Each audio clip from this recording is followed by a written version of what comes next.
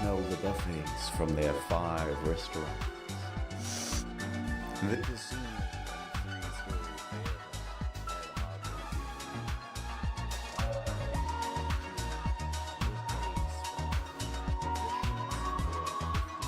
theater luxurious cabins hadn't even been slept in. Costa Concordia cost $570 million to build. Cry. HD Color. Real tell.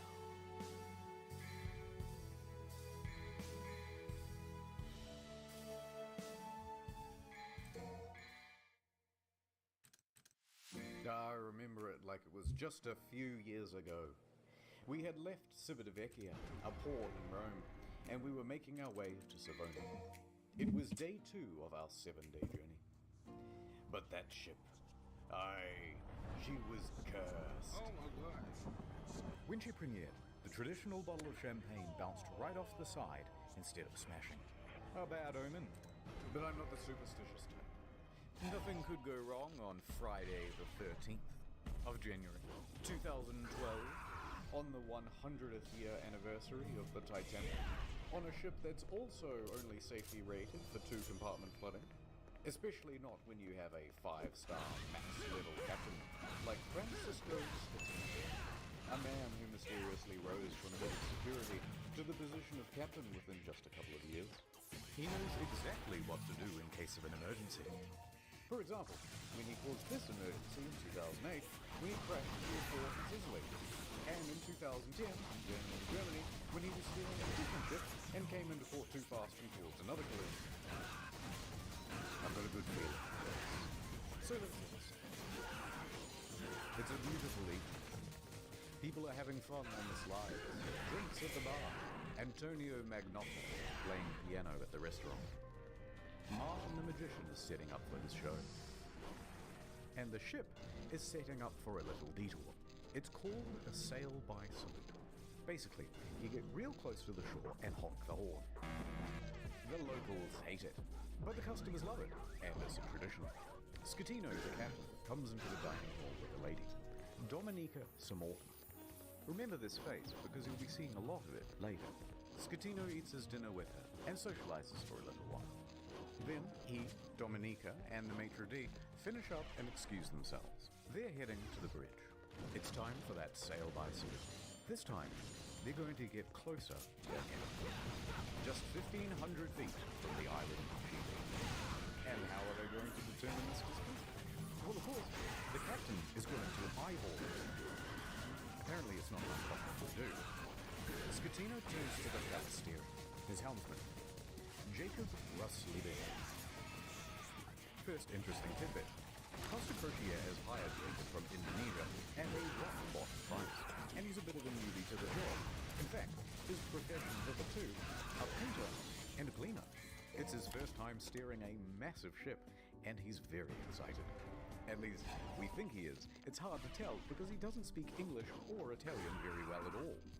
Off to a good start. The second in command orders the helmsman to 290. Now, don't be confused by these numbers, they're just the degrees on the compass. At the same time, the captain whips out his cell phone and calls former captain Mario Colombo, who lives on the island. They chat about the safe distance to Giglio's shores. It's all very casual. Anyway, Mario says that the safe distance is between 0.3 and 0.4 miles. The captain is going all in. This is not his first sail-by salute, so he's confident in what he's doing. We're going closer than ever been before. The captain's eyeballing it again. New heading at 300, he tells the company. Downstairs, Martin is about to cut his assistant in half. And of course, that means that there's already a lady inside this box. She's waiting for the key, and then she'll poke her legs out. The captain is giving more orders. Pulling gently to 310. Increase speed to 16 knots. Going this fast is going to be a fatal error. But before we talk about that, let's talk about another big problem. Language barrier.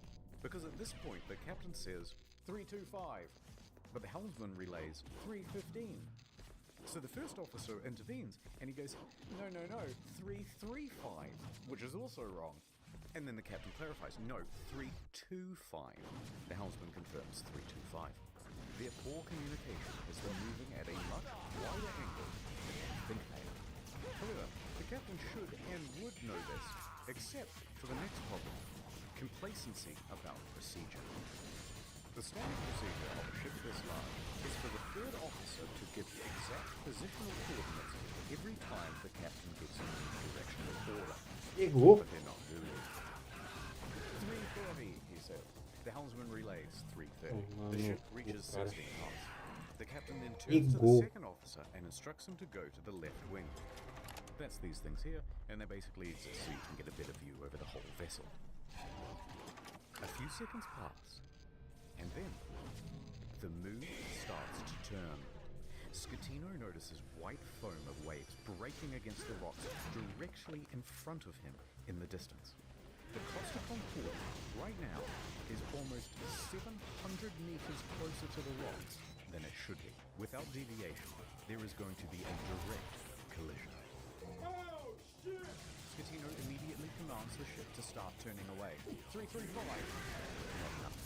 The captain shouts, 340. The captain yells, 350. Now, remember how I said that acceleration at 16 knots was a fatal error? Well, that's because it's made this ship incapable of such a drastic turn. What they've got is understeer. Here's an example. The front end is not working. You're turning, and you're just going straight. You want to go over here, but you're going to end up over here. So despite the order of 350, right now the bow is still only pointing at 327. Not nearly enough to miss the rock. And oh no, it's about to get worse. That language barrier again. In these critical moments where every second counts, the helmsman wrongly relays 340. The captain snaps back, 350 starboard or we end up on the rocks. The third officer goes to assist the helmsman. Now, don't get confused by the orders from here. We're changing over to rudder instructions. The captain yells, starboard 10, starboard 20, and still, it's not enough. Hard to starboard. That means as hard as it'll go. But at this point, even if they clear these rocks, they need to get the rest of the ship to swing around them. So the captain yells, midship, which centers the rudder. The bow is now less than 150 meters from Skull Rock. Port 10, but the helmsman only gets to port 5 before another order is given 2 seconds later. Port 20, they might just avoid disaster here, maybe, but then, oh no. One more time, the helmsman pops up at the worst possible moment. The helmsman goes to starboard instead of port, undoing the swing. 8 seconds later, he realizes the error and corrects, but it's too late.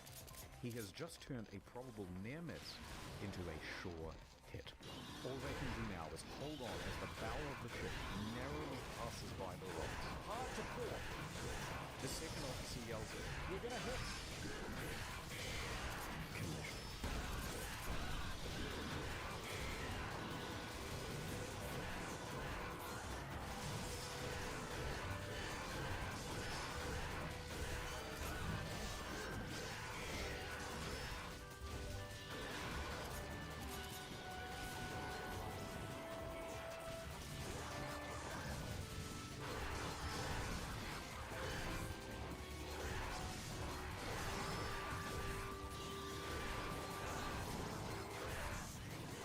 Downtown, North Town.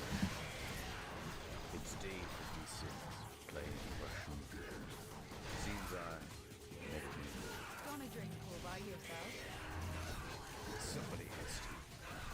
I know you're a man who's good at finding clothes. I'm many things. I'm looking for this fella. I got it, but finding him, it's breaking my little heart. I'll see what I can do. I have contacts, thousands of servers, and dozens of countries across the globe. And just like that, she was gone. The only thing she left was a call. Sometimes when you follow a case, it follows you back. NordVPN can protect my online data. But who can protect me? From myself. When they said this job gets easier, it was just another lie. Forensics found this password spread all the way down the block. In a perfect world, we'd all use NordVPN.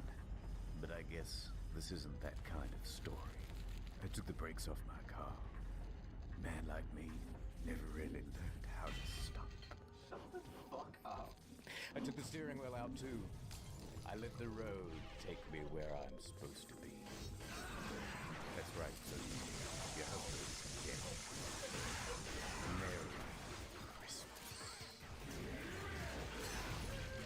Go to com/internet store for a huge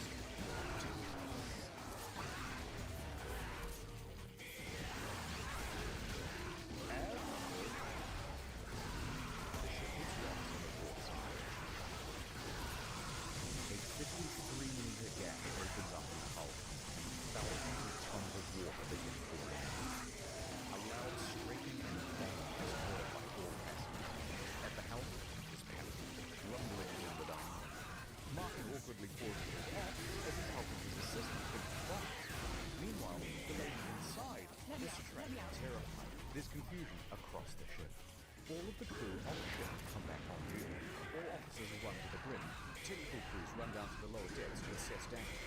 On connection with the rocks, they lose propulsion and slow to 8.3 knots. And they are now adrift. Close the watertight doors and stir. Enormous volumes of water are pouring in.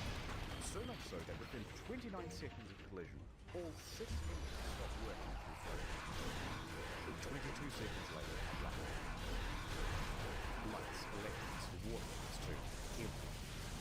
The captain orders the helm to hard starboard. This is the final position of the rudder, whose power for that too is lost. The Costa Concordia, now without power, is drifting starboard. Plunged into absolute darkness.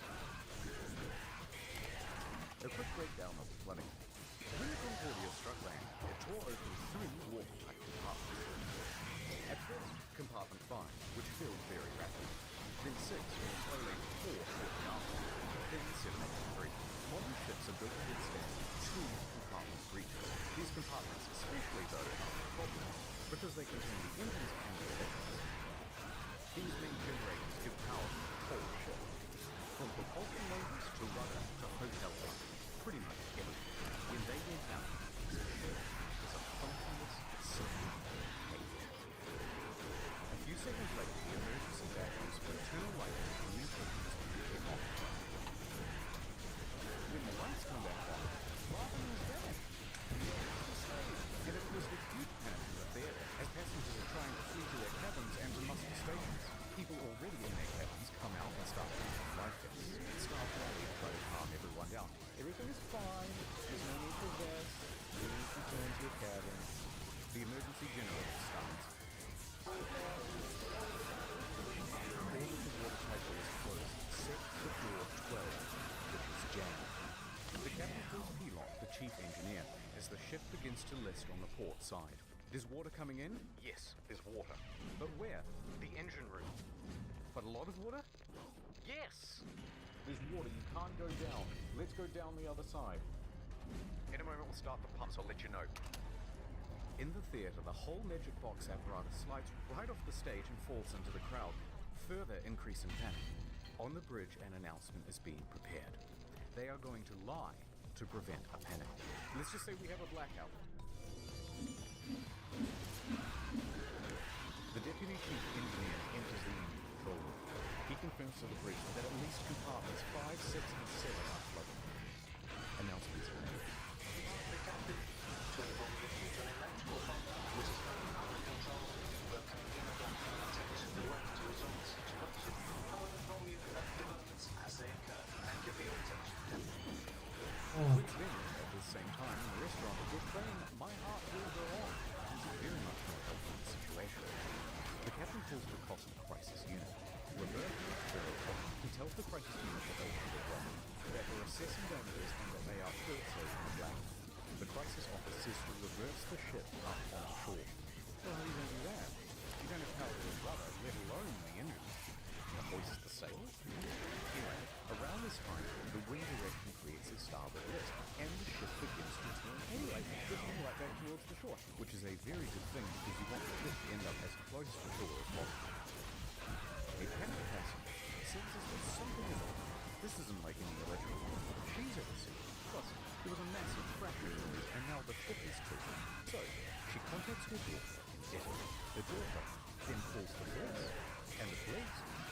harbour master. While that goes on, a conversation between Pilon and Rosie. The diesel is not starting. The captain asks the engine, but where have we made contact? Thinking that the incoming water can be reduced. Captain, here, everything is lost. The electrical panel, everything. They're saying at this point that the ship is going. Yeah. The captain calls Roberto Ferrarini again. Actually, 2 compartments have been flooded, but don't worry, the ship's stability isn't in danger. Wrong. Passengers begin going to muster stations on their own initiative. The cruise director says, "We have a lot of people at muster stations that I do not want to fall overboard. Do we make an announcement to tell them to go to the lounges?" Bozio says, "I think that's best."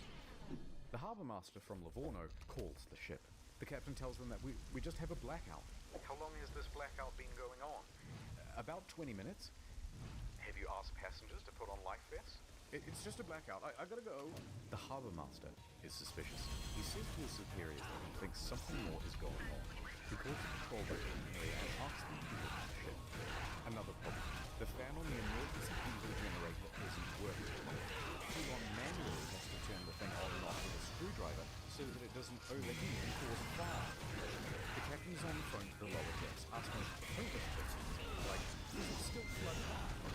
Yes it is. The captain is essentially in command of the situation. The harbour master calls again. Finally, he says, "The ship is taking on water through an opening on the left side, and the ship is listening." He qualifies with, "No one dead or injured."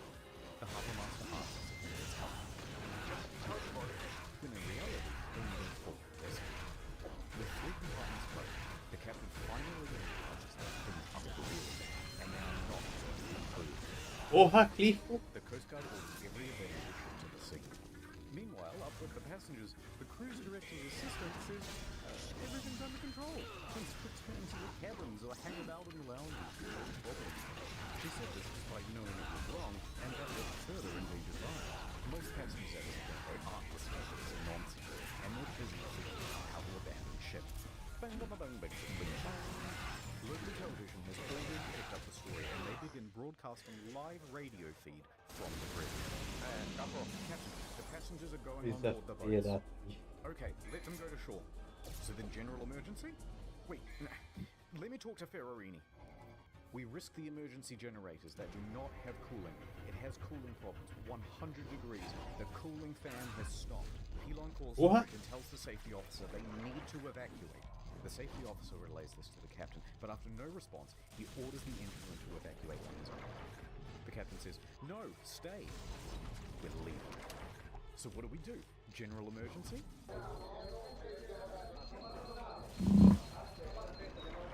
The captain tells Ferrarini that he's abandoning ship. Abandoned ship. Another announcement is made. Ladies and gentlemen, your attention please. The situation is under control. Please remain calm. But at this time, proceed to your muster station. They're located outside on deck 4. The Livorno Coast Guard calls again. The captain declares distress. The Coast Guard officially calls for rescue operations. They contact Pietro Mille, the helicopter base commander, who then calls in every available pilot help as he rushes down to the helicopter base. Pilon shuts down the emergency generator for the final time. The first rescue vessel arrives. By this point, the lifeboats are already going. Luckily, the ship is very close to shore. Oh, perhaps too close to shore. The ship forcefully runs aground, creating an uneven center of gravity, and it begins heavily listing starboard. The captain issues a general emergency order. The announcement to abandon ship is finally called and alarms ring out, and with that comes panic. And now that they're listing, with many of the lifeboats too awkwardly positioned to enter the water, there aren't enough readily available, and their captains start going back to the shore, picking people up and dropping them off. The patrol boats report to the informing harbour master that the ship has run aground and is listing heavily. So the harbour master asks the captain about it, and the captain says, no, the ship is still floating. In fact, we're trying to move your hands to shore. They know he's lying. The captain then says he's bottoming up the starboard anchor. So they drop out the anchors, but let out too much chain, effectively rendering them useless. The deputy mayor of Giglio, Mario Pellegrini, and tobacco shop owner Giovanni Rossi arrive at the harbour. They watch the scene unfold. As the first of the lifeboats arrive on shore, the deputy mayor takes the initiative and races to board one of the lifeboats, returning to the ship and starts trying to find someone to chunk. He gives up and starts helping passengers. Scatino tells the crew to leave and take radios, but not before changing out of his uniform and into a nice suit. Priorities. Dimitri Christidis and Sylvia Veronica live with him. The naked and some more from both Valerie. By this point, approximately 300 people are still on the ship when they reaches the helicopter base. The first helicopter, a slow-moving Augusta Bell, was already rising from the tarmac for the hour-long flight south. Bozio is the last crew member left on the bridge, coordinating evacuation. He then leaves to help passengers board lifeboats. The bridge is now abandoned. And then, the ship's black box stops working. Apparently there were technical problems with it. That means, from here, things are going to get a little foggy in detail. A while later, rescue helicopters arrive, but they're struggling to find the ship because they're expecting it to still be well above water. Passengers are scaling down the port side by ladder as lifeboats return to pick them up. No, fish. Oh my goodness. There was no joke, mi amor.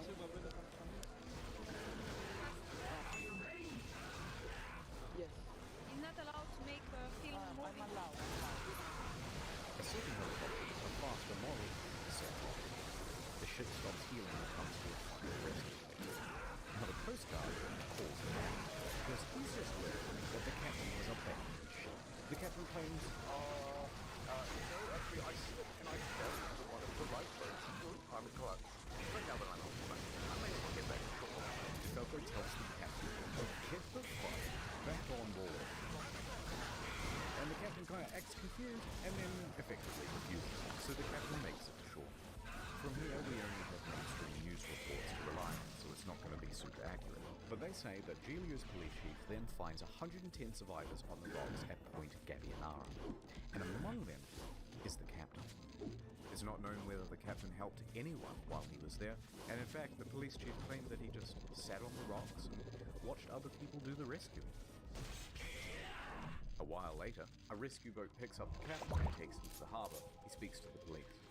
He then finds the ship's onboard chaplain, Father Raphael, and cries for about 15 minutes.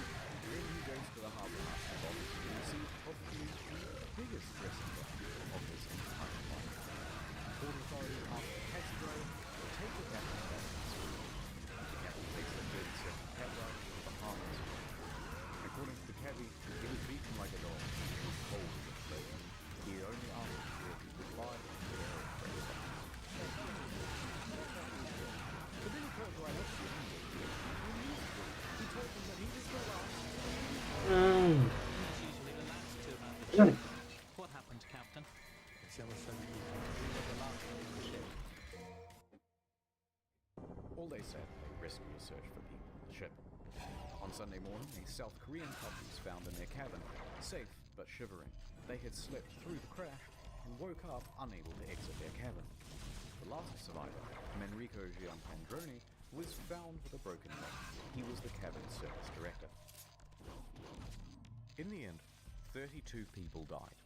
The final body wasn't discovered until nearly 3 years later.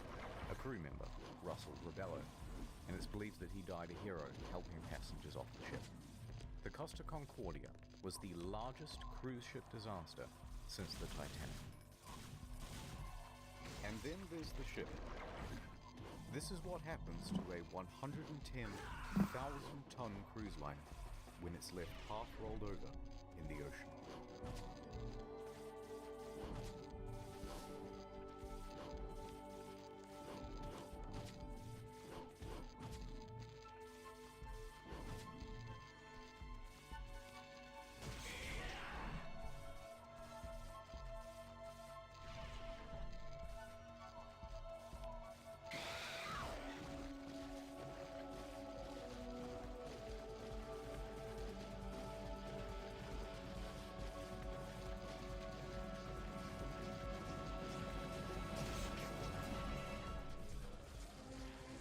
But this isn't the end. It's just the halfway point. What most people know is that the Costa Concordia had crashed, many dead, and that the captain abandoned the ship like a coward. But there's a whole veritable spaghetti of details to untangle. Let's dive in.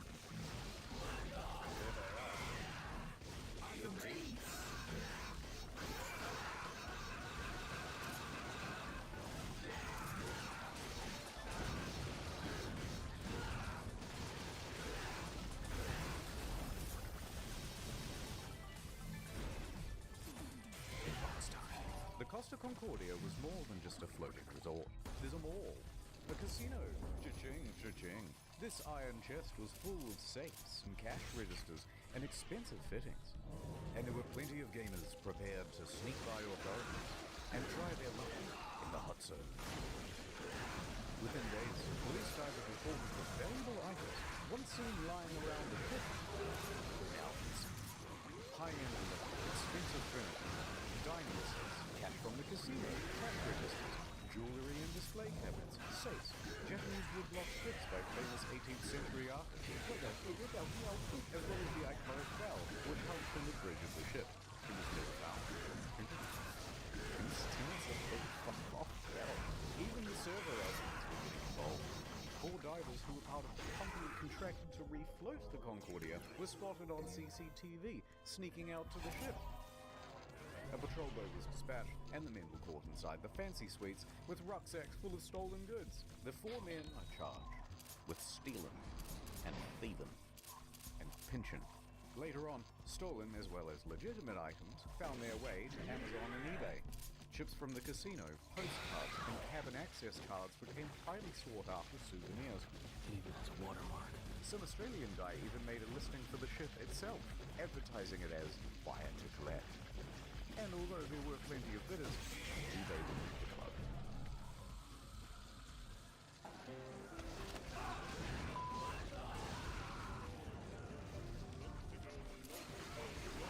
I know you want to see Scatino go to jail, and we'll get to that. But first, we have to talk about someone else. Dominica Samora. It was speculated that she was on the bridge that evening because she was the captain's mistress. Media speculation reports that her presence distracted the captain.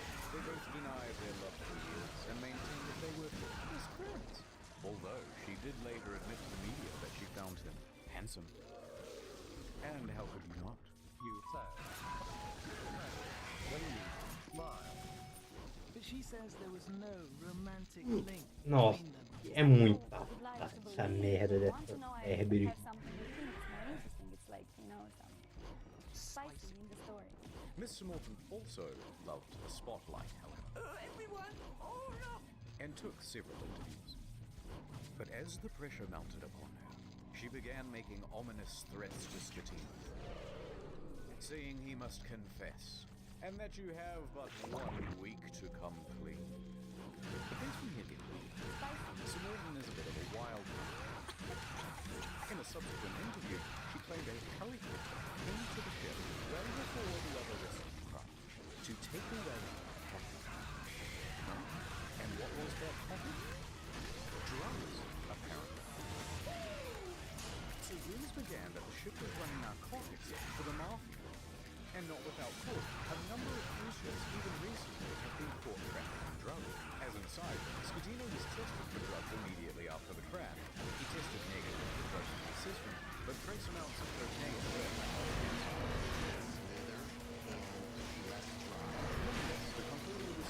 Ah, merda.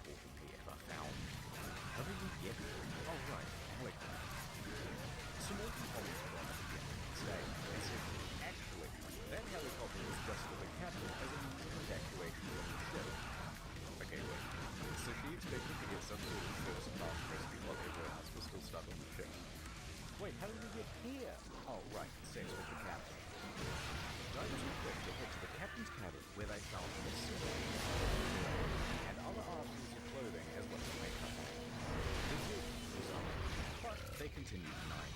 Morton mostly faded from international attention until he was told to appear before the court to present a witness testimony. The judge pressed her to be truthful about their relationship, or she would be held in contempt. Tell me the truth or shut up. So finally, she confessed. Yes, I had a sentimental relationship with the captain. But now, stop asking about my child.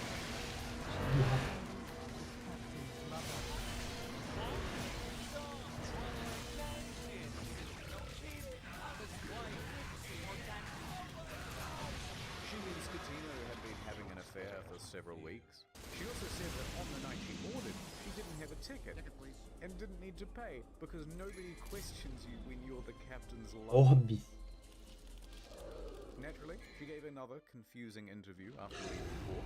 I want to say that today is the second time I died because the first time I died in the night of the crash with my psychological brain and problems.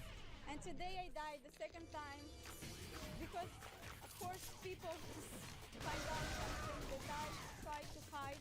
Subsequent to the trial, she used her fame in Moldova to become a political activist, often appearing on television and radio and in articles covering protests, accompanied by pictures of her being arrested by police.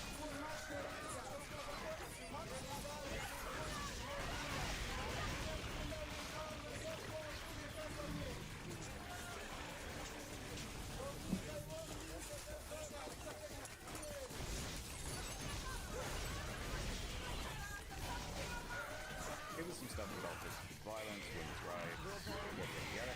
And interestingly, Harvard took to block the sale of shares of Moldova's train network to Russia. I don't really know what she's been up to. Let me just check on the not again.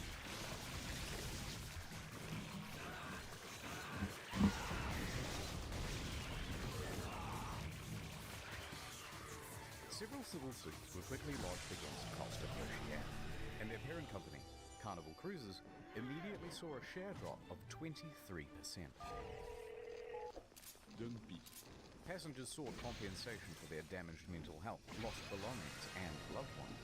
Either they allowed him to divert from his course, or they didn't know where their billion-dollar ship was. Within a few days, facing financial and media pressure, the CEO attempted to join the bandwagon against the captain and the crew. That was not the ordinary route that the ship was taking at the time, and was not only taking, but the time that the ship was claiming that the ship was not approved to deviate from the route. But that wasn't true. Approval isn't required if the ship is deviating by less than 15 miles, or that it was against company rules. Also untrue, because investigators found that they didn't have any rules about the deviating route, and they tacitly encouraged sail by salutes. Now, in response to the civil suits, Costa Crociere offered passengers 11,000 euros each as compensation. That's kind of small. 11,000 euros, about $14,000, is the minimum compensation under international law when a ship is abandoned. This was the reimbursement for their tickets, as well as any costs they accrued in order to unexpectedly travel early. And that was Ja, supposed to be pariga, sent from velho. Ja, everything pariga. and anything that has to do with this accident. I cannot ask for more than this. A lot of passengers, understandably, were not too happy with this deal, and they refused to take the money. We think the offer is an insult for what these poor passengers went through. We think that the compensation being offered is not commensurate.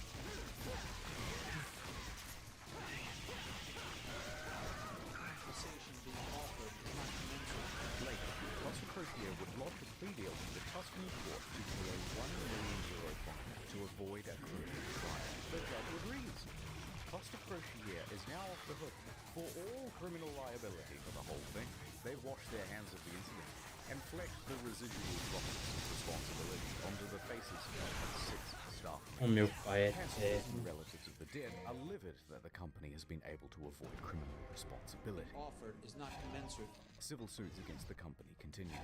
By the way, the residents of the island of Giglio also banded together and sought damages.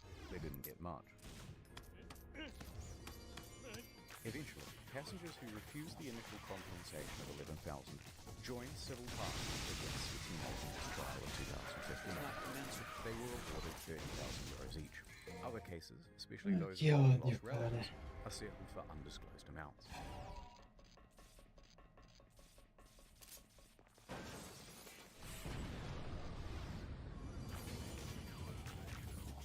New York attorney Peter Renee traveled to Budapest to represent the 6 real survivors of the disaster.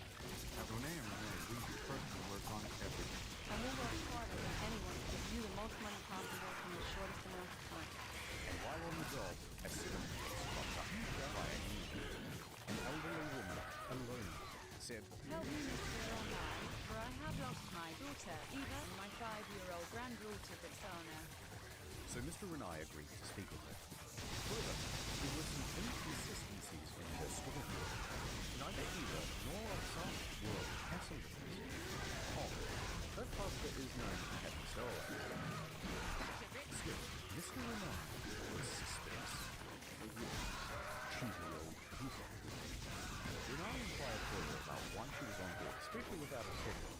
Katerina said, Well, I don't know, but you should ask her boyfriend. Zolt or He'll know the details. I'm up all night. I'm going crazy, he said. But Mr. and I was still suspicious. Because then she asked, how much money do you think this is worth? This is a huge red flag. In 20 years of doing this, you've never had anyone ask about money. Why now? So Mr. and I hired an investigator and sent photos around of the missing girl. The next day, the phone rang. Oh, hoi. It was the boyfriend again. Look, there's been a bit of a misunderstanding and the child isn't missing at all.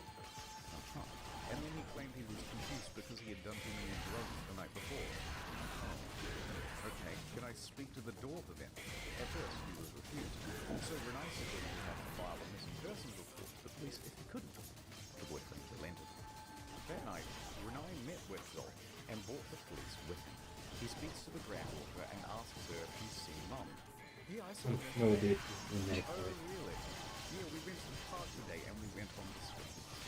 Oh no, the jig was up. So the mum walks into the room sheepishly. It's a miracle. And the story changed again. Okay, I'm not dead, but I did injure my leg when I jumped from the ship. And then I immediately flew back to Budapest. Although don't worry about checking my leg because there are no visible marks or injuries. Old Petey, I'm beginning to think they weren't even on the boat. Also, it turns out this lady isn't her mum, it's just a neighbor. Eventually, Renee managed to make the dad confess, and then they said, hey, we haven't done anything wrong, we haven't taken any money, and in the end it looks like there'll be no criminal punishment for the scam, because Hungary, a former communist country, has no laws against insurance fraud on the books.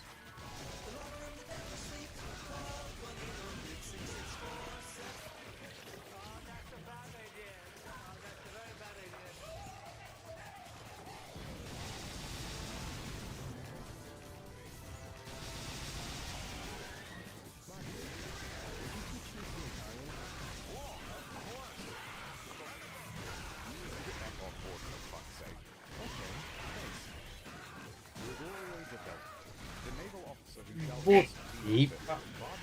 Lá vai tomar no cu. Like the rest of the world, expected Scatino to go down with the ship.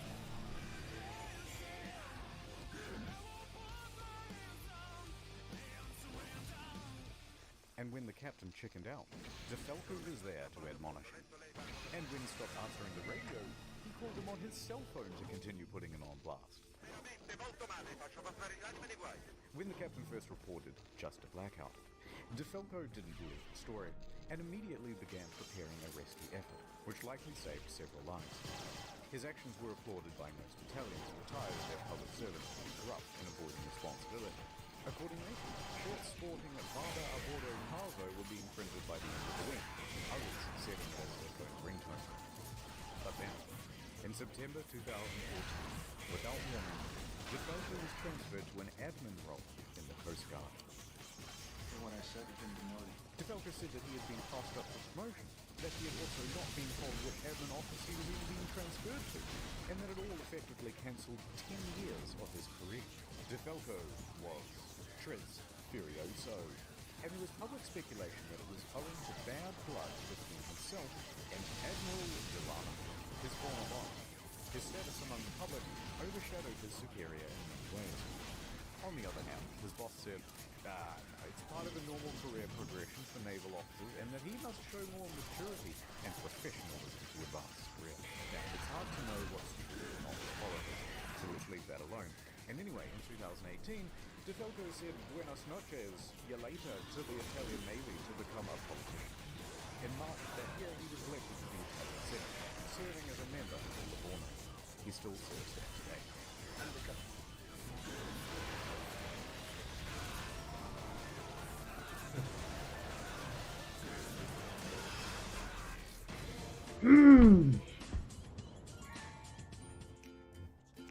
The day after the disaster, Scatino was taken into custody by police and underwent questioning. However, it was clear that this would not be a straightforward investigation. So the judge released him under house arrest at his home in Sorrento, a town in Napoli. By July of that year, the house arrest was relaxed and he was allowed within this limited area. while under house arrest, he wrote a book with this journalist from Ryan magazine. I have no idea what it says, I don't think it does. But that he must have some kind of charisma going on, because there's been a lot of speculation in the press that he had an affair with her as well. Oh, I got it. Not content with abandoning his ship, his dude is determined to abandon his wife as well. So, Scatino and 5 others are facing criminal charges. Straight away, everyone wants a plea bargain in the court. And all of those plea bargains are accepted, except Scatino's. And the condition of everyone's reduced sentence are that they must provide a witness testimony against Scatino. He can't claim. Cyril, Jacob, and Sylvia will be given suspended sentences. Roberto and Manrico are able to opt for community service or house arrest. Not a bad deal. Good deal. Good deal. And that meant that Scatino was now all on his own. Cyril, the first officer, was the first to give his testimony. On the witness stand, he claimed that Scatino was distracted by his mistress and other guests on the bridge. But there was confusion over who was in command. Then it was Jacob's turn, and he said Lamau XD, because he didn't actually bother with his testimony or his reduced sentence. He just fled the country. It took authorities 12 months to eventually track him down on the outskirts of Jakarta. And when they said, "Wait, we still want that witness testimony," he just scarfed again, and he hasn't been found since. After that, Ferrarini gave his testimony, and Silva. We don't have time to relitigate the whole trial, so let's just go straight to the verdict. Guilty! Scatino was found guilty of multiple manslaughter, causing a shipwreck, abandoning ship, and lying to authorities. He is sentenced to 16 years and 1 month in prison. But wait, there's still the appeal. The appeals trial begins. And the verdict on the appeal? Surprise! Rejected! So Scatino's lawyers appealed again. And the verdict on the final appeal? Scatino made multiple attempts to secure a plea deal, but was denied by the prosecution each time. The prosecution called for Scatino to be sentenced to 26 years in prison, calling the incident a Titanic affair. Oh, okay. I see what you did there. Scatino was not. His lawyers stated that he was waiting outside of the jail for the ruling, so that if his plea was rejected, he could immediately start serving his sentence. And with that, 5 years and 4 months after the disaster, he was finally innocent.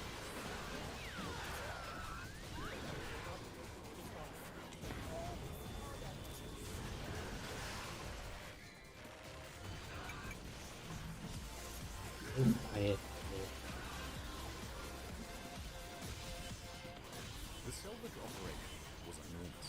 It took over 2 years and cost an estimated $1.2 billion. Beginning in early 2012, they first spent 2 months pumping fuel from the ship's tanks. At the same time, they had to pump seawater in so that the ballast wasn't affected and the ship didn't slide around. In early 2013, a platform was built under the ship to prevent it from falling further. Sponsons were then attached to the sides of the ship and cables attached to the underwater platform. The sponsons were then dragged underwater and opened up to allow the ocean to fill them. The ship could then roll over properly. By late 2013, the ship was upright once more. The sponsons were then attached to the side of the ship to help keep it balanced. It now rested partially above water and crews could walk around safely. By July 2014, the water was removed from the sponsons and compressed air was pumped in to lift the ship. And she was ready to cruise again. This time to a port in Genoa. It was a 4-day towing journey to the docks where a 2-year process of dismantling and recycling would begin. That same weekend of the towing, Scatino was visible. He was a guest of honor at a white party on an island in the Bay of Naples. He appeared on the front page of a local newspaper, flanked by 2 of Italy's most eligible bachelorettes.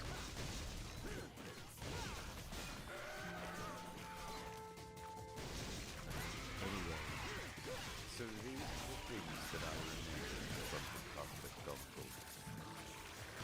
That sweet maiden of the sea. And as for you, little boat.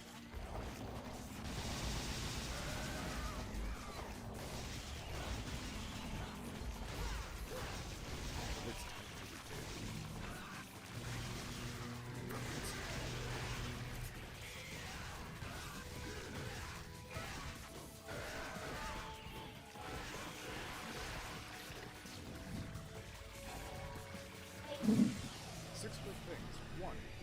VPN, good product, check them out. Number 2, there's a new video on the second channel. You probably didn't see it because it was temporarily restricted. Now it's not. Enjoy.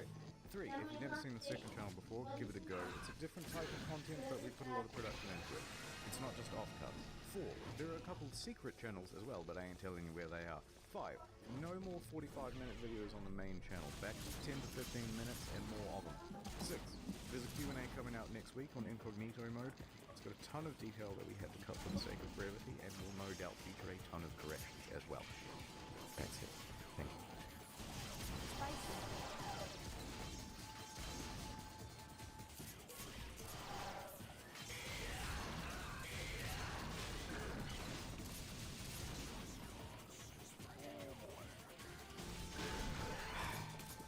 Costa Concord. Ship of dreams. I thought Concordia was a university. 8 years. I can still smell the buttons from their 5 restaurants.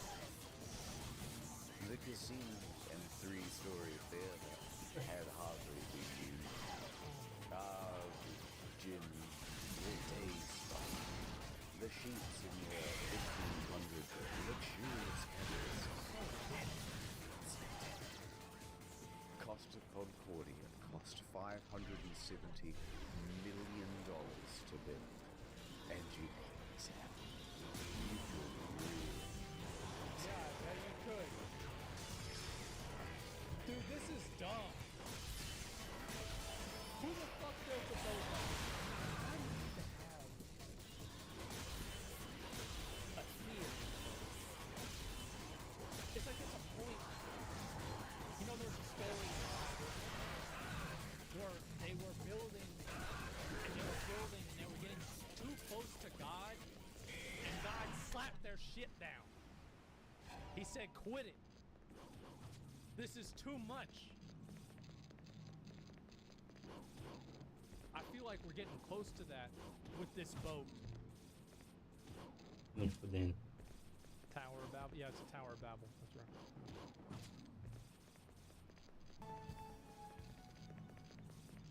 Made them all speak different languages and shit. I remember it like it was just a few years ago. I would never want to go on one We of had these. left Civitavecchia, a port in Rome, and we were making our way to Savona. Of course. It was day 2 of our 7-day trip. But that ship, he was cursed.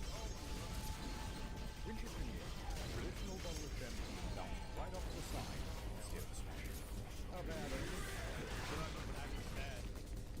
Nothing could go wrong on Friday the 13th of January, 2012. 2012 is very 100-year anniversary of the Titanic. On a ship that's also only safety rated for 2-compartment flooding. Especially not if you have a 5-star max level captain like Francisco Scott. What's wrong with A him? man who mysteriously rose from head of security to the position of captain within just a couple of years.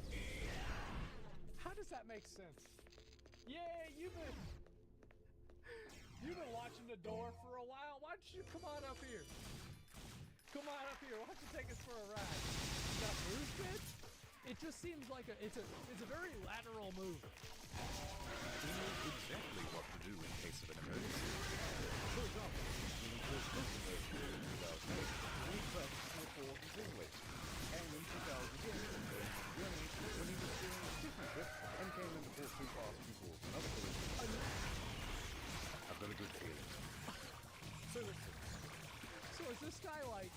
He's got to be like the company owner's son or something like that, right? I mean, that's a fuck up. It's a beautiful evening. People are having fun on this ride. Oh,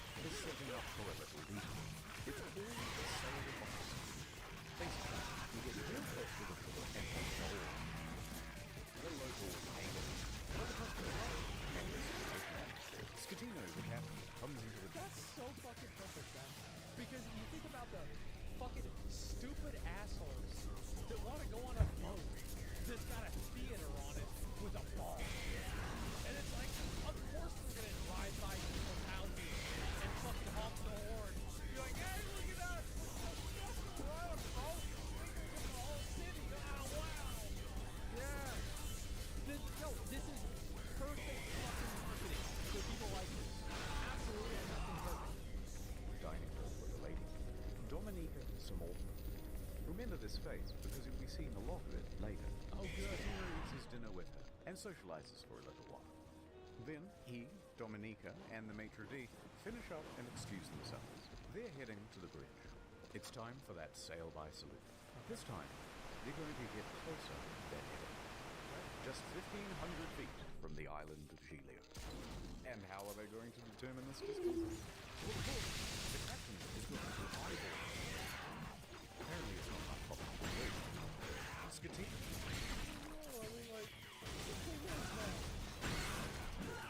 Let's say he eyeballed it the first time he got in the wreck. And he eyeballed it the second time he got in the wreck. He's out of eyes. But why don't we try to do it with Matthew, you know, like, this is like the third time. This is the third time. He turns to the fella steering, his helmsman, Jacob Ruslin.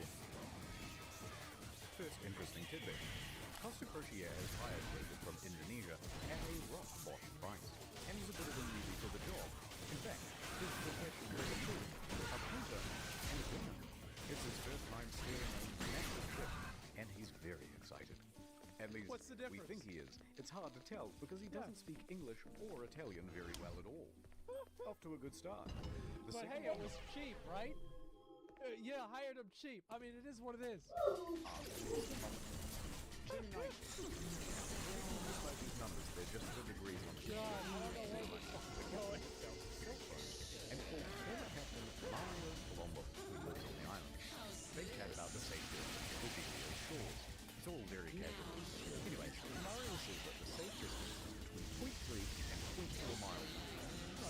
The captain is going all in. This is not his first sail like salute, so he's confident in what he's doing. We're going closer than they've ever been. The captain's eye will look again. New heading 300, he tells the helmsman. Downstairs, Martin is about to cut his assistant in half. And of course, that means that there's already a lady inside this box. He's waiting for the cue, and then she'll poke her legs out. The captain is giving more orders. Pulling gently to 310. Increase speed to 16 knots. Going this fast is going to be a fatal error. So before we talk about this, let's talk about another big problem. Language thing. Because at this point, the captain says 325, but the helmsman relays 315.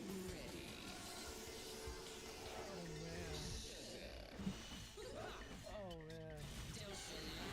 I love stories like this because you know this shit's gonna go wrong.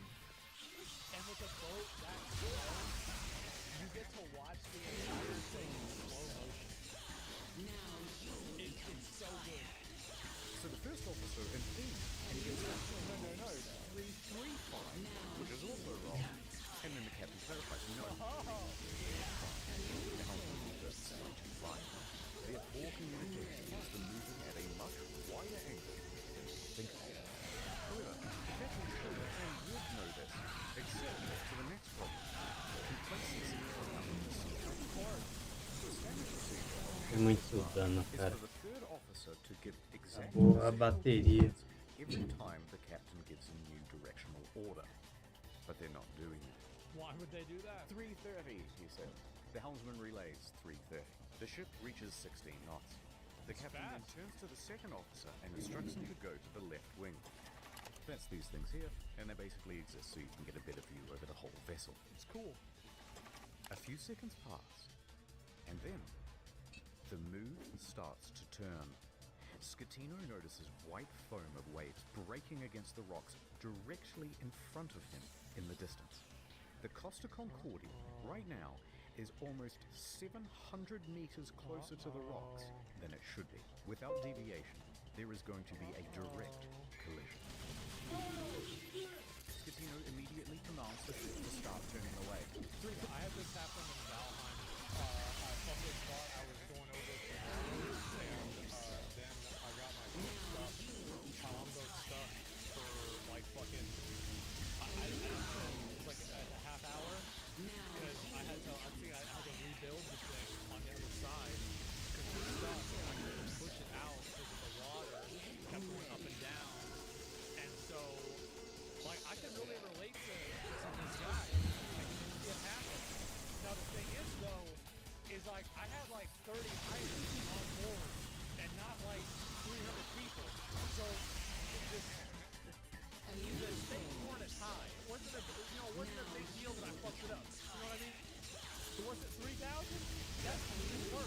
Mano, para de. Vai tomar no cu. The captain yells, 350. Now, remember how I said that accelerating to 16 knots was a fake error? Well, that's because it's made this ship incapable of such a drastic turn. What they've got is understeer. Here's an example. It's not working. Turning, and you're just going straight. You want to go over here, but you're going to end up over here. Despite the order of 350, right now the bow is still only pointing at 327. Nossa, ruim pra caralho, velho. Nearly enough to miss the rock. Deus me And livre. oh no, it's about to get worse. That language barrier. In these critical moments, every second counts. Yeah. The helmsman wrongly relays 340. The captain snaps back. Yeah. 350 starboard, or we end up on the rocks. The third officer goes to assist the helmsman. Oh my god. Now, don't get confused by the orders from here. We're changing over to rudder instructions. Yeah. The captain yells, starboard 10, starboard 20, and still it's not enough. Hard to starboard. That means as hard as it'll go. Yeah. But at this point, even if they clear these rocks, they need to get the rest of the ship to swing around. So the captain yells, midship, which seems to go. The bow is now less than 150 meters from Skull Top. 410. But the helmsman only gets a This is intense. is given 2 I want to know what happened. 420. They might avoid disaster, but maybe still help them survive. Oh no. One more time, the helmsman pops up at the worst possible moment. The helmsman goes to starboard instead of port, undoing the swing. Boss.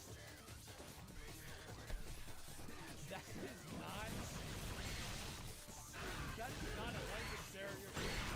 That is, I am looking down, and there is a rock here, and not here, and you go there. Like that, I don't want to hear, that is not a language barrier, that is a fucking brain barrier issue. That is stupid. But he did it on purpose. I doubt that. I don't know. We're 8 minutes into the 40-minute video, so honestly, I'm ready for anything. 8 seconds later, he realizes the error and corrects it, but it's too late. He has just turned a probable near-miss 8 seconds? into a sure hit. All they can do now is hold on as the bow of the ship narrowly passes by the rocks. Hard to port! The second officer yells, "We're gonna hit!" Collision. Oh, fuck. Oh, no.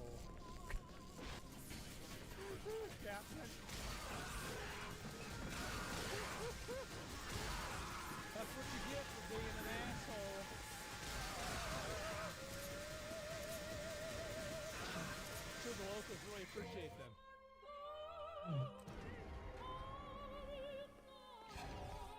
Oh my god. Downtown, Nordtown. Caralho, tá o Asmongold, It's velho. day 56 of playing Russian roulette. This video was made possible by sailors. Entering or leaving the canal must have a... This video was made possible by Sailey and some very patient people over at Patreon. Okay, music fades in. My friend, let me weave you a tale of a windswept night beyond the old Egyptian sand, where the water plays coy with the shore, and the coy are sure to play in the water, where the desert wolves make loud.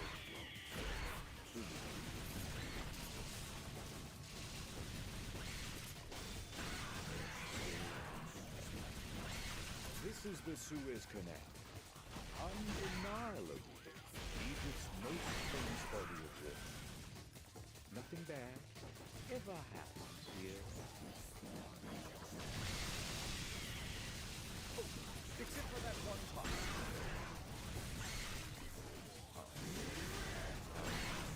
Okay, so there's a ship, and it's called the Ever Given, and it's going up the Suez Canal really, really fast, probably.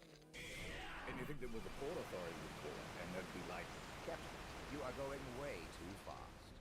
But the captain, he's wicked sit cool, so he's like, "They're just jealous.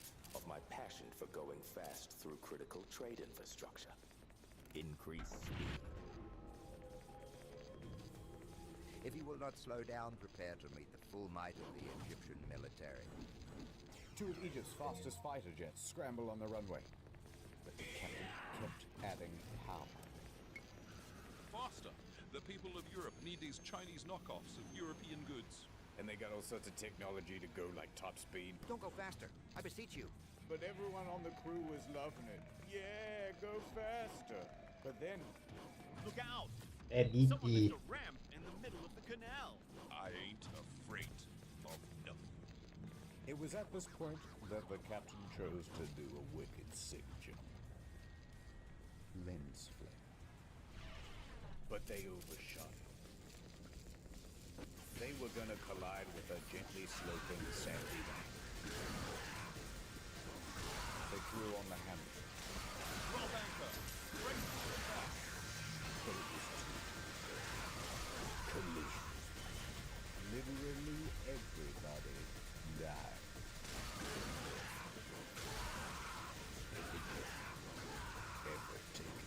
Meu. Meu. That'll do. Alright, see you in here. What do you mean it's not long enough? Wikipedia, ChatGPT. Add the music. They love that. A reaction GIF? That's a good one. No, this video is too good. Dial it back. Okay, let me start. I'll do the phony voice. Better. Okay, so here's what's really...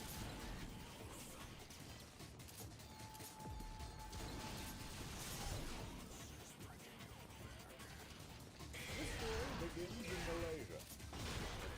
You already know, but that's just one of the... Que rapariga, An isso, velho. airport named Tanjung Collects is the container ship known as the Everton. The last of the cargo is loaded onto the ship, and the captain of the ship, Krishnan Kanti, is there with his crew of 20. Hello! At this point, Kanti will probably said something like, all right, the boat's tubby is all full of cargo. We're almost ready to get going. So Evergreen, the operating company of the ship, would have called ahead and booked passage for the ship. Yes, one adult ship ticket, please. God. How many containers could... Hold on. 1, 2, 3, 4, 5, 6, 7, 8, 9, 10, 11. Now this guy at the operating company run the lines of Suez Canal or Bond. And they are in charge of all of the operations of the Suez Canal. Alright, thank you for choosing Suez Wharf. We are scheduled for March 23rd. We are 922nd in. Alright, we've got a Suezmax container coming through on March 23rd.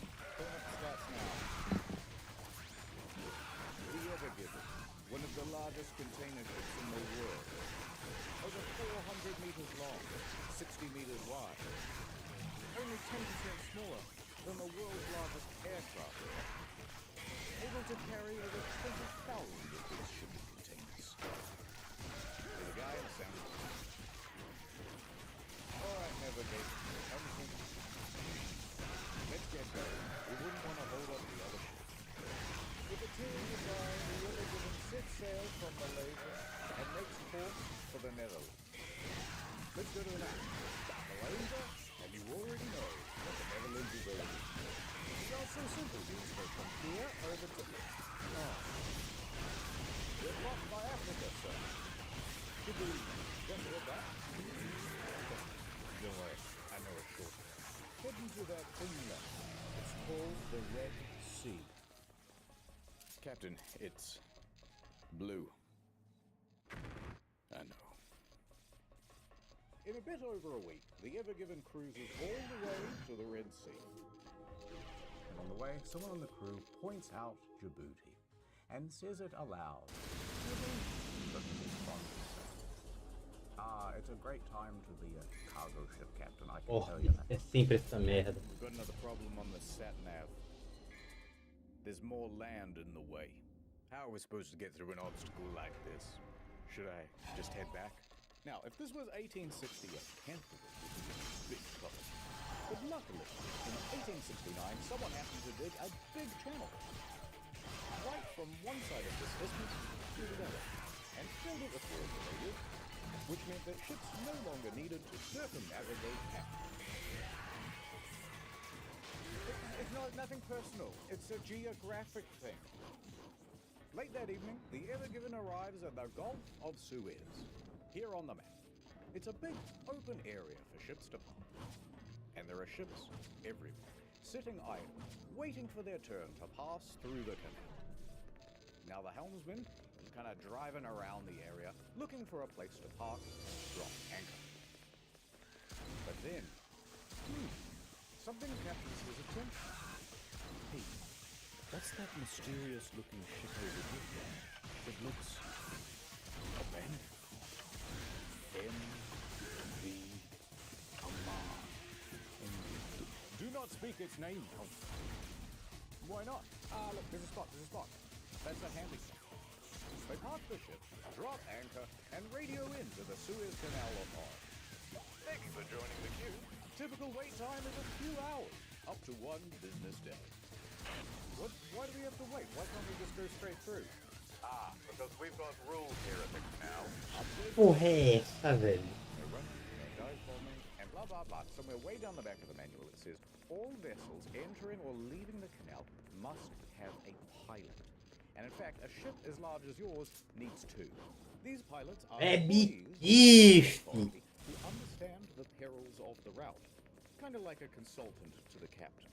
And they stand around going, yes, go here. Turn coming up here. Watch out for the geese. So just stand by for a while, yep? Alright, nothing to be cool as pilot arrives. Guess I'll take a little bit of me time. I'm up to the cabin, fellas. Don't do anything I wouldn't do. And so just after midnight, Campbell heads back to his quarters to take a nap. Quite a cozy scene, wouldn't you say? But all is not well on the Ever Given tonight. There seems to be some trouble. What? With the weather. 2:30 a.m. Campbell wakes up. Outside is the loud rattle of shipping containers sparring with the wind. Loud enough to have the captain's attention. Wow! He dapples up to the bridge. Alright, what's the status on it being really windy outside? The wind is up to 35 knots, but the Ever Given is fine and the anchor is keeping us held. Alright, well, sounds like I can head back to my quarters then. Wait, Captain. I think we need to move the ship. Yeah, those guys are pretty close to the boat. We're surrounded by ships like the algumas. Their anchors can't withstand the wind and they are being dragged about. We need more buffer or there's risk of a collision. Good thinking. Alright, duty engineer, prep the engine. Aye. The helmsman steers the Ever Given to get further away from the other ship. This whole thing might be cancelled. Port control. Although this waiting area is delightful, the weather outside is very frightful. Passage through the canal still happening. Not cancelled. Hold position. Your pilot is wrapping up and will be on his way to your vessel soon. They're making us wait. Captain, if we're struggling not to hit ships in this big open area, it's going to get pretty dicey when we have to navigate through a narrow channel like the Suez. Yeah. Although you should have said, spoiler warning. Coming up next on Channel Ad Time. Welcome back to Raising Sail. I'm Sailor, professional traveler and eSIM user. Finding tourists to get them food savings on an eSIM plan. It ain't for the faint of heart. But if there's one thing I've learned in all my years, when they're traveling, they need to die. I can't get an Uber. I didn't sort out my data before I left. Got another one. Try this. First we download the Sailor app on your phone. Then we choose how much data we want and where. Then we add the code Internet Storage. 3% off. And don't forget the most important part. I just did a natural data using this system. very cool. So download the Sailey app or scan the QR code on the screen now and use the code INTERNETEXPLORER to get 15% off that trip. It's so beautiful here in the hills of Switzerland. If only I could listen to podcasts in the background. Here comes Sailey Man. Over 200 destinations, 24/7 live chats, and no physical sim or roaming fees, because it's just an app. At Sailey, family comes first, and dark comes second. Dark comes first. They're both tied for first. Tonight on Raising Six. Anyone can get it. Dead one. Sorry. อ๋อนี่โป้ห่า I have a presentation in 15 minutes at the UN security. And I didn't download the slides. Without this presentation, I'm worried they're going to move North Sentinel Island again. 15 minutes to go and he hasn't got the slides. I'll be the guy who started the next World War without those damn slides. 10 minutes to go and he hasn't got the slides. History will not look kindly on me without those slides. Here comes Sailey. Now you have 10 gigabytes of data on your phone. Cheaper than most phone providers. I love you, Sailey man. With one last thing. The Sailey app really saved me. This surely was our darkest hour. But we prevailed. It's not an easy job. But Sailey gets me through. So download the Sailey app, scan the QR code on screen, and use Internet Explorer as the code to get 15% off that channel. Get some damn data on your phone. Why not? And over. Some time has passed. We're back on the grid. There's the helmet. Nothing's gone back to its pilots will be here for hours. Then suddenly, an idea. The helmsman takes it upon himself to navigate a little bit of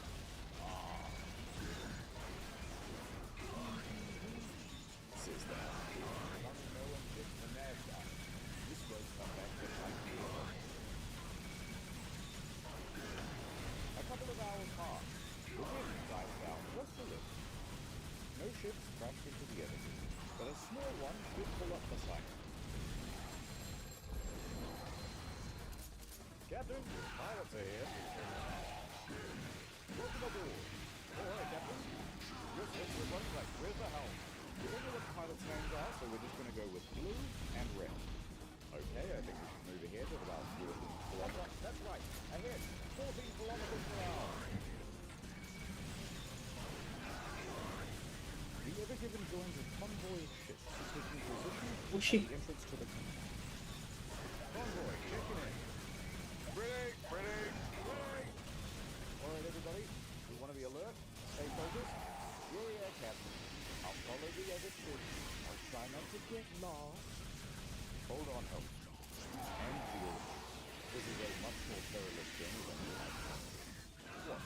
A big straight line? It is 193 kilometers of narrow waterway. And I hope you've got some stamina, because it takes 12 hours to traverse. It's a full-day trip. Some parts are only 24 meters deep.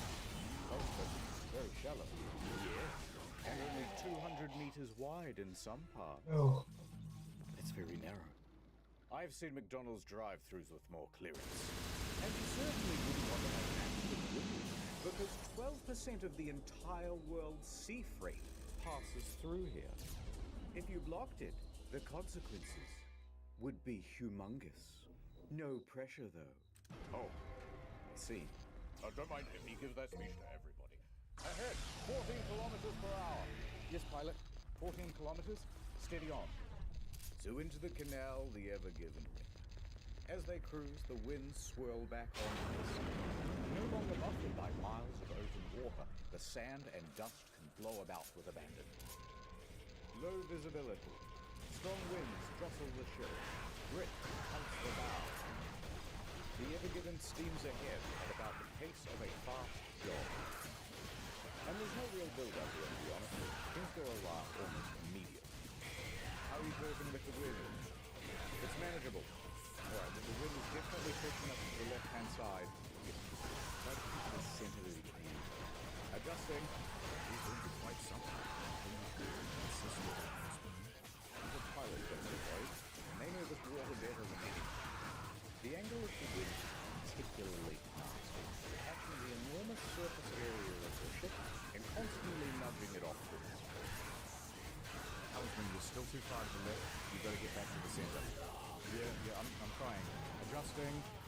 helmsman keeps changing the trajectory of the ship, but he cannot seem to stay in the center. Come on, helmsman, we're still not centered. I know, it's the wind. No matter what they do, they can't seem to get away from the left bank. The wind coils their every counterminute. This is not as manageable as I thought it would be. Is it going to be like this the whole way? Don't worry, this is really cold. It won't be the whole trip. No. The problem is we're going too slow. Great pilot, fix the ignition. If we speed up, we can push through the wind. Accelerate to 22 kilometers an hour. Somewhat reluctantly, the helmsman obliges. 20 kilometers per hour. Engines engaged, and the ship speeds up. Captain, going this fast, heavy winds is obviously reckless. There are protocols for this sort of thing. It's a bit windy. Relax. It's better all the time. The red pilot was right. The increased speed helps them to fight through the ridge and get away from the left-hand bank. However, they can't seem to keep the ship in the very center. Helmsman, you're aimed too severely to the right-hand bank now. We need a bit of leadership here. Don't worry, I know what to do. Turn left. Adjusting. The pilot's giving steering instructions now. Captain, is he supposed to do that? Captain, the pilot is not here to give steering orders. You should say something. The ship is now consistently snaking left and right, and left and right. Turn to the right. So they turn to the right, but then they end up too far to the right. They're too close to the right bank now. Turn to the left. Turn to the left.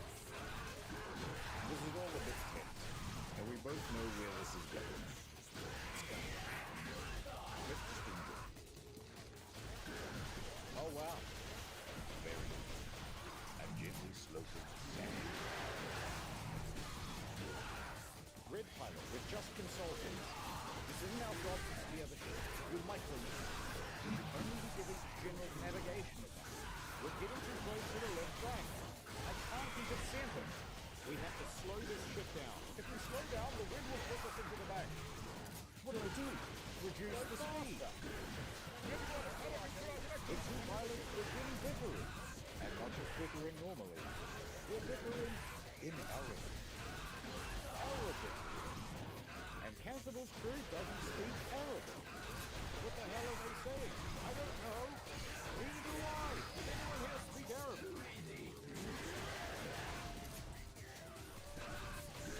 The Ever-Given has reached its target speed of 22 kilometers an hour, but they're taking wider and wider turns and can't seem to get anywhere near the center of the bank. And the two pilots, they're still fighting. Captain? Captain! Pilots! Captain! The Ever-Given reaches an extreme, unrecoverable angle, pointing acutely to the right, straight for the bank.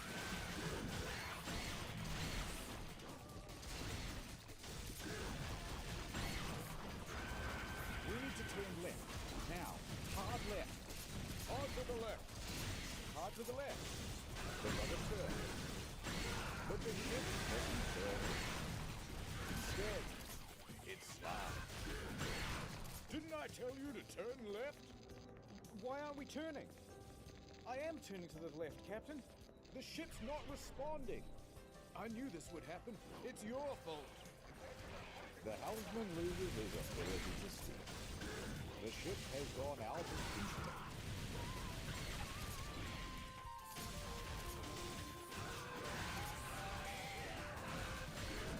Captain.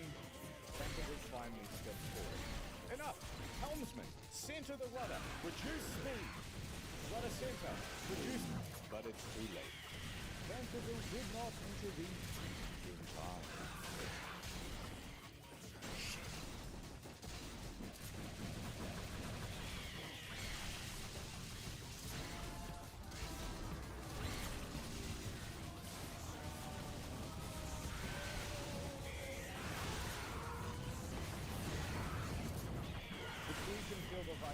Mano. As the bow meets the back.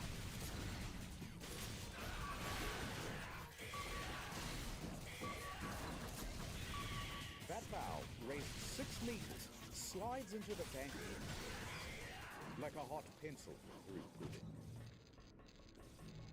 Meanwhile, the rear of the ship is pulled into the opposite bank. The bridge shakes and the crew lurches forward as 300,000 tons of momentum is reduced to zero in the span of a couple of seconds. We've run aground, cut your engines, Chancellor yells out on the radio, because don't forget, these ships are running as a convoy, which means that the ships behind them have just seen what's happening, and they... หน้าตาผิดปูฮะ A couple of ships back, the Asia Ruby 3 suffers an engine malfunction, and it cannot stop as quickly as the N-Street, and nearly flies into the back of the Maersk Denver. They're going to stop themselves just in time and prevent running aground as well. Come back to the other river. Let us look at it from above. It is diagonally wedged across the entire canal. An unplanned bridge connecting two continents. A ship collision of such magnitude, there's almost nothing to protect. Maybe Hindenburg, 9/11. I'll keep cruising. Now hold up on the dramatic sound effect. There's no need to panic just yet. With a car tire stuck in the mud. Simply reverse. Full astern. That means pull backwards. Propellers at the back of the ship whiz through the effect, locked in place by the sand. We didn't move. But nearly a runner. Crash astern. That's the most dramatic version of full astern, ramping up the full thrust as quickly as possible. Nothing. No, stop it. No sound effect just yet. We still have one more option. Start up the bow thrusters. They're the jets at the front of the ship that get a little bit of extra. Back astern, full thrusters. No effect. So.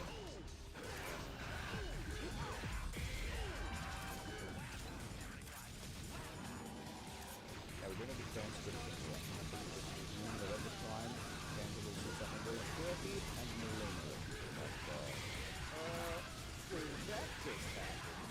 But what we do know is that he and the pilot then jumped on the radio and got in contact with 4 people. We've got something to tell you. You've got to promise not to get mad. Shut up. Look, listen. We're going to need a tugboat. We are run aground. The helmsman takes a turn at being in the room. There are other ships right behind us. And there were, as the queue of container ships piling up behind them got longer and longer. Make that 2 tugboats. So what happened here? And who is in big trouble? Explainer time. There are 3 main causes to why the ship sank. Let's start with the wind.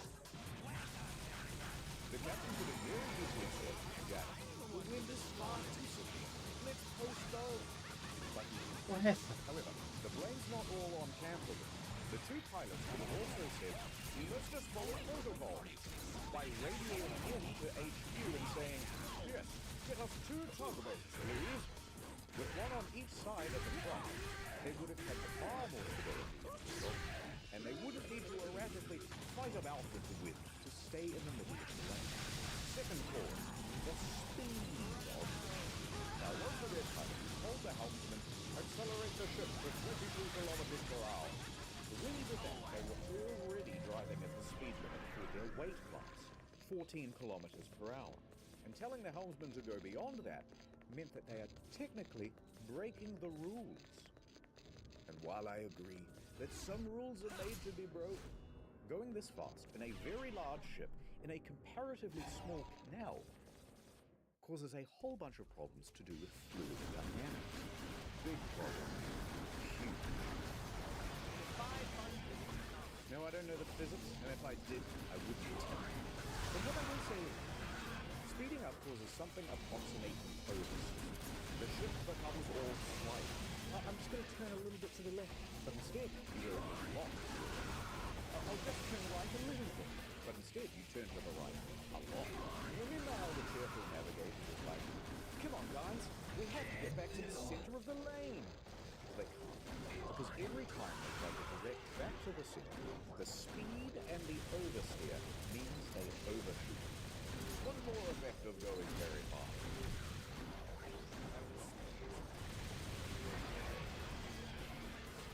Take a look at this animation side.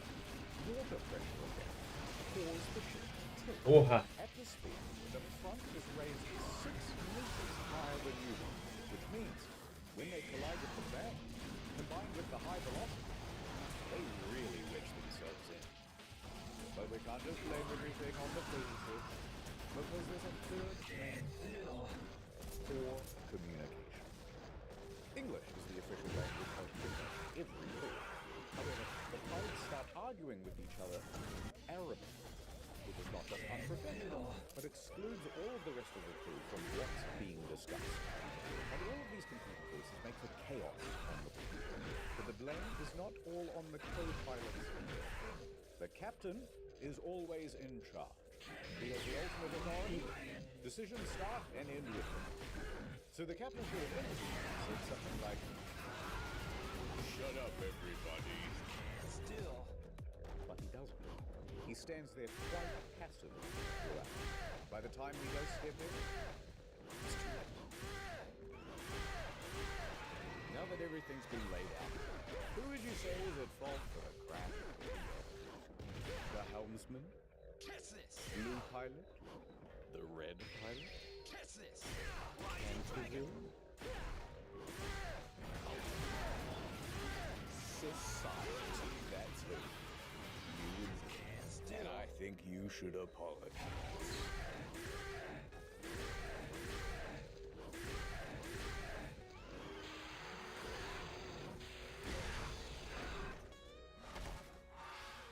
Foda-se. Eren eu não tenho paciência, não. So we have something 3.5 times the size of the Titanic, choking the world's largest freighting canal like a greedy seagull floating a glue stick. Good start. And we didn't get very far through the canal itself, about 5% of the progress bar. But if we scroll up for a second, we can see what landmarks they missed out on. The Great Bitter Lake, named so because the water there is very salty instead of fresh. Then up a 2-lane bit and over to Timsar Lake, named so because Timsar is the Arabic word for crocodile, because there used to be crocodiles in there. Otherwise, it's pretty much zip right through to the Mediterranean. That would have been very nice for you. Now we go back a bit to Timsar Lake, and here you'll find the city of Ilkay. And at its port, see this building? This is the Suez Canal Authority. Inside, Captain El Said, head of navigational control, is just settling in for the day. As he sits down to his desk, Captain, you're gonna want to see this.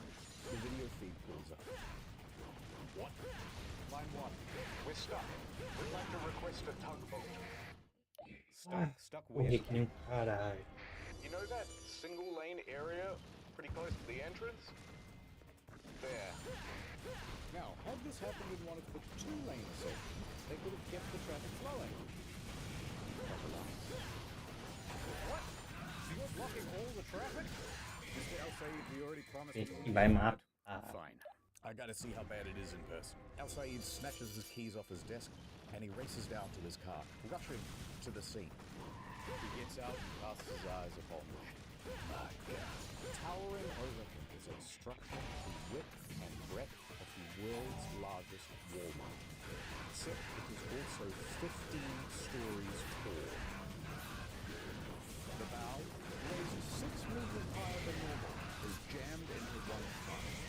Like an unwitting finger in a Chinese finger trap that somebody filled with gorilla glue with its prompt tomorrow. The ass of the ship firmly squatting aground on the other side. And the middle of the ship making bended metal groans as it's barely suspended by only a few meters of wood. El Said lets the sand run through his fingers. At this point, another important person arrives on the scene. Admiral Radin. He is the Suez Canal Authority chairman, the big boss of the whole thing. This rough structure of the organization is all the way up to the right. So high up that he reports directly to the Pharaoh of Egypt. That's one blocked canal.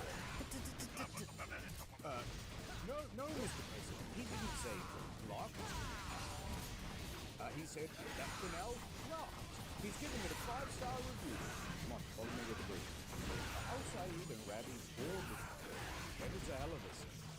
The crew is racing around. Oh God, they're gonna check the nav data. They're gonna see the dick pic. Oh God. Canterville's standing back taking a panicked phone call with the operating company. Okay, so 2 pilots walk into a ship, and the first one says, and the 2 pilots from before are still bickering. All right, you 2 are dismissed. Canterville. Oh God, this is the end of my career. This is gonna cost $1 billion. Al-Said puts his hand on Canterville's shoulder. Do not worry, my friend. We shall solve this. Come on, Captain. What's the status? Well, the ship isn't floating. Yeah. No, what I mean is the situation is worse than you think. It's the way we're pitched up on the shore. The weight distribution is all wrong. We're like a raised bridge, but we don't have any of the support underneath. The middle of the ship could bend under its own weight. So if it's sitting, yeah, that would shut down the whole canal for months. Are we taking on water? No, I've had the engineers check the hull. We can't see water making ingress anywhere. Yet. The best way to get free and the best way to prevent the ship from potentially sinking is to lighten the load. We need to get rid of at least, I don't know, like 20,000 tons. How quickly do you think your crew can offload the containers? No. Look how high those boxes are stacked. To offload these containers is going to require specialist equipment. The kind you'd only find at a dedicated port. We're not going to be able to offload these containers out here in the middle of nowhere. All right, well, it's the easiest, most brute force solution you can think of. The ballast tanks. And go on. We've got nearly 10,000 tons of ballast water on board. We can dump that right now and relieve some pressure. Excellent idea. I'll get started. No, you can't do that. Well, why not? I'll leave this straight. You see, when a ship fills its ballast tanks, it's filling with more than just water. It's a big, dilute, salty soup of algae, plant material, and even sometimes a small fish. Pick that up in the labor, and then just dump that in the next port. You're introducing these stowaway pesticides into the environment. Some examples of these invasive species include the Northern Pacific Sea star, the European green crab, that son of a bitch, and cholera. So you have to treat the water before you discharge it, usually or chemicals. And the key there is that it also requires and access to one of these treatment plants. And not at a port, it's going to take much longer than usual. But let me get off the line with the guys at Ismailia.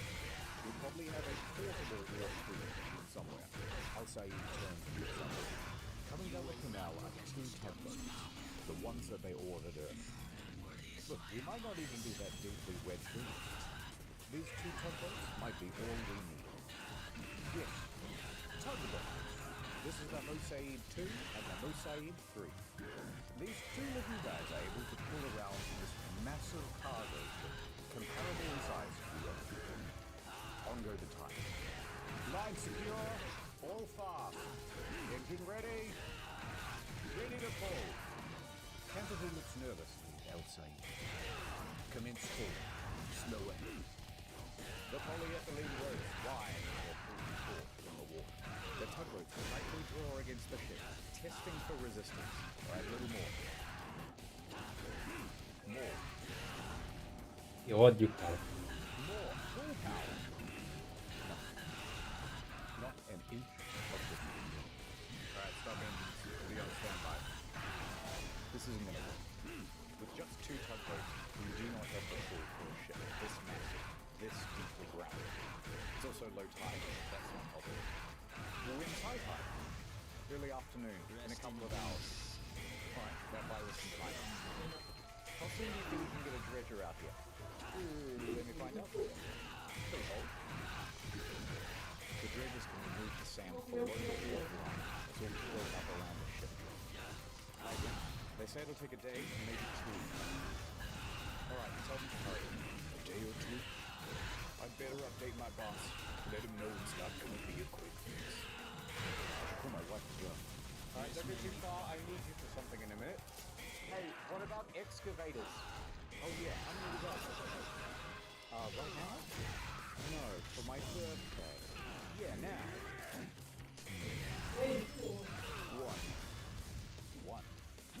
One guy. There's only one excavator on standby for the whole canal. What? Just post-COVID, everyone's been excavating from home. Patch me through. There really was just one guy. Mano. It's local contractor Abdullah. So he picks up the phone. Mushy mushy. There's been a big accident at the canal, Abdullah. There's sand and dirt everywhere. December the biggest tube. Abdullah jumps in his truck and heads to the scene. And when he pulls up, he sees the massive Ever Given wedged into the canal. Abdullah locks himself into his excavator and gets to work on the most important task he's ever done digging.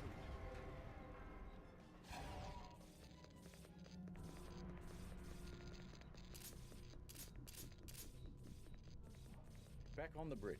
Yeah, I'm not sure. Hopefully home soon. Okay. Yeah, no, love you too. Okay, bye. Whew, the boss was not happy. Hey, before you said you needed me for something. I did. Who's this? Breathe into this tube. Also, you have to do a drug test. After the crash, they tested Canterville for drugs and alcohol. Both came up negative. There's also a procedure to make sure that captains aren't fatigued. They look at the rest schedule and they find, no, Canterville took that nap. Remember? He's had plenty of rest time. So he passed the fatigue assessment. And while Canterville was at the nurse's office, high tide came in. Tugs were tried again. And again. Trying a little bit of this, a little bit of that. All day trying, all evening, and into the early morning. But that stubborn ship was going nowhere.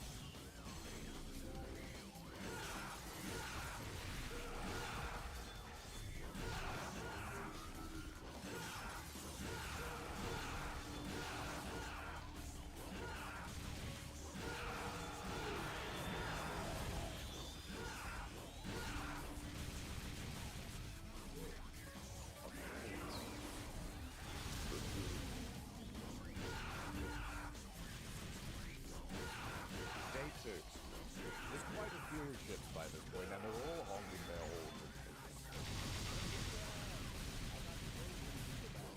Go around! Go around! No one knows quite what's happening because the Suez Canal Authority has not made a formal statement.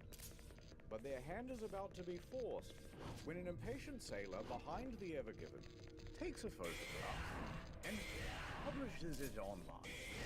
And this starts a bit of a buzz on social media.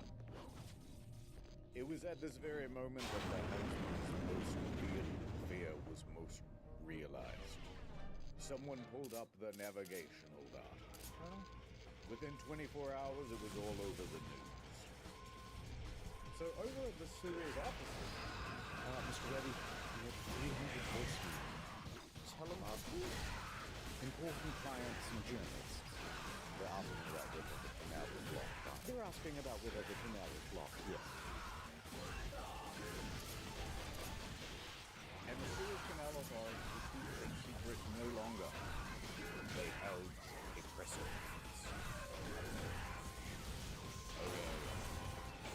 This is, let's say, they didn't give many details, but it was a very inspirational press conference. The news begins reporting on the story. It's blocked. Cargoes were blocking the Suez Canal. It's a huge conspiracy. There's just the most incredible drama playing out in the Suez Canal. A massive container ship longer than And breaking news. Mega ship Big Ass is stuck. Right. Hold it. This story exploded everywhere. There was a lot of sympathy to go around. I appeal to And the internet, upon seeing it, went, these guys need some help. We would love to volunteer. What's that picture of the woman? They knew best about what to do to get this ship unstuck. Alright, it's time for the, yeah, I reckon you could pretty much just do this and it'd work section. By far the most popular solution. Simply blow it up. No ship, no problem. But why wouldn't this work? Well, first you're blowing up $1 billion worth of cargo. And this thing is about 3 times the size of Mount Rushmore. So there's quite a lot of debris to sweep up, actually. And you still haven't solved the problem of moving the thing out of the canal. Next idea. What if we attack 1,000 helicopters and simply fly the thing? You could even take it all the way to its destination in the desert. Well, the problem is this thing weighs about 300,000 tons. So even if you had a really powerful helicopter, you're going to need like 25,000 of them. And you can't put them all together in one area or they'll all crash. It ain't gonna work. I'm out to help. Hey, maybe pull up a bit. Next! Alright, more seriously, why don't we take a whole bunch of old jet engines, weld into the sides of the ship, turn them all on at once, and whee, the day is saved. However, there is a risk of an explosion. And then you'd have a hole in the ship. And then the ship sinks. And then you really have a loop. In the album, liquid nitrogen. A lot of liquid nitrogen. Right under the water freezes, expands, the ship lifts up, bobs up. Except now, the ship is just stuck in ice. And then it melts, and then you're back to the exact same position. Also, you need like $1 billion worth of nitrogen. There's no way to get that much material, let alone handle the scale of that material. Also, everyone's going to freeze to death on board, and the ballast will expand in the tanks, and that'll destroy the ship. It's not going to work. Alright. Last idea. Best idea. What if we just actively made things worse? Such as this petition to add a second boat to the canal. Jokes aside, one humble comment did stand out in the front.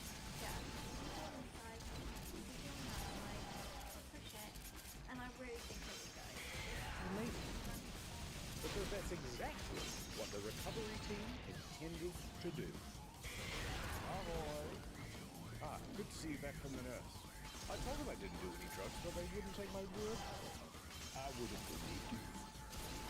Give me the walkie-talkie. Alright, full ahead with the excavators. 3 more excavators join Abdullah, and they are all busily digging out the front and rear of the ship. Still going too slow. What else we got? More rescue stuff. So here comes Ratty pulling up to the scene. Good news, fellas. And he's standing atop a very powerful bit of kit. A big, beautiful dredger. To be specific, a cutting suction dredge. Essentially, you've got a big rotating cutting tool that loosens up all the soil, while a big suction pipe sends it yonder. Alright, do it, dredging. Full speed. What else we got? We've got more tugboats incoming. More tugboats join the fray. A total of 8, arranged around the ship like this. Notably, the Baraka 1 and the Uga Tugboat. These are 2 of the most powerful tugboats in the Middle East, and that includes the non-business. Full ahead with those. They keep trying. A cacophony of engines playing the highest stakes game of tug-of-war ever written. Tens of millions of dollars being lost every hour until it was won. And their opponent? Unbothered, moisturized, picking up the whole leg. Alright, we're calling it for now. Ew. Oh, I'll say we've thrown everything we can at this ship, and it won't concede an inch. It's hopeless. Arroz. Hopeless. The cynicism of Oh. Não, nem tanto. There's magic. É. Magic. We will succeed. Your words are empty, Elsay. Optimism has blinded you, Elsay. We cannot defeat the canal. It is simply too powerful. If I were the guys of classification, I'd just forget about the ever-giving. and buy a new ship. Well, we can't afford a new ship. The owners of the Evergiven, Joe Tyson Kaiser Limited, are getting very worried. I need that ship back, and I can't just leave it to the Suez Canal Authority to do. There's only one team daring, foolhardy enough to take on a job like this. Tyson calls up an elite salvaging company from the Netherlands. Smit Salvage. We need your help. I got your number from you know who. Smit is the industry's best. They have response centers all over the globe, 24/7, ready to respond to marine emergencies. And funnily enough, they're the same team that helps with the rescue of the Tropical Concordia back in 2012. Suit up, boys. They put the ocean in Ocean's 11, the tide in Tide Pod. And sometimes they pee in the water. Why not? The fish do. We're en route to the canal. ETA in the next 24 hours.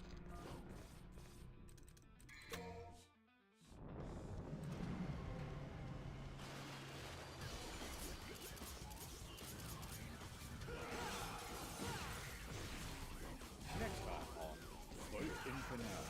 The prophecy. It's coming true. Kiss me, fool.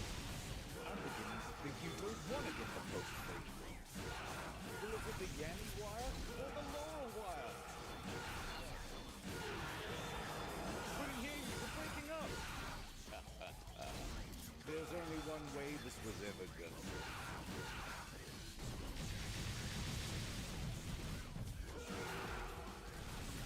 It's now day 3. There's more digging, more tugging, but the ship is still exactly where they left. And the slow pace of progress is starting to push closer to international trade. Each delayed ship represents thousands of tons of undelivered stock for store shelves.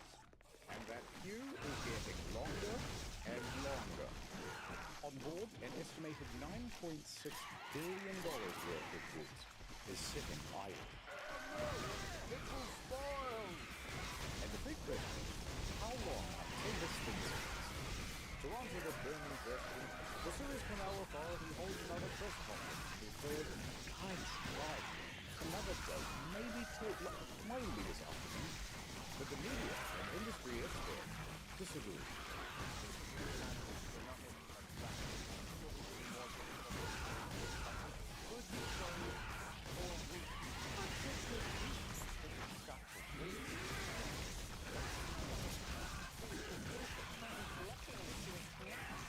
So that means all of these ship operators here, waiting in the queue, have a very difficult choice.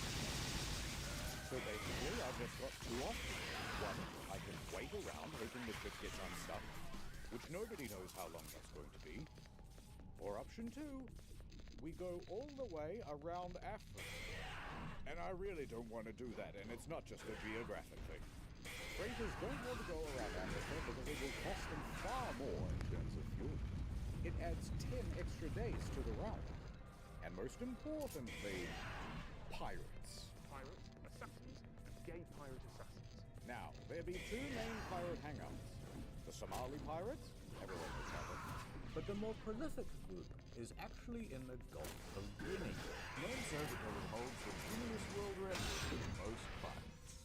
In fact, in 2020, 96% of all maritime kidnapping happened in the Gulf of Guinea. That doesn't sound very good to me, Mr. Cashin. And I just want you to know that you've made an enemy. And when โอ้มาหนุกกันอะ Is your boat running? Cause you better fucking move it. You can't park there. Alright, hear me out. I'm thinking a bunch of helicopters, right? And There are a lot of people now who are angry with the owners of the area. There's only one thing I can do. Bing bing bing bing bong! Breaking news! Pause for a second. Joe Tyson Kaiser is big sorry. The owners of the Evergiven feel such enormous pressure that they go live on television and make a public apology. We are determined to keep on working hard to resolve the situation as soon as possible. Please do not be mad. In a few years, we'll all have a big laugh.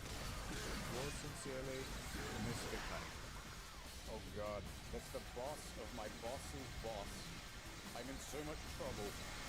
Can't do anything about it. All we can do is keep trying to free the ship. So they keep going. And going. Into the night. Hey.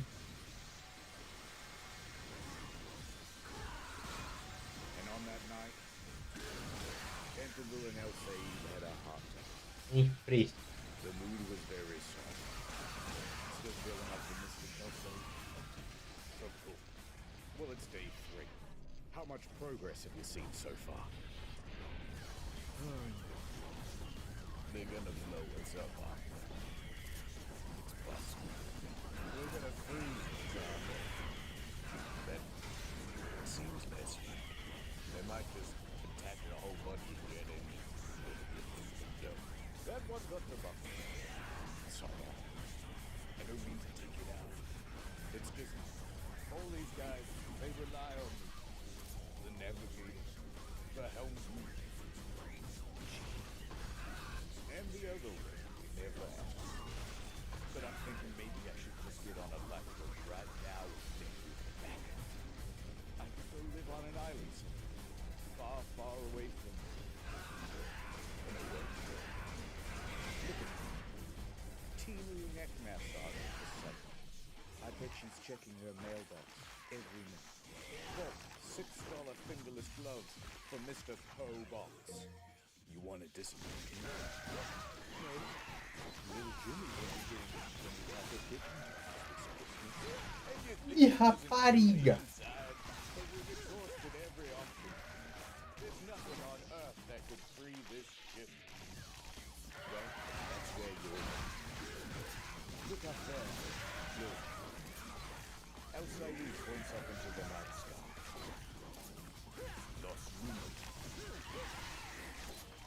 Yes, the moon. The son of the night. To the ancient Egyptians, it will recite a fate. And in a few more nights, a prophecy will be fulfilled. The supermoon. I have to show you a kind of boring diagram. I'm so sorry.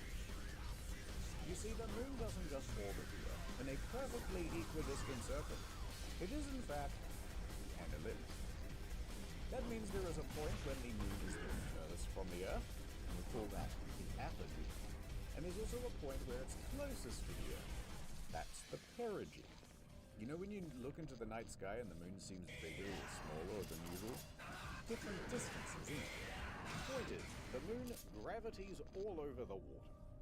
And the closer it is, the more it's going to pull. Now, there's another effect as well.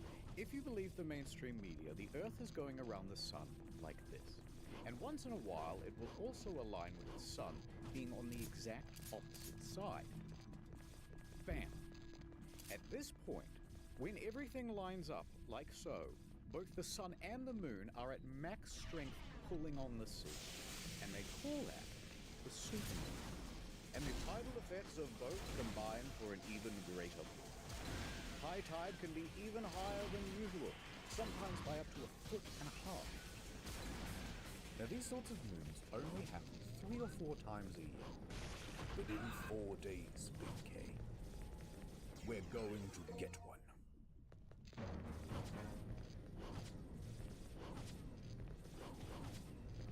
Previously on Boat in Canal. Done they go? Ha ha ha, my plans have all fallen into place. I thought I knew what being a captain meant. What do you mean cut the black and blue wire? There's only white and gold! We've got one chance left. The moon. This is just like that Costa Concordia video he did, but way less funny. Over at the Evergiven, things are status quo. But online, there's a bit of a new development. A screenshot of a news article. Cargo ship crashes into Suez Canal. Captain involved in incident. What does it do? Uh-oh. Is that a woman? Egypt's first female sea captain, Mara was being named in this headline as responsible for crashing the Evergiven. and the screenshot of this news headline spread all across social media. For Marwa to have screwed up this badly is impressive. Especially considering she's never worked on the Evergreen and is currently hundreds of miles away in Alexandria. But someone online went, "First female captain? Lady. She wears lucky. She must be beautiful." Marwa found out about the accusations through a friend and quickly hopped online. "I've got to clear my name. Guys, it isn't me." But the online bad guys are still accurate, because everything she wrote just came out of So Marwa tried to hack that. This code, it's nothing I've ever seen before. The counter in my hack. I'm going to reroute the hosting. Not if I It went through the firewall. Use IP4. It's better. While we can all agree that a lady captain is very, very... While we all agree that she should be doing a lady job, like adding rosemary oil to the ballast water, or knitting hand warmers for the steering wheel. It was not fair that she was being falsely accused, and the situation was escalating as the online bad guys started making fake accounts pretending to be her. What was Marwa, etc. to do against such a coordinator? Well, luckily, a surprise hero to the story. The mainstream media showed up and did a thing. Don't worry. Bringing her onto the telly and clearing everything. Marwa even found some positive in the situation. I was really upset at the beginning, but later on I found like support from all people around me, and that made me feel like more grateful for what happened.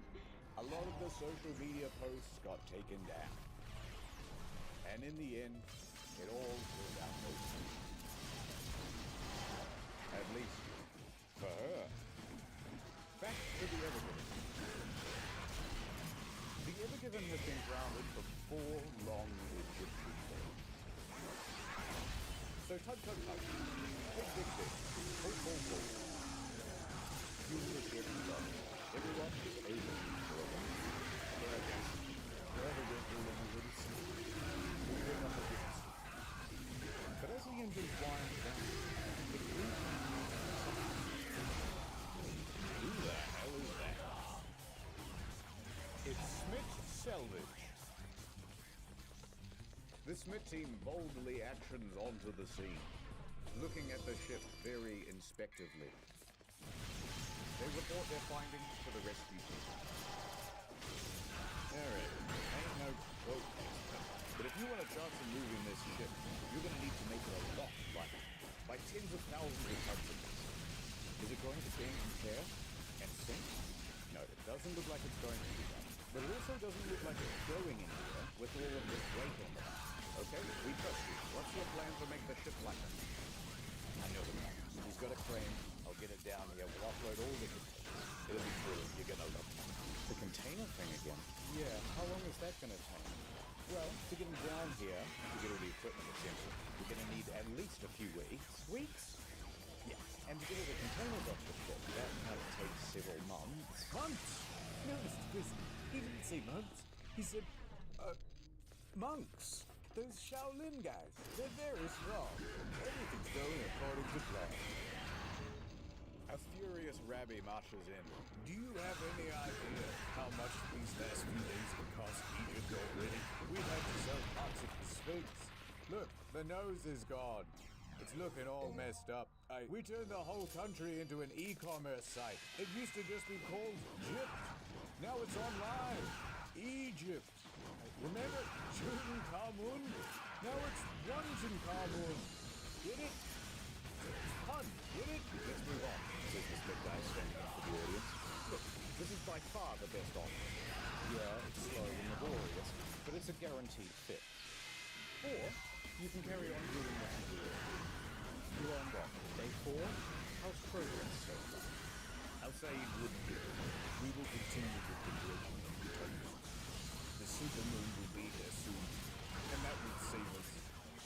You have to be sir. The legend of the supermoon's crystal legend. What, we're on in the same team. If you insist on keeping the cargo aboard and just tugging, we've got resources to help. Smith pulls in 2 additional posts, and not just big ones, pretty much the biggest ones you can get. So Smith and the recovery team have figured out sort of Plan A and Plan B. Plan A is the fully of a given tree by the super, which is only 2 days away. Now if that doesn't work, they'll have to go to Plan B, which is the offload. Que rapariga, velho. That brings it.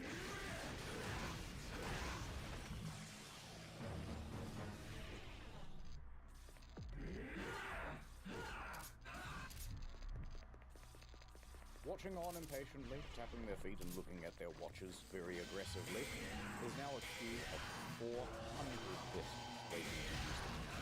Fresh fruit, thousands of tons, losing its grip. Medicine, losing its potency. After this,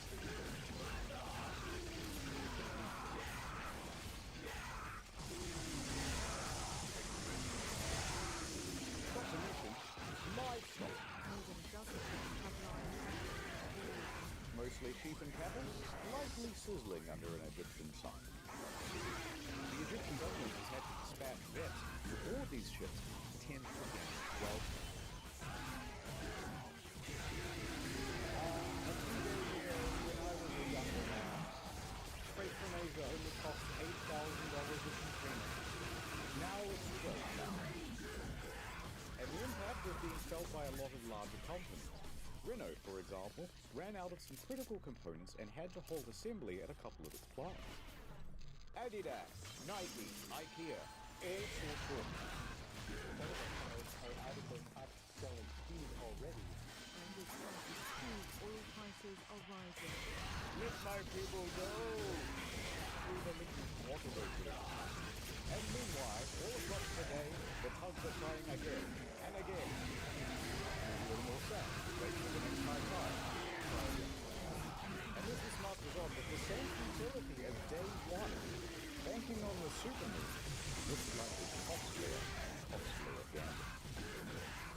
But enough of this. With about 100 foot, opting instead to go the long route around that, accepting the longer traffic time, piracy risk.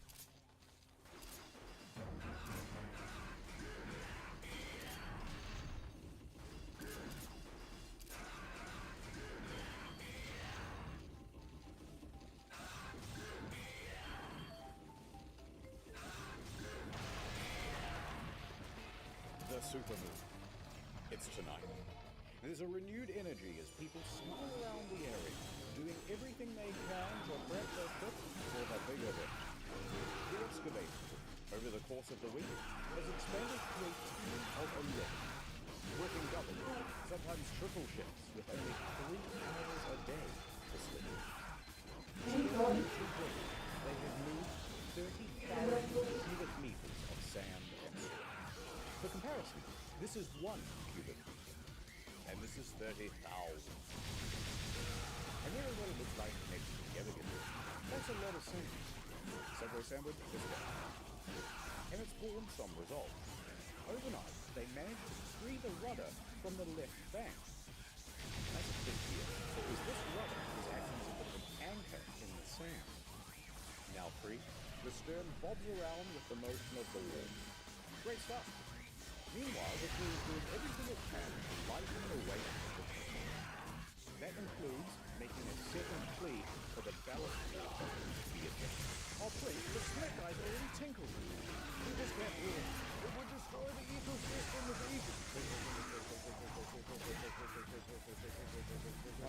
Alright. Biodiversity. There's 1,000 algae blooms. Nice work. That'll make that ship 9,000 tons light. The water's so dry, I can barely see it coming out of the ship. Here, take these. No. I don't deserve them. Sunglasses are for people who redeem themselves. That's not me. Hold on. Just into the evening, the pacing. We see a boat excavating it. But really, he's thinking about the more.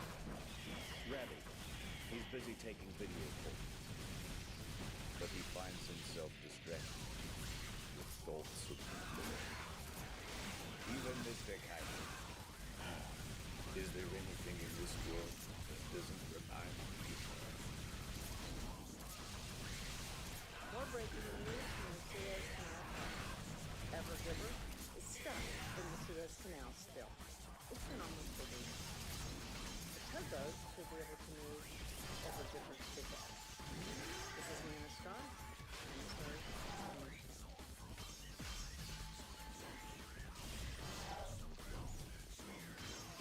The full moon shone brightly that night, kissing the nape of the canal's neck with its gravity lips. Full tongue. The canal liked it. And spoiling the romance of the moment was a big fleet of tugboats, watching on voyeuristically. They are 17 in total, with just a bit over 1,600 tons of bollard. And here's how they're arranged around the edge. Of the four most powerful tons, 2 go at the front and 2 go at the back. They'll be pulling. Another 6 tons are put on the flanks. 2 over here, 4 over here. They'll be pushing. The remaining tons are fueled and ready on the side, waiting for their chance to sub in. Positioned like this, when the word is given, all these ships are going to try and form a ever-given anti-clockwise. Look straight, guys!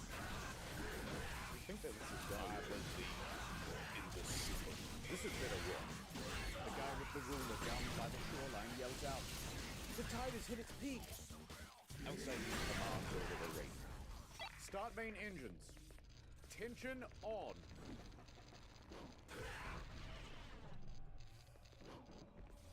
All ahead.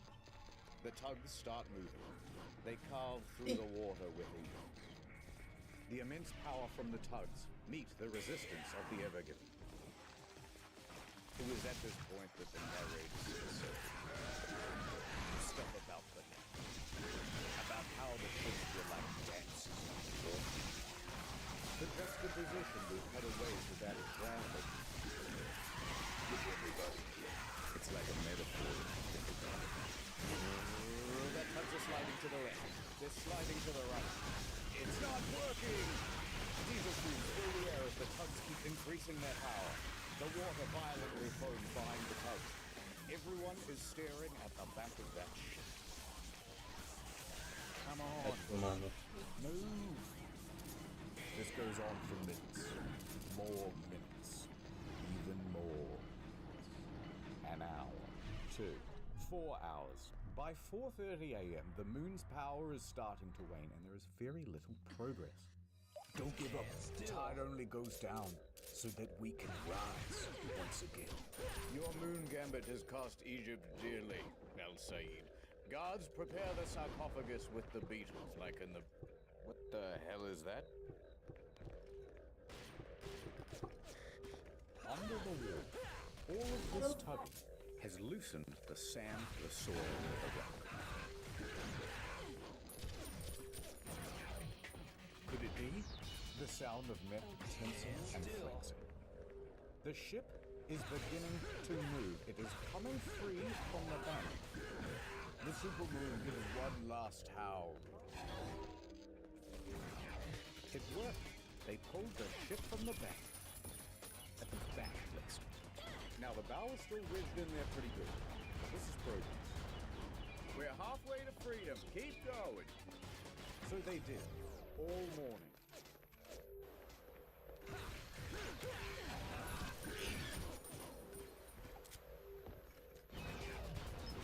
7:30 a.m. The sun is rising. The tugs have been pulling all night. But the most difficult task, freeing the bow of the ship, remains beyond them. Well, I guess even the moon has its limits. I don't want to hear it, El Said. It wasn't enough.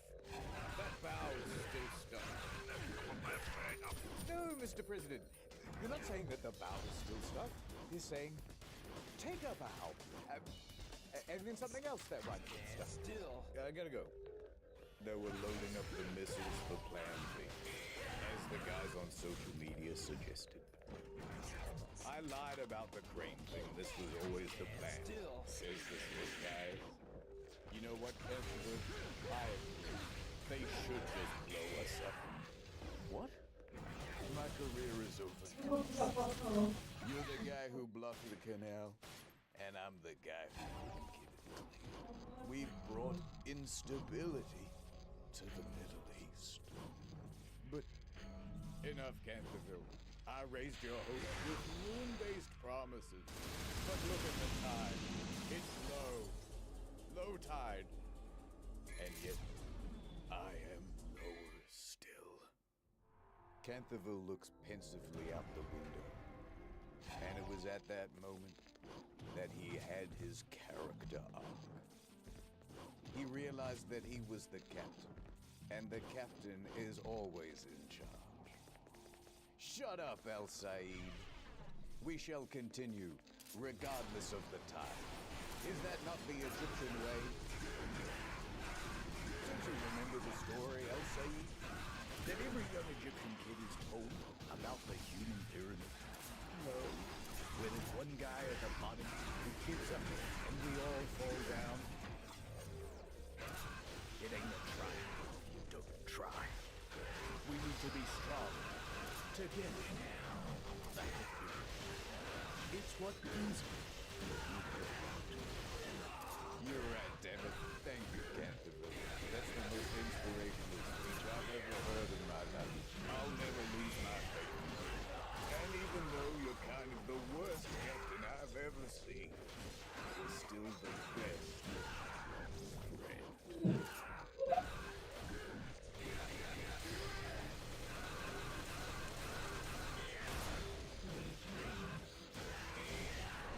So they pressed on all morning, enthusiastically and vigorously tugging away, beating off the fatigue, but to no end. Okay, everyone, take a break. Copy. We'll have lunch and pick up again in a couple of hours. Then suddenly, one of the Smith guys comes busting into the room. I've got an idea. Everybody turns and looks at the Smith guy. Sorry about the boring diagram, but take a look at this. Remember how we emptied the ballast tanks before? Yeah, of course. Well, now that the ship is half floating, what if we refilled the ones at the back, on this part of the diagram, where the ship is almost floating? That way, it will sink lower here and allow the bow to sit up even higher on the bank.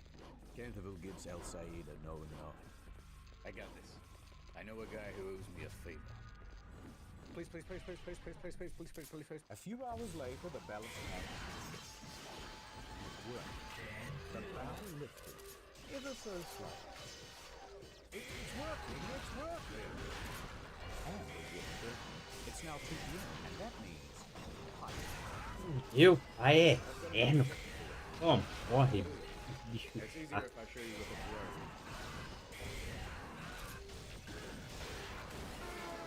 Hold on, let me try again. You can see the ship is lodged at the front. The guys are pulling, and then clutching. However, a lot of force is building up. And what if it were to break through? The sudden release propels the ship straight across the field with a hell of a lot of punch. It could span the entire canal and land on the opposite bank, only to run aground again. Worse still, it could pin these small tugs. Ed.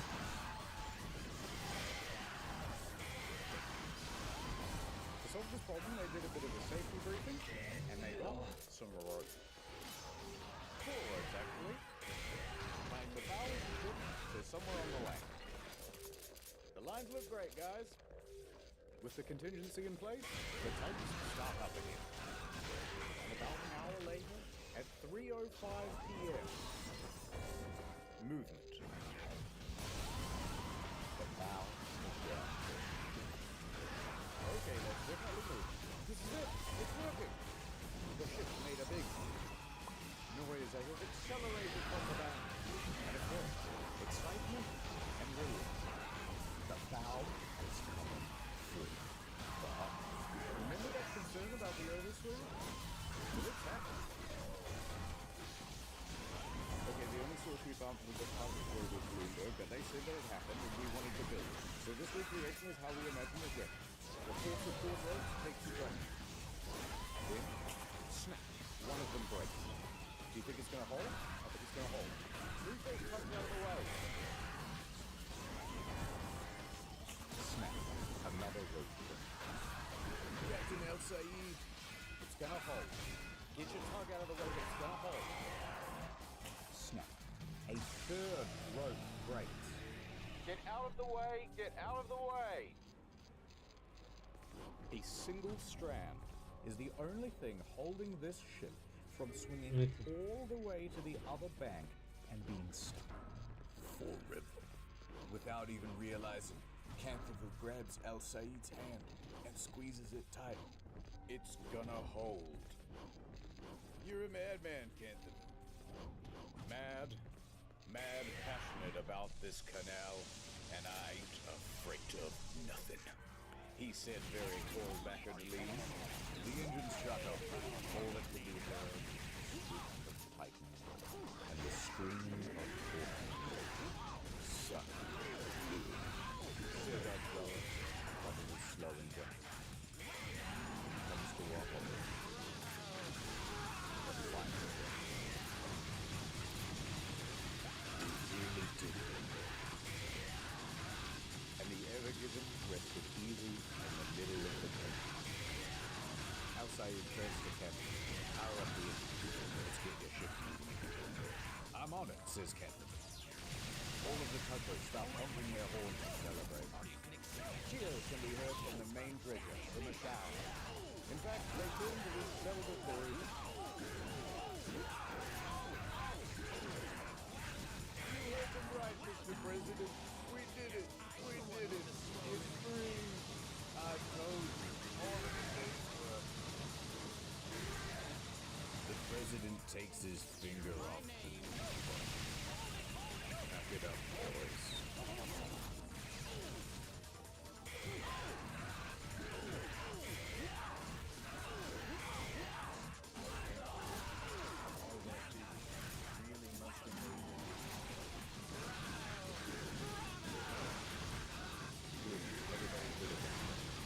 We did it, Gene. We did it.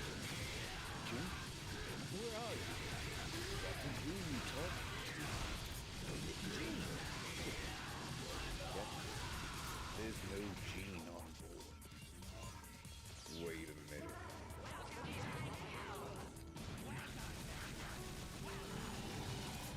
No, it's impossible. Gene Ray. Thank you. I'll always remember Captain. And so the canal was clear once again. And... We still got work to do. By 8 p.m., the workday had not finished for the Suez Canal Authority. There's still a backlog of 400 ships waiting to go through. So Radley stands in front of Mike Payne and says, the canal will be operating around the clock until the queue is clear. And within a few days, return to normal. It was a big accomplishment. Many industry experts thought it would take several months to free the Ever-Given. But the crisis was resolved within a mere week. Prepare the sarcophagus for the reality. Even Egypt's president came out and said, good job, everybody. You know what? Pizza love. And the Suez Canal Authority held a ceremony to honor the workers who helped free it. And they also made this monument. You can see it. Evet. But the story doesn't end here. A quick note on the helmsman's tip. Now you, me, and everyone in the press saw that. But despite how realistic and to scale it was not deliberate. Yes, sheer coincidence. If you watch the VDR data, he really is just dodging the ship, and that's the shape that the path took. So he didn't get in.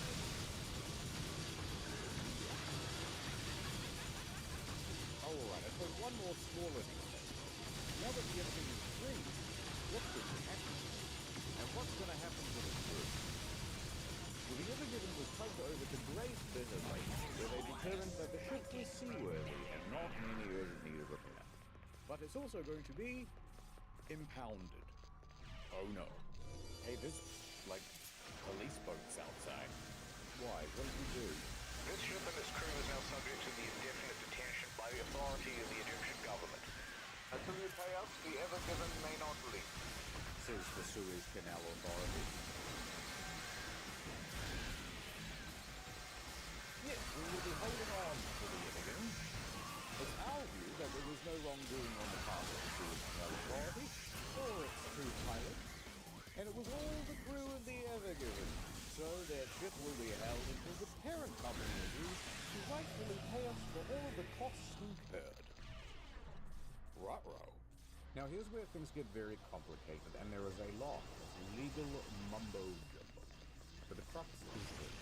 The Suez Canal Authority says, "Dear Ever-Given owners, you owe us $900 million." And Shoei Kisukaisha says, "No way. How many yen is that? No way." So by April 13th, some of the crew was allowed to leave, but a lot of them have to stay. And there's a certain nervousness in the air. Large legal battles can go on for a while, and there was already a bad example of this just a few dozen kilometers away. The MV Aman.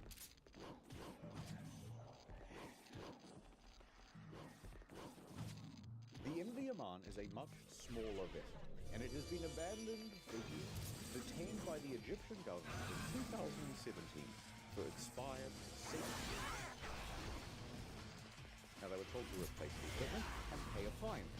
However, there was no one to replace the safety equipment or to pay the fine because the shipping company went broke. So they just abandoned the vessel. There was no way for the legal situation to advance. That meant that there was no way for the ship to be released. Most of the crew had to stay home, and they would keep them there for more than a little while.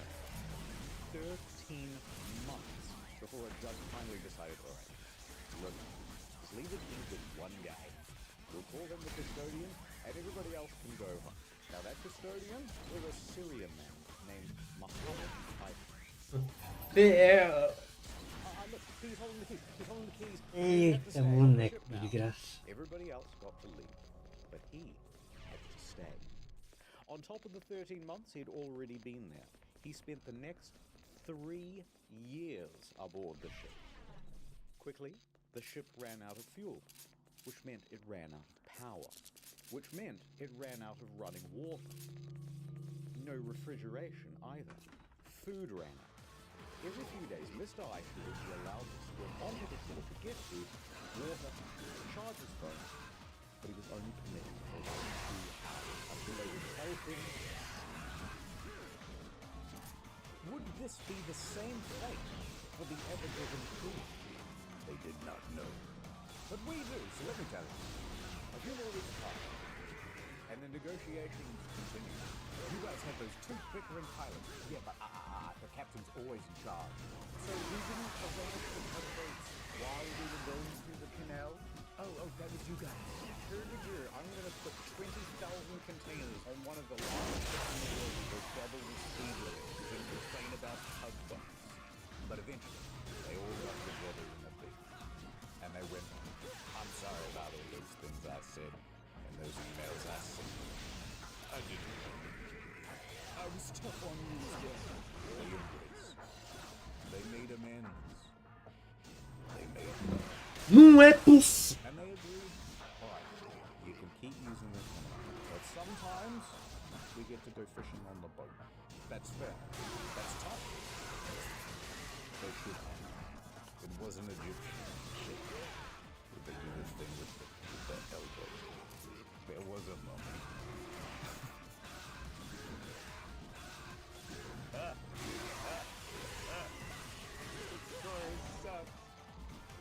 By September, the crew was allowed to return. They only got MV Aman. And that guy on the MV Aman, he got to go home too. Why not? Get out of here, you scamp. The Ever-Given made its delivery to Russia. They did it! All the cargo is here.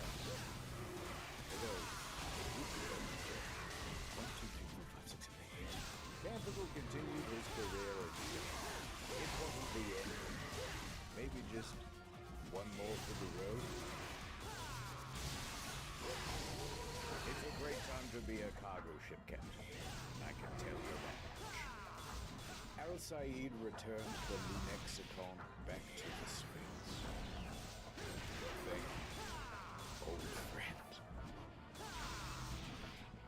And the Evergiven had some minor repairs done to the bow, totally chilled out and then she was ready to sail. The Evergiven was released back into the wild. It sailed through the sunset. Ever since then, global trade has improved. Classes have gone back. The economy flourished once again. Food returned to the supermarket. Mothers clutched their babes. A litter of puppies.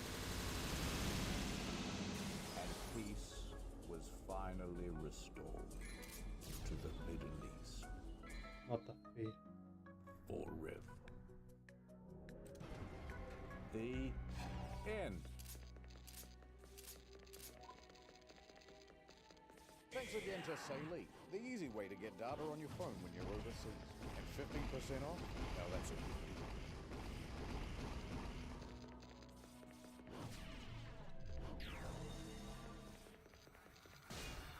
Sorry for the re-upload, fellas.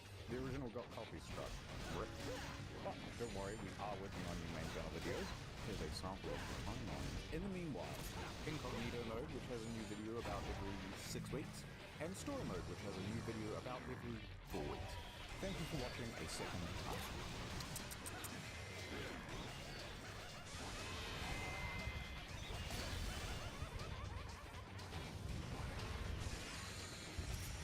In the state of Kentucky, there is a case that every now and then demands a sack.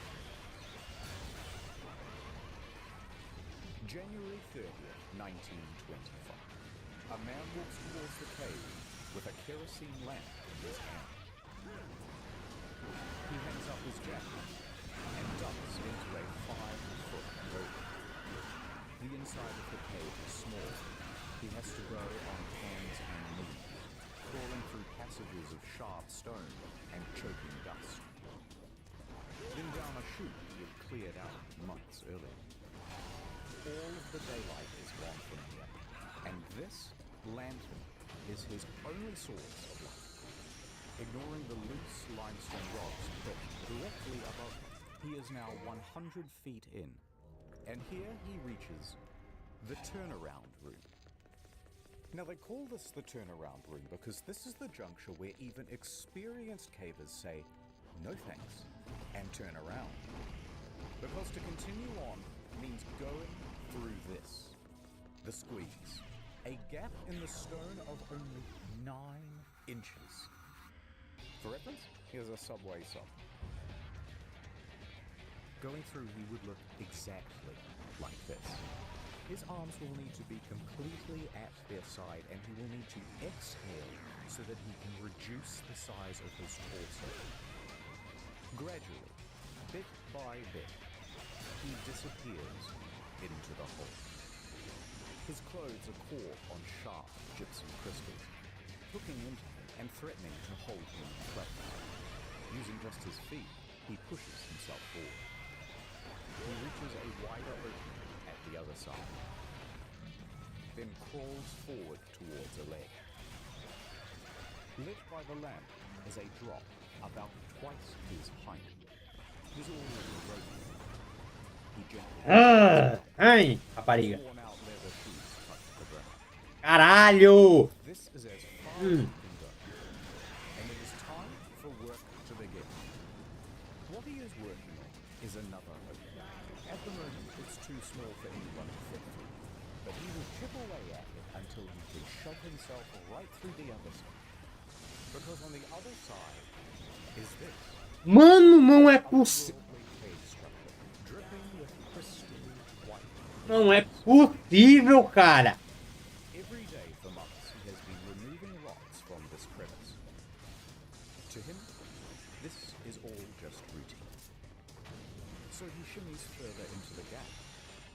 his body contorting to the shape of the crevice as he wriggles his way in. The walls becoming so tight that he can no longer use his Uma vez na vida. Then, about halfway, he stops. The lantern. It's starting to dim.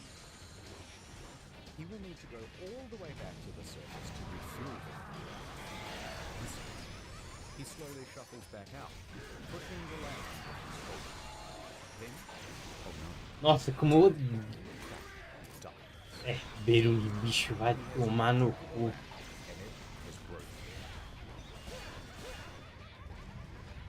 The man breathed deeply and relaxed. He had been in worse situations before, and he was confident he would navigate his way to the surface through fear. Vai tomar no cu, He cara. searches around with his feet to Raiva find do something caralho. to push against. Here's something.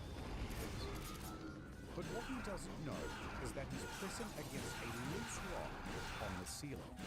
As soon as he puts his weight against it, it comes free. A solid piece weighing 15 kilograms lands directly on his ankle. It ends. But he's okay. It doesn't feel as though his ankle is broken, just badly bruised and caught underneath the rock. So he shuffles to move the rock away. Suddenly, gravity, a lot of gravity. It falls onto his feet, his legs, his torso, and the weight of it all forces the rock harder down onto his foot and locks it in place. Every time he tries to move, more rubble falls, holding him tighter. He is stuck. Sério.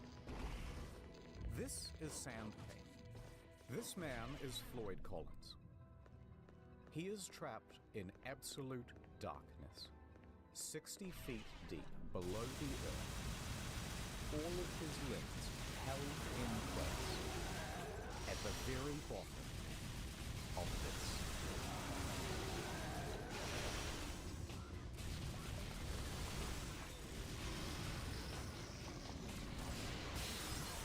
E rapariga, faz logo.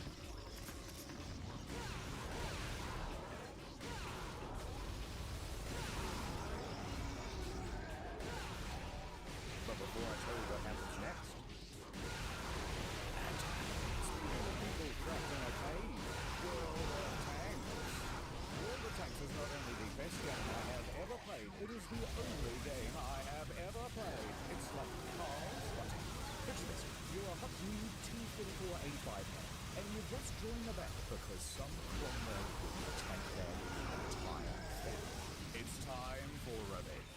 You must use strategy. You must use stick. You must use your wrist to defeat your enemies. Use long range or short range. It's available on console, but I want you to get it on PC. Imagine a world war, but there are tanks involved this time. Yeah, now you get it. When you've seen as many messed up tanks as I have, you get a little cynical about the world. My God, I'm gonna be sick. Look at all the different tanks. You can collectivize and customize them all. Massive battles where you can constantly team kill and ruin other people's good time. The Iron Unit's historically accurate, especially the Japanese robot tanks. The tanks are progressive.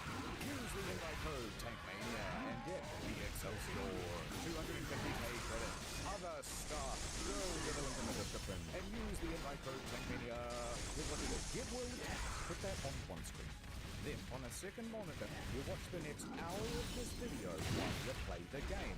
Perfection. I'm contractually obliged to say thank you for being a friend. Such no. Go on without me. Use your repair consumable. Take care of my family.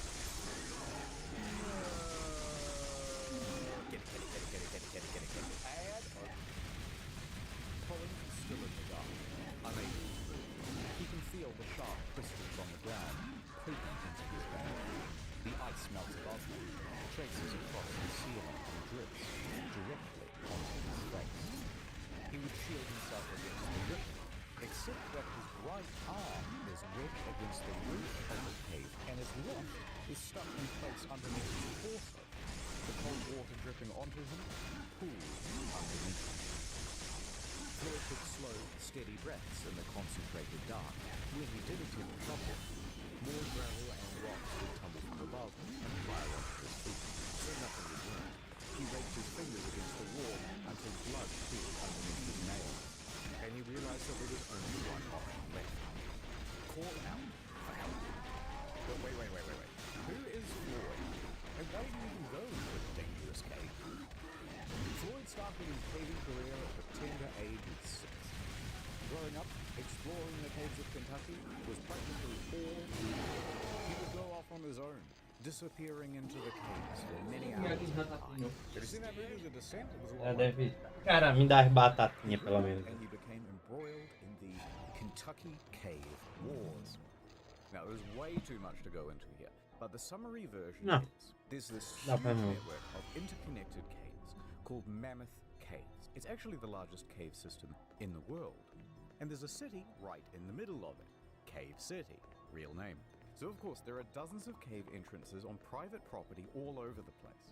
Now farmland in this region has very poor soil and things do not grow well here.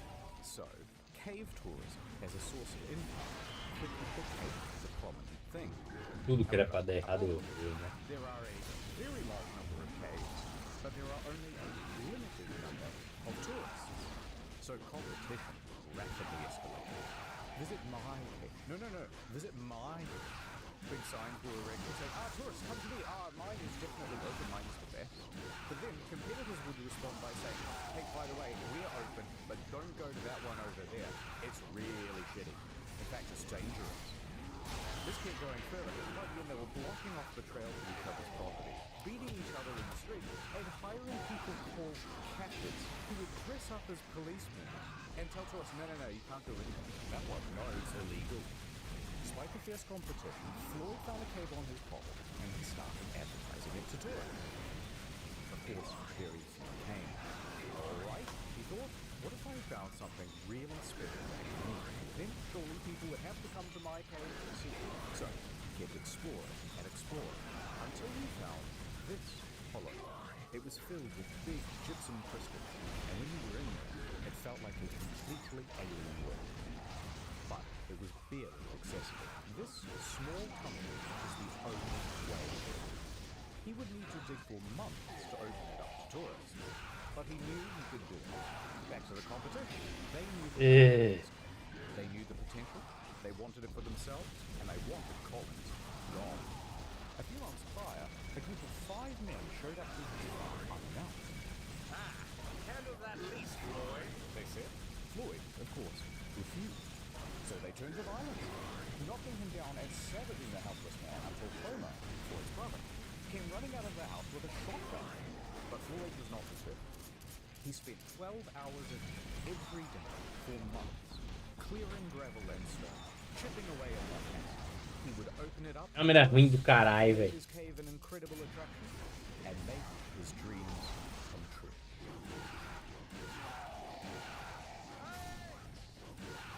So there's Floyd in the dark, yelling out for help, yelling into the pitch black. After a while, his voice would give out, and he would come to sleep. He would then wake sometime later, remember where he is, and begin yelling again for help. There he remained in the dark for the next 20. Porra, só quero comer.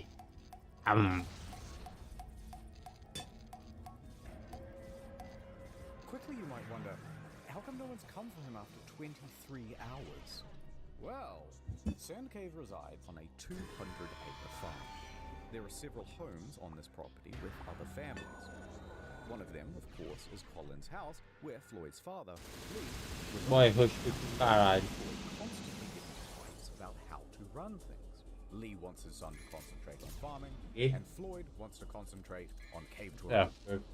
Arguments would often get heated. And Lee was also a bit of a drunk. It was doubtful that he would even notice if his son, Floyd, was missing. Also not helping things, Floyd regularly lodged at 2 other homes on the farm. So when he didn't return to one host, they would presume that he was staying with the other. And, even worse still, he was known to occasionally sleep in the cave, doing stints of up to 30 hours in there without resurfacing.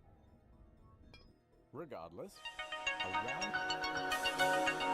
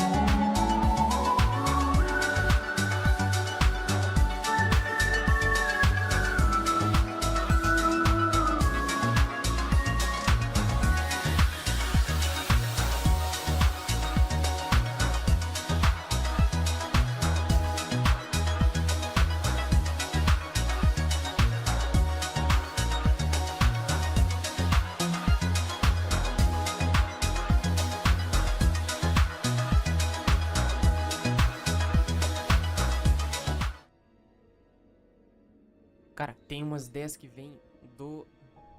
Você tá tomando banho aí, a ideia vem. Você tá na escola aí, a ideia vem. Você vai dormir e adivinha, a ideia vem também. Não sei se tem algum nome, alguma explicação pra isso, mas geralmente acontece comigo quando eu tô pensando muito vídeo, o tempo todo, o dia todo, e aí meio que as ideias vêm surgindo durante o dia. E hoje não foi diferente, porque nessa linda tarde de sábado, espero que esteja lindo, tô gravando isso aqui muito antes, nós iremos comentar sobre coisas que matam, mas sem matar. Oi gente, mais um vídeo. Coisas que matam sem matar. Eu sempre gostei muito disso na linguagem de ter um duplo sentido às vezes. Vocês conhecem, por exemplo, aquela música até que bem antiga chamada Cálice? Essa foi uma música feita em tempos de ditadura no Brasil, então tinha muita censura na época, e pra tentar denunciar o que estava acontecendo, só que sem ser censurado, eles fizeram essa música. Pai, afasta de mim esse cálice. Porra, esse lixo. Aí ó, pode soar cantorias. Percebeu a dualidade da palavra cálice? Ao mesmo tempo que a palavra cálice lembra do sofrimento e tal, lembra também do verbo calar, que era a censura que eles sofriam na época. Então, pai, afasta de mim esse cálice, sacou? Afastar o sofrimento e a censura. E aí que do nada me veio esse título na cabeça. Coisas que matam sem matar. E olha, tem muita coisa. E pra começar, a gente vai pro joguinho chamado Clown in a House. A gente vai começar com esse personagem aí, um palhaço. A gente não importa muito saber quem é, o que ele tá fazendo aí. Essa parte difícil das teorias eu vou deixar bem aqui. Mas tem uma coisa que importa. Esse jogo tem 20 finais. Ou seja, esse palhaço aí vai morrer 20 vezes. Uma delas é algo que mata. Só que você matar. Esse jogo não tem uma ordem correta. Pode ser que você chegue nessa fase antes ou depois. Mas a hora que você chegar nessa salinha aí, se prepara que tu vai morrer. De um jeito que chama bastante atenção.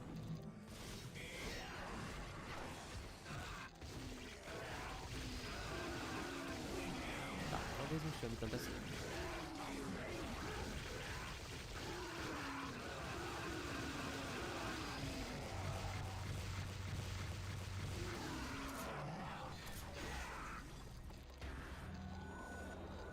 Mas nesse caso, ele morreu por causa de excesso de trabalho.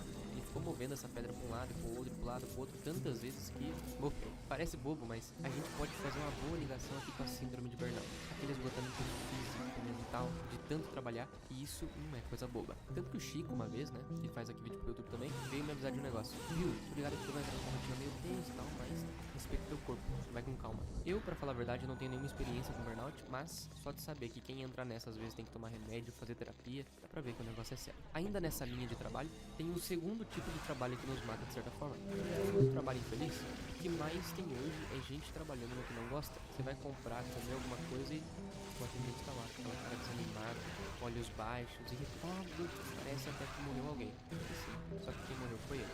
Enfim, saindo um pouco de Clown in a House, vamos para um jogo só que de navegador. Descobrir a segunda coisa que nos mata, mas sem matar.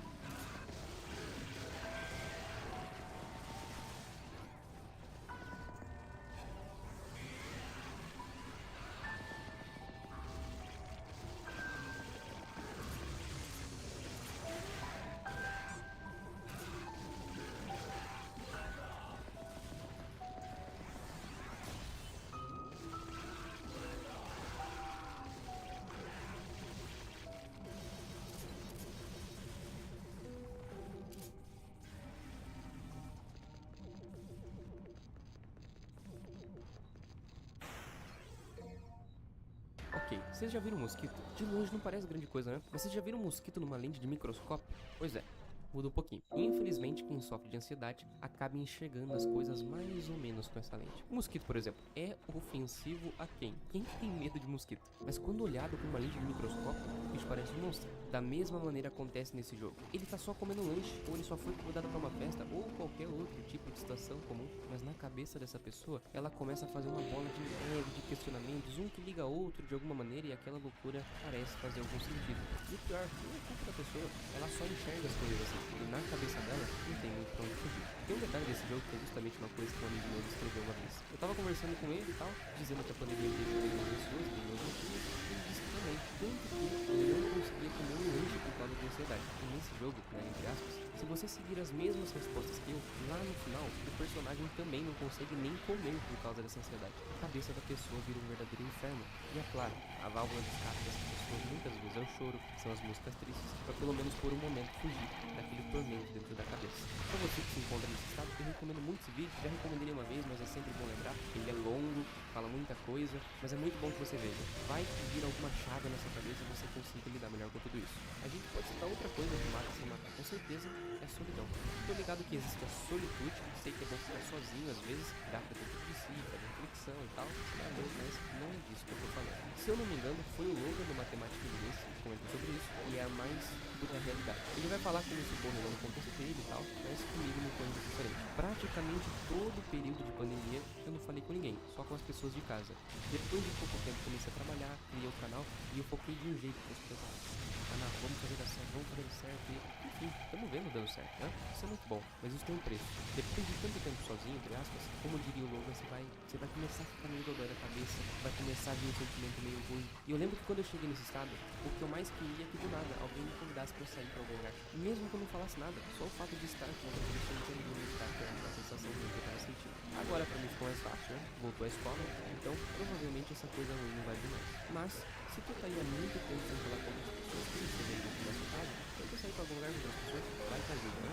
Então, só pra finalizar aqui isso sobre solidão, tem uma frase muito interessante sobre ela que é a seguinte: estar sozinho nunca me pareceu certo. Às vezes me pareceu bom, mas nunca me pareceu certo. Coisas que matam sem matar. Eu sei que agora vai parecer que eu vou dar um fade do tipo do Vegas, no sentido que eu vou de uma coisa meio pesada pra algo mais leve, rapidão, mas é só pra baixar um pouco os nervos, porque a próxima coisa que mata sem matar, adivinha só, são os vícios. Quem lembra desse vídeo aqui? Cuidado com as mãos invisíveis das redes sociais. E por sinal foi um bom título. Lá, eu comentei isso pra um cara que disse que ficava mais de 14 horas em rede social. Repito, 14 horas.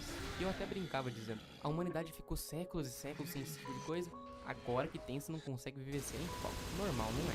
E, assim, a pessoa que chega nesse nível de ficar 14 horas em rede social, de assistir não sei quantos episódios de uma série ou anime um dia, tá de um jeito que não é exagero dizer que essa pessoa se tornou escrava das próprias vontades. Ou pra parecer menos contraditório, escrava das vontades do corpo. E o pior, você nem percebe. O vício tem isso, de parecer inofensivo, pequenininho, e de pouco em pouco você se torna dependente daquilo. Lembra do Thor? Filho de Odin, deus do trovão, sabe-se lá o que mais. Depois daquela desilusão que ele tem com Thanos e tal, sem que ele percebesse, ele chegou naquele estado que se tu olha, tu fala, irmão, você não tá bem? Claro, um homem forte que era conhecido como Deus do Trovão chegou naquele estado que chegou. E o pior, depois que chega aí, às vezes a pessoa já não tem nem mais força pra sair do buraco que se enfiou. Um bom exemplo disso seria a pornografia. A pessoa que chega nesse estado de vício simplesmente estaciona. Você para pra pensar, toma refrigerante, sente prazer. Pornografia, muito prazer. Cara, é prazer imediato o tempo todo. E aí, quando é pra buscar algo que vai te dar prazer, só que muito depois, como crescer um canal no YouTube, por exemplo, a pessoa não vai conseguir. Por quê? Porque se acostumou com esses prazeres que chegam na mesma hora. Claro, a gente falou de vícios aqui que estão ligados mais a pessoas preguiçosas e tal, mas uma outra coisa que vicia, e vicia muito, é uma coisinha chamada aposta. Vocês conhecem Betfair? É um site de aposta de futebol, ou o mercado de skins CSGO, pra ficar mais fácil ainda. Cara, o que deve ter de gente que já perdeu dinheiro nisso não é brincadeira. Conforme você vai apostando e perdendo, tu fica naquela tipo assim, não, agora vai, não, mas agora, e quando tu menos percebe, tu perde muito dinheiro assim, ó, em questão de cliques. E sim, isso vicia muito. Claro que não para por aí. Existem 3 coisas que não voltam mais: a flecha atirada, a palavra proferida e a oportunidade perdida. Mas vamos focar nessa segunda afirmação, ou seja, a palavra proferida. Eu não costumo me ofender muito fácil, até porque, como diria Leandro Carnal, se for verdade, toma vergonha na cara e muda. Se não tem, então simplesmente não liga. Mas esses dias aconteceu uma coisa comigo. Fui startar um pouco pro CS, mapinha da Câmera. em tese era o que eu sabia jogar, mano do céu. Eu nunca fui tão xingado numa partida. Sério, do primeiro ponto ao último. Claro, fiquei mal e tal, mas depois passou. Isso não mata ninguém. Agora, eu cheguei a ver algumas situações fora do jogo que eu ficava, caramba, precisava de dinâmica. Por exemplo, Eu, quando fui tirar carta, tava nervoso pra caramba, e isso é super normal, e digo até mais. A pessoa que vai tirar carta, prova e chora é a coisa mais natural que tem, porque envolve muita coisa. São meses de preparação, é o dinheiro, é o psicológico, é a necessidade de tirar carta muitas vezes pra ir pro trabalho, pra ajudar nas compras de casa, enfim. É super natural que depois de uma reprovação, a pessoa queira tirar, porque é difícil mesmo. O que aconteceu? Tinha uma mulher na minha frente, e ela tinha feito tudo certo, tudo direitinho, mas chegou na última parte, ela deixou o carro morrer. Conclusão, reprovou. Claro que ela foi pra um canto depois, fica sozinha e tal. E nesse momento rapariga. você abraça a pessoa, sente compaixão. Sabe o que o instrutor disse? Ah, mas também não prestou atenção, né? Gente do céu, ouvindo agora pode não parecer grande coisa, mas ouvir isso depois de reprovar, sério, isso destrói você. É muito comum depois de você ouvir isso, você simplesmente querer desistir. Numa outra ocasião, por exemplo, minha mãe já tinha reprovado e tava meio chorando e tal. Sabe o que a instrutora disse? Viu?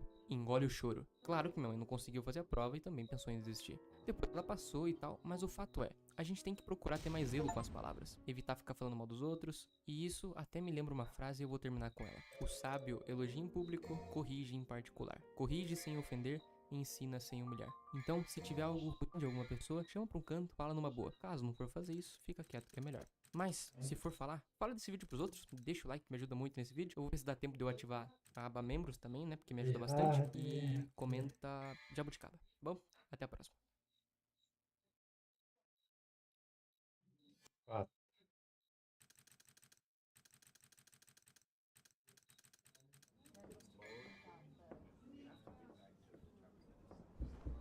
Silêncio no tribunal. O réu está sendo julgado pelo crime de assassinato. Todas as provas já foram analisadas pela Promotoria da Justiça. As testemunhas foram escutadas. E para concluir, O réu terá direito de se defender dessas acusações pelos próximos minutos, para que possamos decidir. se devemos acusar ou absolver o réu. Sendo assim, o réu pode apresentar sua defesa. Muito bem. Em minha defesa, digo que não fiz nada livremente. É verdade que o assassinato aconteceu, é verdade que não cometi, mas eu insisto, não fiz porque quis. Eu não tive escolha, eu estava determinado a fazer tudo isso. E vocês também. No final da minha argumentação, provavelmente todos terão uma crise existencial. Para provar tudo isto, irei usar o cotidiano, a filosofia, a ciência, só que tem uma coisa. Se no final eu convencer o júri de que o livre-arbítrio não existe, então eu não tive culpa nenhuma. É um jogo simples. Só posso ser responsável por aquilo que escolhi fazer. Imaginar o contrário seria terrível. Imagine que alguém seja condenado por algo que não escolheu fazer. Defender isso seria absurdo. Portanto, senhores, se o livre-arbítrio não existe, então eu não escolhi nada assim, eu não tenho culpa de nada e mereço ser absurdo. Olha, falar pra vocês que existem discussões que me assustam, e esta é uma delas. Preste bem atenção nos exemplos do cotidiano, nos exemplos filosóficos e científicos e, como eu já disse uma vez, torça pra gente conseguir contra-argumentar sem ela. Senão, o réu do início do vídeo não irá ser condenado e a gente vai ter uma grande dor de cabeça pra tentar resolver. Oi, gente, mais um vídeo. Não tem algumas discussões que assustam vocês? Tipo, se isso aqui for verdade...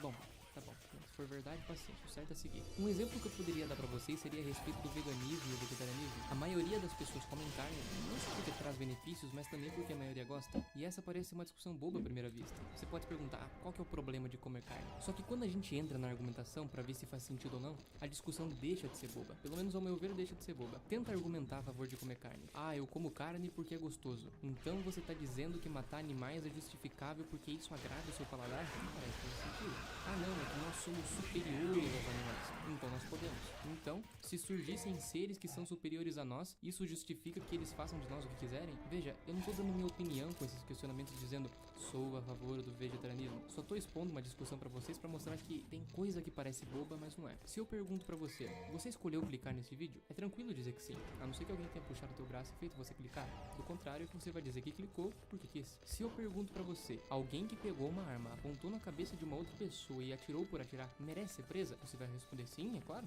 né? Que pergunta besta. Mas existe uma outra discussão que me assusta, e deve assustar você também, que é a respeito do livre-arbítrio. Como o réu do começo do vídeo disse, é um jogo simples.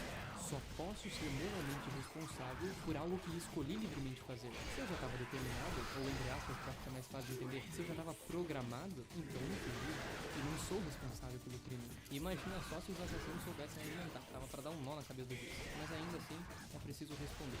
Tem um livre-arbítrio? O nosso réu acredita que não, porque ele aqui é uma representação de uma filosofia chamada determinismo. Ou melhor, neste caso, determinismo radical. E para ele tem três coisas que são muito importantes. Primeiro, que tudo que acontece tem uma causa. 2, Se uma ação é determinada, então não é livre. A pessoa não poderia realmente ter escolhido não fazer. 3. A pessoa é moralmente responsável apenas por ações livres. Conclusão, não sou livre, então não sou moralmente responsável pelos meus atos. Se você não entendeu, relaxe, que a gente vai ver alguns exemplos, mas é por causa desses princípios que o réu está tentando justificar seu assassinato. Bom, vamos ver se faz sentido. A primeira diz que tudo que acontece tem uma causa. Ok, gosta de café? Se você colocar açúcar no café, ele vai ficar doce, certo? Nenhuma novidade. Na verdade, você ficaria muito surpreso se ao colocar açúcar no café ele ficar salgado. Aí tu ia achar estranho. Só que tudo que acontece tem uma causa. O café não ficou doce por aleatoriedade. Era previsto que, ao colocar açúcar no café, inevitavelmente o café iria ficar doce. É totalmente tranquilo prever isso. Se um carro estiver andando numa determinada velocidade, você consegue descobrir quanto tempo ele vai demorar para chegar num certo lugar. Não é à toa que quando você está indo pra praia, por exemplo, é possível descobrir quanto tempo você vai demorar para chegar lá. Se nós aumentarmos isso a uma escala universal, saindo do exemplo do café e da viagem da praia, talvez fosse possível prever cada parte do universo por causa das leis da física. E quem vai explicar isso melhor do que eu é o cientista do dia, então, se quiser ver com mais detalhes, passa lá. A pergunta fundamental é, se tudo no mundo é determinado, seria o ser humano também determinado? E se ele é determinado, a gente vai ter que encarar a conclusão do réu. Quer dar like e se inscrever? Já fez isso? Se a gente conhece as condições iniciais do ambiente, poderíamos prever as ações desse ser humano? Se você estiver num ambiente onde se sente frio, colocará o casaco. Se estiver num lugar onde esteja quente, vai tirar o casaco. Bota o casaco, tira o casaco. Se der sono, vai dormir. Se der fome, vai comer. Tá percebendo? Você de fato escolhe ou alguma coisa anterior causou esta escolha? Comecem a prestar atenção no dia a dia de vocês. Parece realmente um efeito dominó. Uma coisa vai puxando a outra. E é até aqui que geralmente os vídeos falando a respeito do livre-arbítrio vão. Pelo menos os que eu vi. Mas como tá escrito no título, ideias têm consequências, e consequências graves. Supondo que isso seja verdade, nós não podemos condenar ninguém e o réu seria solto por causa do segundo e do terceiro princípio do determinismo. Não só isso, os elogios também perderiam seu valor. Se somos determinados, então não somos responsáveis nem mesmo pelos nossos atos bons. Quer dizer, seria um verdadeiro tormento viver num mundo onde o mal não pode ser responsabilizado e o bem não pode ocupar o seu devido lugar. Isso dá brecha pra muita coisa, inclusive pro nosso caso. Pior ainda, você pode não gostar dessa ideia, e é claro que ninguém gosta, mas uma rejeição não necessariamente causa uma refutação. Você não gostar de uma ideia não quer dizer que essa ideia seja falsa. Você precisa ter bons motivos para mostrar que ela é falsa. Neste caso, como você faria isso? Um jeito de tentar encontrar essa ideia seria dizer que nós sentimos que somos livres. Quando você conta uma mentira, você sente que poderia não ter mentido, você sente que poderia ter contado a verdade, mas escolheu outra opção. A pergunta que pode surgir depois disso seria essa: sentir que somos livres é uma prova de livre-arbítrio? E não parece uma boa prova. As sensações podem nos enganar, como por exemplo as alucinações. Você sente que vê alguma coisa, mas não tem nada ali. E se eu pegar teu braço e quebrar ele, tu vai sentir. E nesse caso, sentir pode sim ser uma prova de que teu braço quebrou. Mas percebe, é difícil provar alguma coisa só através da sensação. E é bom você pensar numa boa reputação agora, porque se não tava ruim, eu vou piorar. Imagina que você tá num relacionamento e te aparece uma oportunidade para trair e você escolhe não trair. Você acha de fato que você escolheu sim ou não? Se o nosso réu fosse responder isso, ele diria que você não escolheu nada. Na verdade, existem dois desejos dentro de você: o desejo de trair e o desejo de se manter fiel. O desejo que for maior ganha. Se o desejo de trair for maior, então você trai. Se o desejo de se manter fiel for maior, você será fiel. Pergunta macabra: somos nós que escolhemos o que desejamos ou isto já está dentro de nós? E aí, você acha que você escolhe teus desejos, tipo gostar de chocolate? Você consegue aumentar ou diminuir o desejo por alguma coisa? Bom, eu vou começar a defender o livre-arbítrio, senão a gente vai ficar meio paranoico. O problema todo tá no que a gente entende por liberdade. Veja, se eu digo que sou livre, eu sou livre em relação a algo. Eu sou livre. Livre do quê? Eu tenho. Então, pra Marx, ser livre era romper com o capitalismo. Para Agostinho, ser livre é fazer o bem, porque fazendo o bem você se livre do mal. Entende? E a gente aqui fora, porque ser livre é ser livre em relação às causas. Então, pelo que parece, sempre tem uma causa anterior mesmo.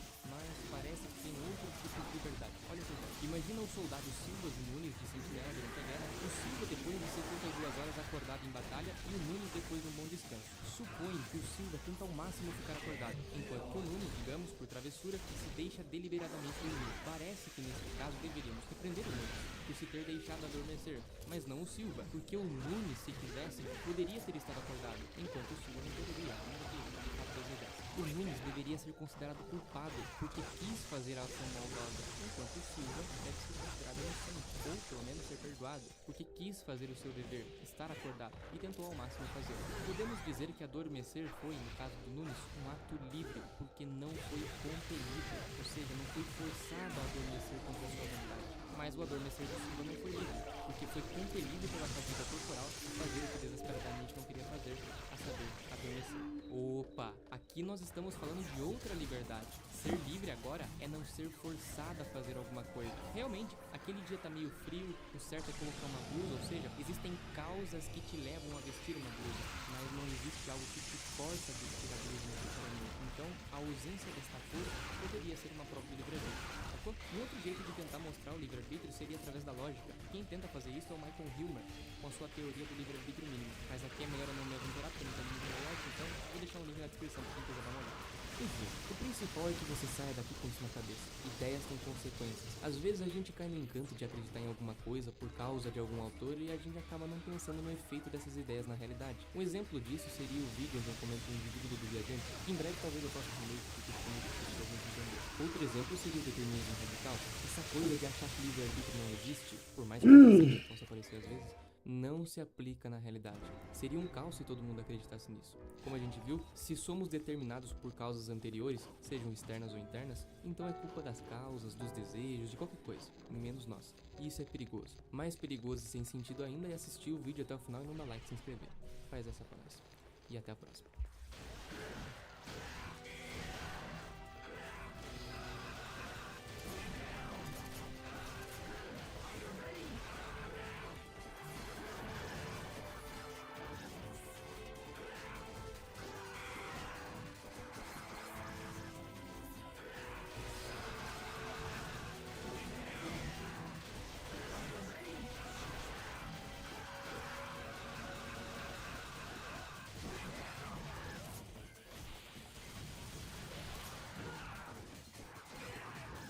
Na verdade, a equação felicidade igual ao bem-estar material está longe de ser um ponto pacífico. É certo que o homem de hoje não quer renunciar ao bem-estar, mas depois de ter experimentado amplamente tudo o que foi produzido pela mentalidade tecnológica marxista, ele se deu conta de que esta traiu suas promessas. Graças à técnica, ainda temos à nossa disposição uma quantidade e variedade de bens materiais que no passado a humanidade não só nunca teve, mas jamais imaginou poder ter nem mesmo em seus sonhos mais ousados. E contudo, nunca nos sentimos tão insatisfeitos. Por quê?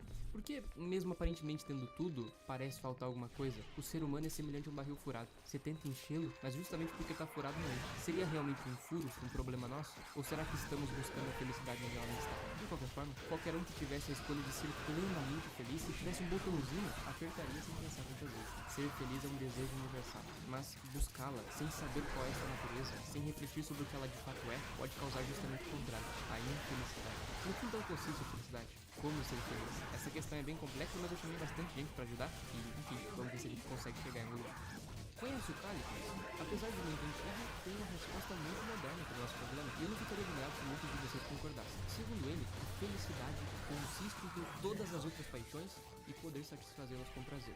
Isso seria usado o suficiente para dizer que ele está errado. Uma vida cheia de prazer e sem o sofrimento da vida. Fala se essa não é a mentalidade contemporânea. Quanto mais dinheiro, quanto mais prazer, quanto menos dor, melhor. É a típica vida do meu animal. Olha só meu cachorro. Acho que ele está preocupado com o jornal nacional? Nada. A única preocupação dele é de todos os outros animais. Foge da dor, busca prazer. Foge da dor, busca prazer. Foge da dor de novo, busca prazer de novo. Só. Nada mais que isso. Ele poderia ficar deitado o dia inteiro e não veria o menor problema. Que rapariga! Em tempos de fartura, quem sabe uma bisteca, um carinho e ó, tá bom. Eis aí no que consiste a felicidade para os animais. Fugir da dor e buscar o prazer. Você poderia dizer, nossa, como eu invejo a vida dos animais. Mas se parar pra pensar um pouco, essa é a maior maldição da vida deles. De fato. Não fazem nada além de correr da dor e buscar o prazer. Mas não fazem isso racionalmente. Fazem por instinto. São escravos por excelência da vontade do corpo. Não são capazes de fazer o menor sacrifício que você, voluntariamente, poderia fazer pela sua mãe, por exemplo. Lavar uma louça quando ela não tem a sua comida de lado, cuidar dela quando estiver doente. Em outras palavras, amar no sentido de sacrifício. Eles podem fazer um sacrifício aqui ou ali, mas só por instinto. Não fazem racionalmente. Uma outra pergunta que poderia ser feita: quem é mais feliz? Nós ou os animais? Ora, se a vida é boa e é mais feliz aquele que experimenta mais a bondade da vida, evidentemente somos muitíssimos mais felizes, porque nós experimentamos, aprendemos muito mais da realidade do que os animais. Então, se alguém tem que ter inveja de algo, eu vou estar. Mas tem coisa mais fácil ainda que a vida dos animais. Quer ver? Olhe para os vegetais. A felicidade para esse vegetal que está na sua tela nesse momento consiste somente em existir de forma saudável. O vegetal não é um animal como nós, não seja sem sensível. Por isso, essa busca, essa fuga presente no meu cachorrinho pelos vegetais não faz o menor sentido. A existência por si só seria aí a causa da felicidade deles. Quem dera se fôssemos assim, né? Mas é justamente o contrário. Só existir, pra nós não dá muito certo. Nós precisamos de um sentido pra vida. Pra alguns é família, pra outros o trabalho, outros ainda os amigos, outros a beleza da vida, outros o prazer, pra outros a religião. Não importa. Morreríamos de ansiedade se não tivesse algo que desse sentido à nossa existência. Tanto isso é verdade que pra ajudar uma pessoa que tá pensando em se matar, você tenta dar bons motivos, boas razões para que ela continue vivendo. Devil Burger, ele foi nocauteado por Mike Tyson em menos de 5 minutos. E ele não pulou da ponte. Nós precisamos disso. Então, essa parece ser a nossa primeira conclusão. O sentido da vida possui alguma relação com a felicidade. Por que é assim? Não dava só pra correr da dor e buscar o prazer igual meu cachorro? A resposta é claro que não. Levantar questões, perguntar isso existe, como existe, por que existe, faz parte da nossa essência. Desejamos o saber. Aristóteles disse muito bem, o desejo de saber é inato no homem. Então, queira você ou não, muitas interrogações surgirão ao longo da vida. O problema é que algumas interrogações parecem não ter respostas. Nietzsche, em relação ao sentido da vida, pensava assim: mas você poderia pensar então, que brincadeira de mau gosto é essa? Eu nasço desejando saber e não tem resposta. Eu preciso de um sentido para uma boa vida e não tem? Quem não conhece essa famosa sentença? Deus está morto. Há quem acredite que esquecendo o negativo, antes revela que é bem mais. Acompanhando. Nunca ouviram falar de um louco que, em pleno dia, acendeu uma lanterna, correu ao mercado e se pôs a gritar sem parar: procura o Deus, procura o Deus. Como lá se encontravam muitos que não acreditavam em Deus, provocou muitas risadas. Será que ele se perdeu, disse alguém? Perdeu-se como uma criança, falou outro? Ou será que estava escondido? Tem medo de nós? Será que foi embora ou migrou? Gritavam e riam em grande algazarra. O louco pulou no meio deles e transpassou os palhaços. Pra onde foi Deus? Bradou. Vou dizer-lhes pra onde foi. Nós o matamos, vocês e eu. Nós todos somos seus assassinos. Só um Paulo. Você tá entendendo o que tá acontecendo aqui? Tem um monte de gente dando risada da ideia, só que tem um maluco preocupado com essa história toda. O resto tá tirando sarro porque eles não entenderam o que significa dizer Deus está morto. Conhecem o Heidegger? Vai parecer que ele tá falando grego por um instante, mas depois eu explico. Olha só, enquanto entendermos a expressão Deus está morto apenas como fórmula da descrença, só estaremos pensando de modo teológico apologético, renunciando ao objetivo do pensamento de Nietzsche, ou seja, a reflexão que tende a pensar que já aconteceu a verdade no mundo suprassensível e a sua relação com o mundo sensível. Para entender bem, a gente tem que saber o que Nietzsche está querendo dizer com Deus. Deus não é só o Deus cristão. Deus, para Nietzsche, é o mundo metafísico, presente lá nos gregos e em todo o ocidente. Até então, para entender melhor ainda, pega essa outra citação. A afirmação Deus está morto é a fórmula emblemática do niilismo que significa que o mundo metasensível, o mundo metafísico das ideias e dos valores supremos, ou seja, aquilo que dá sentido a todas as coisas materiais em geral e a vida dos homens em particular, perdeu toda a consistência e toda a importância. Ou seja, gente, a verdade, a moral, o sentido e tudo que estava muito bem fundamentado no mundo metafísico, que até então existia, ou já não é tão importante, ou perdeu totalmente seu valor. Tem muita coisa problemática aqui. A moral, por exemplo, tem discussões bem complicadas a respeito disso, mas vamos pegar só aquilo que importa pra gente, que é o sentido. Hoje, um dos maiores causadores de infelicidade na vida das pessoas é a falta de sentido. Antes, Deus ocupava esse lugar, te dava forças pra poder passar pelo sofrimento e coisa e tal, mas agora acabou. E diante desse absurdo que se torna a vida, fica muito difícil encontrar o significado pra ela. Sartre tenta. Primeiro ele diz, a essência precede a existência. Veja bem, um torneiro mecânico trabalha com o torno, que é essa máquina zona. Basicamente essa máquina foi construída com o objetivo de usinar peças. Olha essa pecinha de exemplo, foi feita lá. Então, você tem um material, aço por exemplo, o torneiro pensa no que vai fazer com esse material, liga o torno e começa a usinar, para que o material tenha o formato desejado por ele. Agora, pegue a fala do Sartre e preste atenção. De fato, antes que esta peça viesse a existir, seu formato bonitinho, havia antes a essência na cabeça do torneiro. Então, nesse exemplo, realmente, a essência da peça, ou a ideia para simplificar, veio antes da existência desta mesma peça. Só que tem uma coisa, Sartre diz que pra gente é o contrário, que a existência precede a essência. Então, primeiro você existe e depois você dá significado à sua existência. Porque pra ele, o sentido da vida depende só de você. Se você quiser viver por causa dos prazeres, isso te faz feliz. Se for a religião, ok. Se for a família dos amigos, também. E assim por diante.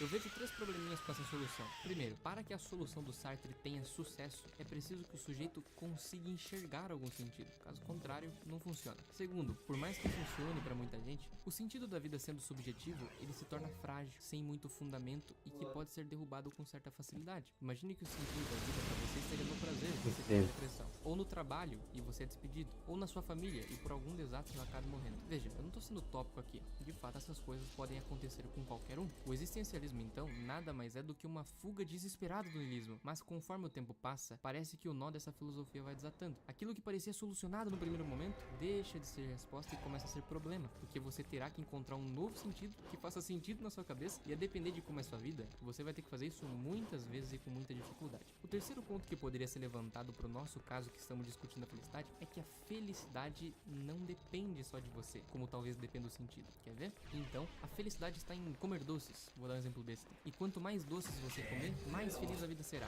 Problema, se comer demais, você pode começar a ter diabetes, ficar doente, e com certeza não é possível ser feliz estando doente. Lembre-se disso, um mendigo saudável é mais feliz do que o rico doente. Percebe que a felicidade não depende única e exclusivamente de você? Que tem coisas que são impostas pela nossa própria natureza? Pois é, natureza. Guarda isso, porque isso vai ser importante, mas depois a gente comenta a respeito. Bom, até aqui, nós estamos num mundo caótico deixado pelo niilismo, resolvido muito mais ou menos pelo existencialismo, porque, como eu disse, a solução dele não funciona para todo mundo, para os que funcionam não é aquela resposta para nossa que é brilhante, e muito menos resolve o problema da felicidade. Eu não tô dizendo que ele queria resolver, tá bom? Só tô demonstrando a tragédia da nossa situação. E aí, diante desse sofrimento todo, como é que faz? Só pra gente não se perder, até aqui nós chegamos a duas conclusões. Primeiro, se a infelicidade vem da falta de sentido, então, para uma vida feliz, é preciso que ela tenha sentido. Nós vimos que o existencialismo parece não resolver tudo, sendo assim, buscaremos outras respostas ao longo do vídeo, porque o sentido da vida parece ser essencial para uma vida feliz. Segunda conclusão, o sentido da vida não é suficiente para alcançar a felicidade. É essencial, fato, mas outras coisas são necessárias, como por exemplo o que a gente acabou de ver, a saúde, algo que é imposto pela nossa própria natureza. Nós temos agora que tentar escapar dessa situação trágica em que nos encontramos. Você poderia pensar em algumas soluções, por exemplo, para pensar comigo, se a vida é sofrimento, será que a felicidade não está em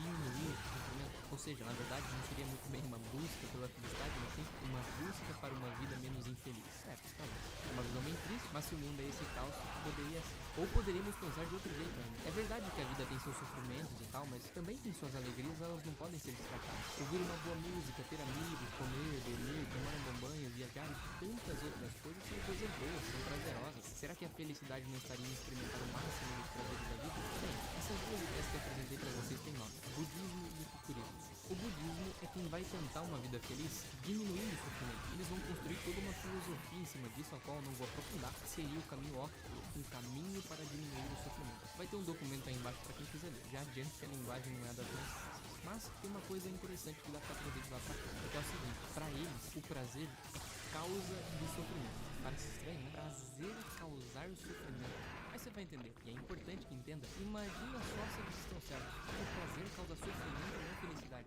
Toda uma sociedade nada disso não dá certo. Para entender, duas coisas precisam ser ditas. A primeira, o prazer é impermanente. Não é uma novidade, né? Todo mundo sabe que os prazeres passam e não ficam para sempre, não permanecem. Segunda coisa, se eu desejo algo, é porque não tem esse algo. Mais uma vez, zero novidade. Se eu desejo, é porque ainda não tenho, estou em falta. E aqui que o budismo vê problema. Quando você deseja algo, você está insatisfeito, inquieto, porque ainda não tem aquilo que deseja. Por exemplo, um novo celular, qualquer um. Quando você alcança esse desejo, vem aquela alegria que passa, não permanece, e volta ao seu estado anterior. Isso acontece com todos os prazeres, os desejos sexuais, os prazeres materiais. Quantas vezes você não conseguiu algo que queria tanto, a alegria veio, mas passou, e você volta àquele estado de insatisfação. Essa impermanência é própria de todo e qualquer prazer, segundo o budismo, porque sempre estamos inquietos, incomplexos. E os prazeres, ao invés de resolver, nos iludem e nos deixam nesse ciclo interminável de prazeres e bens materiais, prazeres e bens materiais, e isso acaba sendo decadente. A solução, então, segundo o budismo, seria cortar os desejos dos prazeres. Imagina para isso duro, né?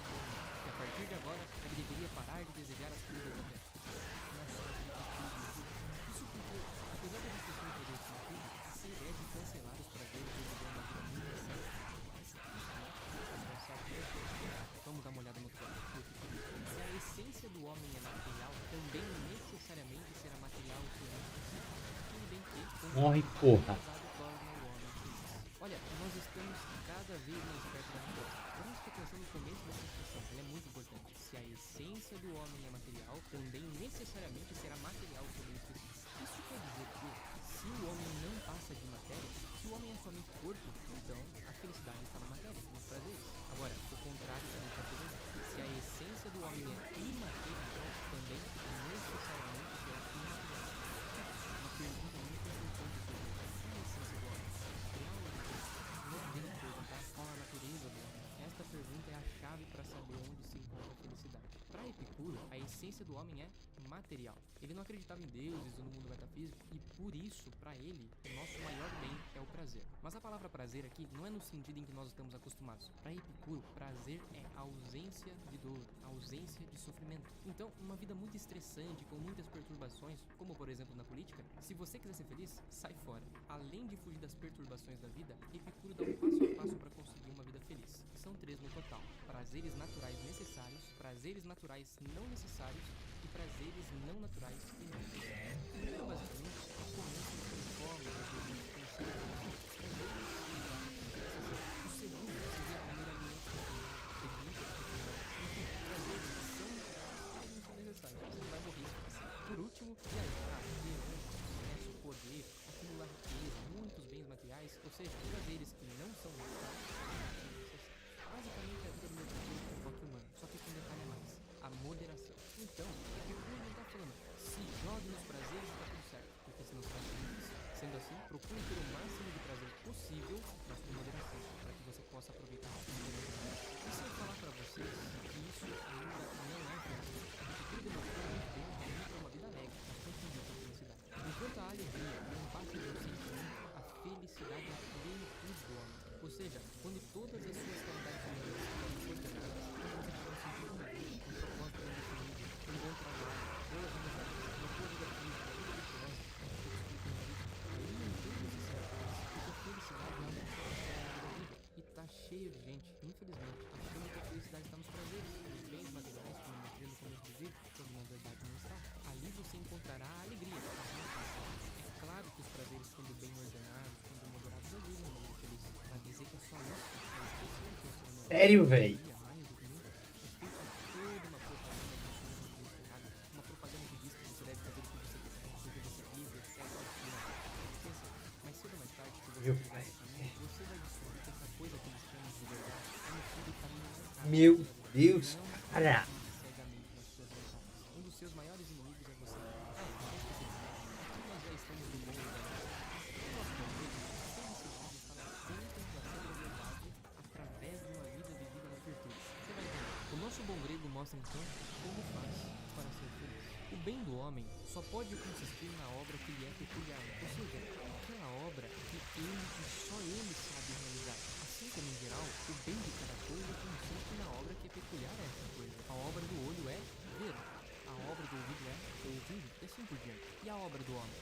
Ela não pode ser o simples viver, posto que o simples viver é próprio também de todos os seres vegetais. Tampouco pode ser o sentido, posto que é comum também aos animais. Nada mais resta senão concluir que a obra peculiar do homem é a obra da razão e a atividade da alma segundo a razão. Esse é o argumento de Aristóteles quer dizer que a felicidade do homem está em viver racionalmente, a viver a felicidade da alma. É daí que surgem as virtudes como o melhor meio para alcançar a vida racional e, portanto, a felicidade. Por exemplo, a virtude da prudência. O tempo todo temos que tomar decisões. E nisso consiste a virtude da prudência, em tomar a melhor decisão possível. Você tem que dormir cedo, porque de manhã terá um compromisso? Ora, então, durma cedo, senão você vai acordar parecendo um zumbi, vai ficar estressado, no ócio. Enfim, seja prudente e durma cedo. Seus pais falaram algo que você não gostou, veio aquela vontade de xingar, mas talvez o mais prudente seja. Claro, evitando que a discussão tome corpo. Tem uma prova, por mais que dê preguiça, o mais prudente é estudar. Nós poderíamos complicar um pouco mais as coisas e perguntar: o que você vai fazer da vida?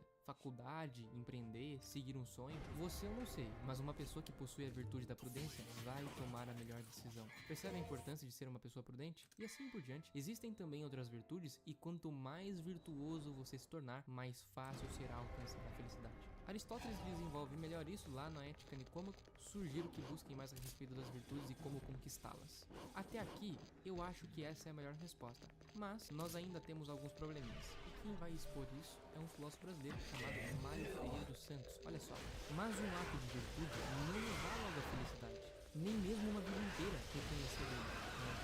Há desgraças entre os momentos, infortúnios que surgem, azares que transtornam as vidas, conspirações de condições e, além disso, o escândalo constante dos ímpios triunfantes e a opressão sobre os justos. Tais fatos podem enfraquecer descrentes que que na descrença se abismará. São tantas Porra! circunstâncias de que depende a felicidade que esta e a virtude marcham isoladas muitas vezes. Esse é um comentário do Mário Ferreira dos Santos a Tomás de Aquino a respeito da felicidade. Segundo a interpretação dele, mesmo vivendo as virtudes, a plena felicidade que desejamos não pode ser alcançada, porque ela depende de muitas coisas. Olhe para sua vida, quantos imprevistos, quantas dificuldades, quantos problemas para resolver, e é por isso que para Santo Tomás de Aquino, nessa terra nós só podemos alcançar uma felicidade imperfeita. E aí nós voltamos àquele questionamento que fizemos antes. Seria então a brincadeira de mau gosto? Nascemos desejando a plena felicidade e ela nunca poderá ser alcançada? Tomás de Aquino propõe uma solução. Nós temos o desejo da plena felicidade. Isso é algo. Não importa o quão rico você seja, você sempre vai querer mais. Mais prazer, mais sucesso, mais bens materiais. E mesmo se lhe fosse dado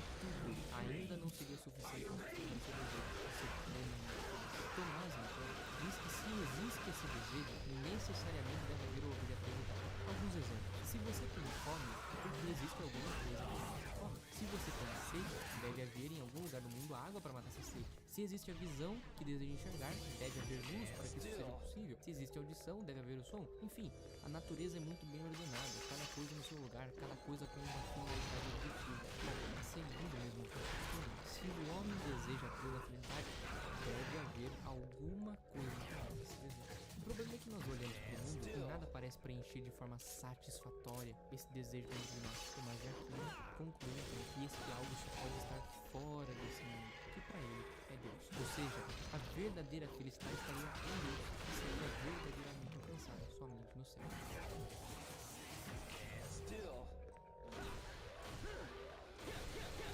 Bom, gente, por hoje quero agradecer vocês que deixa o like, se inscreve, isso ajuda muito, mas eu queria terminar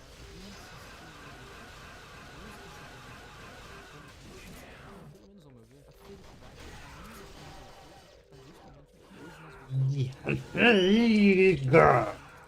Nossa senhora, velho. E eu não poderia terminar de outra maneira sem citar Tomás de Aquino, porque para mim o único que preenche todas as lacunas, todos os problemas da felicidade é o próprio Deus. E é interessante que algumas causas de infelicidade partem justamente da sua ausência. Enfim, se alguma coisa não ficou clara no vídeo, volte e assista de novo, porque não gostou.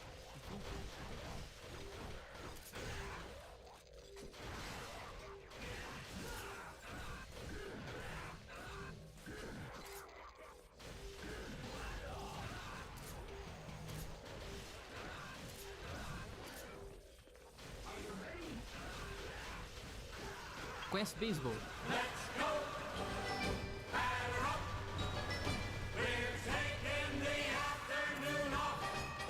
Então, faz de conta que você é o catcher, o cara que é responsável por apanhar a bola. E por motivos desconhecidos, o arremessador sabe-se lá por que é Platão. Platão, como um excelente jogador de beisebol, lança a bola da melhor maneira possível, com algumas curvas para desviar do rebatedor, mas tudo feito para que você, o apanhador, seja capaz de pegar essa bola. Deixa o campo de beisebol por um instante e vem pro contexto do vídeo. Assim como no jogo de beisebol, nos livros também existe um arremessador, e este é o autor, alguém que não vai arremessar uma bola, mas vai, entre aspas, arremessar ideias. Da mesma forma, existe também um apanhador dessas ideias, e este é você, o leitor. No jogo, a bola poderia vir rápida demais com efeitos e curvas. Nos livros, acontece algo similar. As ideias são apresentadas de maneiras diferentes. Um livro de filosofia faz perguntas diferentes de um livro de ciência, que também faz perguntas diferentes de um livro de história, que do mesmo modo faz perguntas diferentes a um livro de poesia. E você, como um bom apanhador, tem que ter as técnicas necessárias para apanhar qualquer tipo de comunicação. Eis aí o objetivo deste vídeo, ensinar a ler livros. Oi gente, mais um vídeo. Como ler livros? Esse título pode parecer estranho por dois motivos. O primeiro é que, com o avanço da tecnologia, a leitura parece ter perdido espaço. Se antes você precisava parar para ler um jornal, para então saber quais eram as notícias, hoje você não precisa mais, por causa do rádio. Você pode estar andando de carro e ouvindo notícias ao mesmo tempo.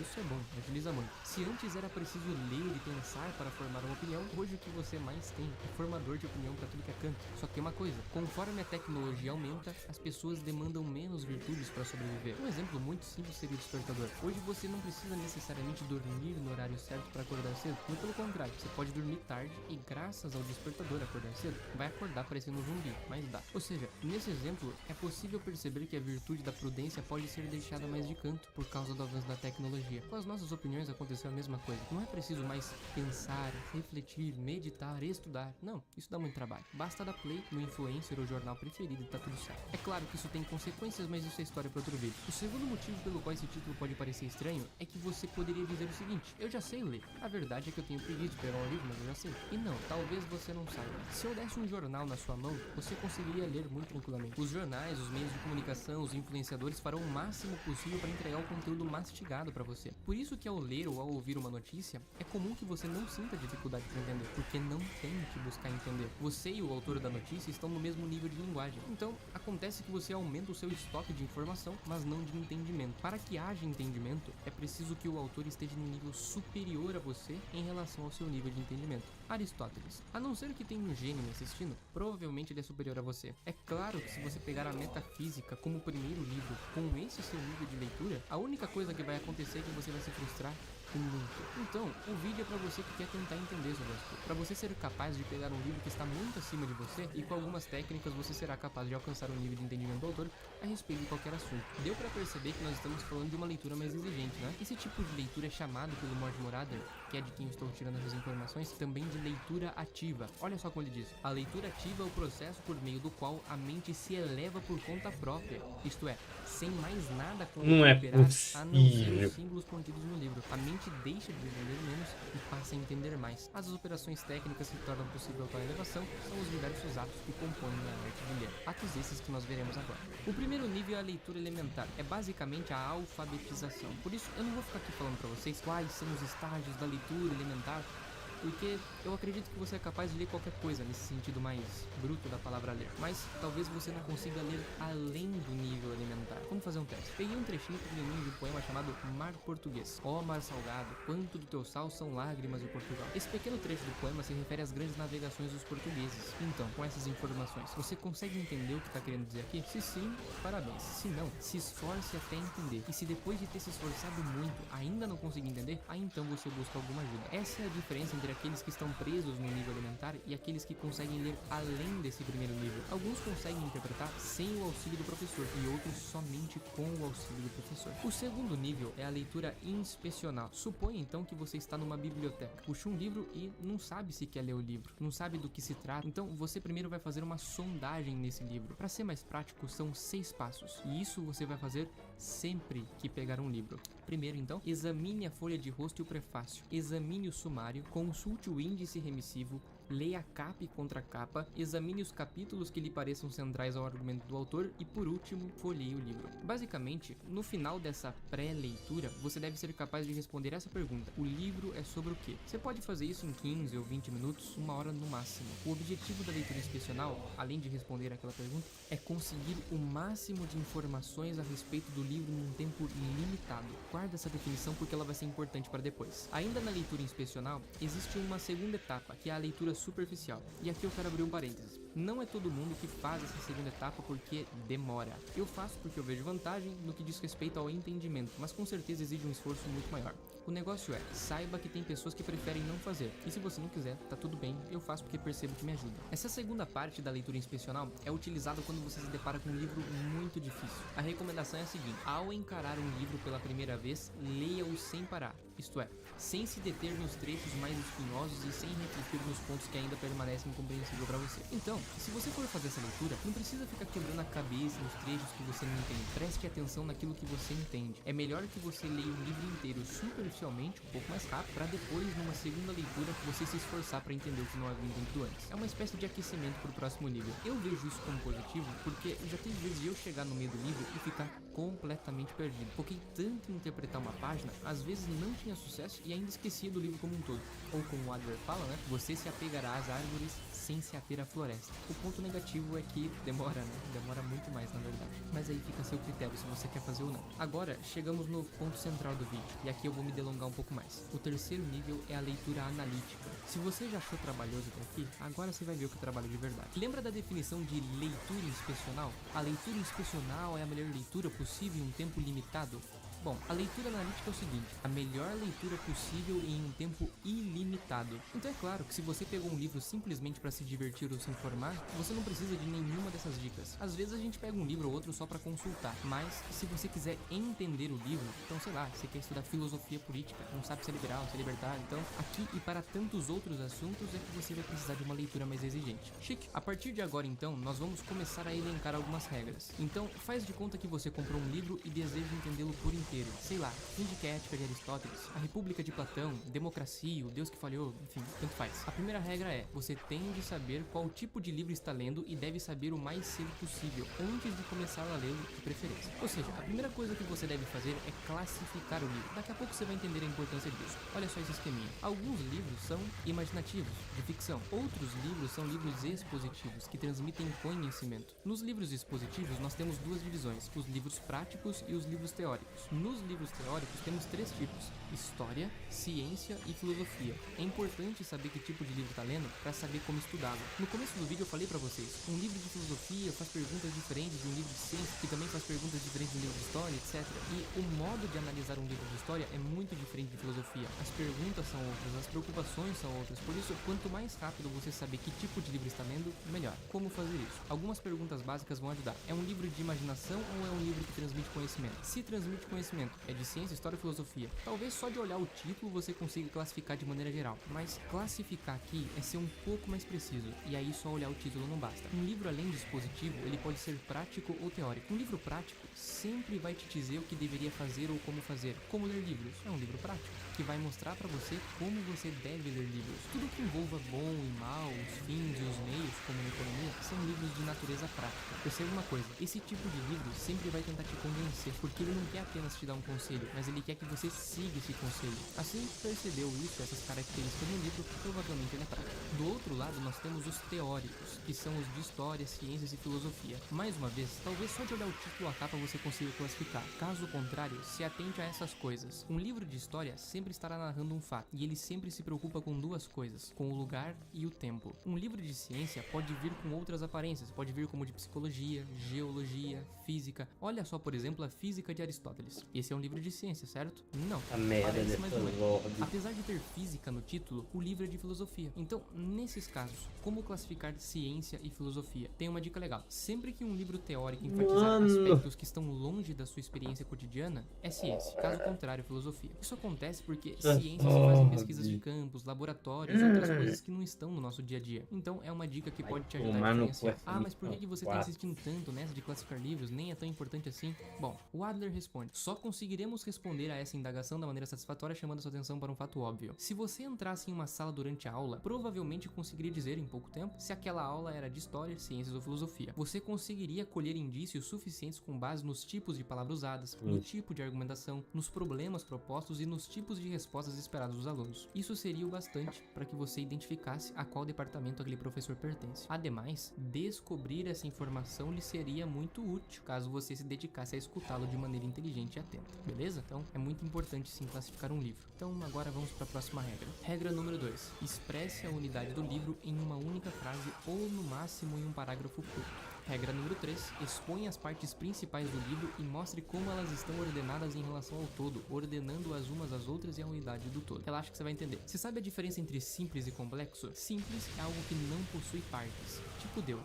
Se você não sabia, Deus não tem partes. Complexo, então, é algo que possui partes, tipo uma cadeira. Você concorda comigo que um livro é complexo? Ele é cheio de partes, de divisões, subdivisões, divisões das subdivisões, ou seja, o livro possui uma estrutura e você deve ser capaz de enxergar essa estrutura. Por isso, o que a gente vai fazer agora é uma espécie de raio-x. Nós vamos tentar encontrar o esqueleto do livro, e isso vai ser excelente para você memorizar as informações com mais facilidade. Primeiro você expressa a unidade do livro e assim você começa a listar a multiplicidade desse livro. Você vai perceber que dessa forma você terá uma facilidade muito maior para reter as informações do livro. Então, você é uma pessoa que não tem preguiça. Já fez a leitura inspecional, fez também a leitura superficial. Agora, descreva em uma frase ou em um parágrafo curto o essencial do livro. Ou seja, a regra 2. O essencial de um um romance, por exemplo, geralmente é garoto conhece garota, garoto perde a garota, garoto recupera a garota. Tudo que tiver a mais são episódios de como a história vai se desenrolar, mas o essencial é esse. A ética nicômaco de Aristóteles poderia ser assim: é uma investigação sobre a felicidade vivida através das virtudes. Um último exemplo então, como ler livros, é um manual abrangente de técnicas de leitura, um estudo ontológico sobre a natureza desta, sugerindo a unidade fundamental dos gêneros nos diversos patamares de certeza e nos diversos níveis de leitura. Enfim, não tem fórmula correta, dei 3 exemplos aí, e às vezes você nem vai precisar fazer esse trabalho sozinho. Por isso, mais uma vez, se atente ao título e aquelas informações iniciais, porque o autor pode te ajudar. Muito bem, você expressou a unidade do livro, aquilo que é essencial. Agora, nós vamos pegar a unidade e quebrá-la em partes. E para isso, o Adler nos dá um modelo que pode nos ajudar. Ele escreve assim: o autor cumpre esse plano em 5 partes. A primeira parte é sobre isso, a segunda sobre aquilo, a terceira sobre aquilo outro, a quarta sobre outra coisa e a quinta sobre outra coisa ainda diferente. A primeira dessas partes é dividida em 3 seções. A primeira considera X, a segunda Y, a terceira Z. Na primeira seção da primeira parte, o autor expressa 4 pontos. O primeiro A, o segundo B, o terceiro C e o quarto é D, e assim por diante. Dá um trabalhinho, né? Mas não se assuste, lembre-se, o ideal é se aproximar disso. Mas é claro que tem livros que não merecem todo esse delineamento, todo esse zelo. Um exemplo muito bobo seriam os filmes. Eu não acompanho todos os filmes do mundo para dizer quais merecem ser assistidos e quais não merecem, mas é fato, tem muito filme ruim por aí e seria bom que você não perdesse tempo com eles. Com os livros é mais ou menos a mesma coisa. Você não vai dedicar todo o tempo do mundo em um livro ruim, seria perda de tempo. Nos livros ruins, então, o que você pode fazer é um delineamento que se aproxime do modelo apresentado, mas nada muito arrisca, certo? Depois disso, então, chegamos na regra 4. Descubra quais foram os problemas do autor. Bom, depois de todo o trabalho que você teve para encontrar o esqueleto do livro, vai ficar mais fácil para analisar ele. É claro que todo livro expositivo procura resolver problemas, sejam eles práticos ou teóricos. O livro como um todo, na verdade, é uma longa resposta para tentar resolvê-los. Sendo assim, tem que estar muito claro na sua cabeça o que o autor está tentando resolver. Em alguns livros, o autor vai dizer logo no começo, em outros, ele não vai dizer muita coisa. E é aí que você deve ser capaz de encontrar o que ele está querendo resolver, se é um problema ou se são vários e quais são esses problemas. Com certeza a divisão que você fez anteriormente vai te ajudar nisso. Bom, agora então terminamos o primeiro estágio da leitura analítica, que são as regras para descobrir sobre o que é o livro. Agora, vamos pro segundo estágio. Palavra e termo é diferente, sabia? Olhe, por exemplo, o título desse vídeo, Como Ler Livros. E a expressão que você talvez tenha tido, mas eu já sei ler livros. Nós precisamos chegar num acordo no que se refere à palavra ler, senão vai dar problema. A palavra ler está sendo empregada em 2 sentidos diferentes aqui. No primeiro caso, ler é ler ativamente. Aquela definição que a gente já deu antes, da leitura inteligente. Ler, no segundo caso, que talvez você tenha pensado, é ler para se informar, ler no nível elementar, como a gente já tratou. Mas perceba, são as mesmas palavras, os mesmos símbolos, porém, possuem termos diferentes. Muita gente não clicou no vídeo provavelmente por causa disso, né? Mas tá claro, nós precisamos então encontrar essas palavras que são palavras importantes para não cair nesse erro. Sendo assim, essa é a quinta regra. Encontre as palavras importantes e por meio delas entre em acordo com o autor. Segue o passo a passo para fazer isso na prática. Número 1. Encontre as palavras que mais te incomodam. Então, aquelas situações em que você não entende plenamente um trecho é porque você não sabe em que sentido o autor está fazendo uso daquelas palavras. Então, talvez tenha aí uma palavra especial. 2. Fique atento às dicas do autor. Às vezes no livro, o autor deixa a palavra em itálico ou destaca de alguma forma ou ainda discute o significado da palavra e ele mesmo diz como deve ser usado. Preste atenção nisso, porque essas palavras devem ser importantes. 3. Lembre-se do seu conhecimento. Ora, é claro que o autor não precisa dizer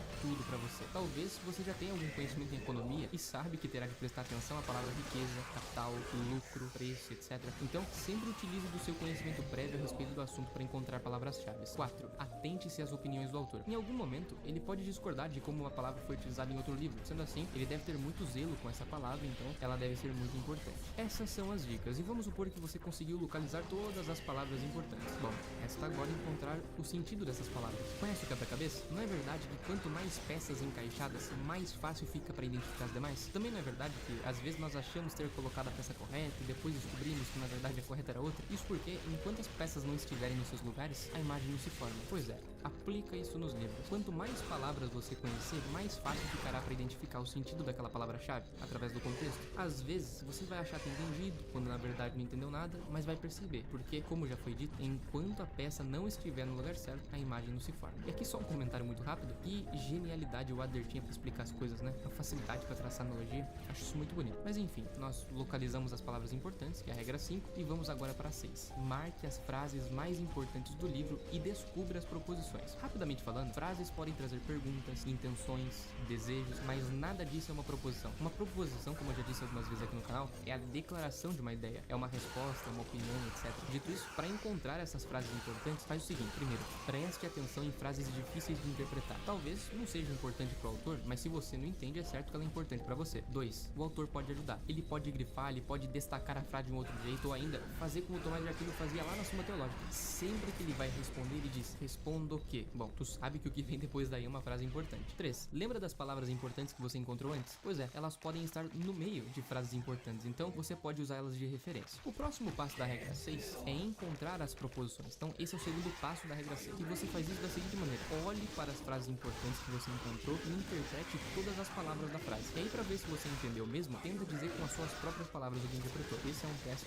excelente. Encontrado então as frases importantes e tendo entendido o que elas significam, vá para a regra 7. Encontre os argumentos. Se você já leu o livro ou pegar o PDF, você vai ver que eu mudei um pouco essa regra, mas a essência tá aí. Porque se eu colocasse como tá no livro, alguns iriam se assustar. Então eu deixei desse jeito que eu acho melhor. Percebeu que nós estamos subindo os degraus de pouco em pouco, né? Encontramos as palavras-chave, as frases importantes, identificamos as proposições e agora os argumentos. Primeira coisa, o que é um argumento? Tem muita gente que não sabe o que é. O argumento nada mais é do que uma conexão entre proposições que busca chegar a uma conclusão. Um exemplo disso seria muito simples. Ora, o canal do Potsu é bom, você se inscreve em canais bons, logo se inscreva no canal do Potsu, entendeu? Tô brincando. Vou dar um exemplo muito simples, porém sério. Todos os homens são mortais? Sócrates é homem, logo Sócrates é mortal. Isso é um argumento. Imagine então que você tá lendo um livro e se depara com a primeira proposição. Bom, nesse caso, basta seguir em diante e ver até onde ela te leva. Ou ainda, você se depara com a última proposição, que é a conclusão. Então, é só você voltar um pouco atrás no livro e procurar as razões que levaram ele a concluir isso. Essa é uma boa maneira para você encontrar os argumentos do livro. Para terminar, então, o segundo estágio da leitura analítica, é só cumprir a regra número 8. Encontre as soluções do autor. A gente tinha encontrado lá no começo os problemas que o autor queria resolver. Depois de ter encontrado os argumentos, é possível então agora descobrir quais foram as soluções que o autor deu pra gente. Algumas perguntas práticas podem te ajudar. Primeiro, quais dos problemas abordados pelo autor ele realmente conseguiu resolver? 2. Na tentativa de resolvê-los, será que ele não criou outros problemas? 3. Dos problemas em que ele fracassou, velhos ou novos, em quais o próprio autor reconhece que fracassou? Bom, se você conseguir cumprir essa regra, provavelmente você terá entendido o livro. Agora, para facilitar o meu trabalho de editor, vai ficar uma gameplay de fundo porque eu quero dar alguns conselhos antes de terminar. Já viu até aqui mesmo, né? Que custa. Olha, você deve estar pensando que não vale a pena empregar tanto esforço assim na leitura de um livro. Até porque você não vai ficar mais rico, financeiramente falando, não vai ficar mais bonito, né? Então,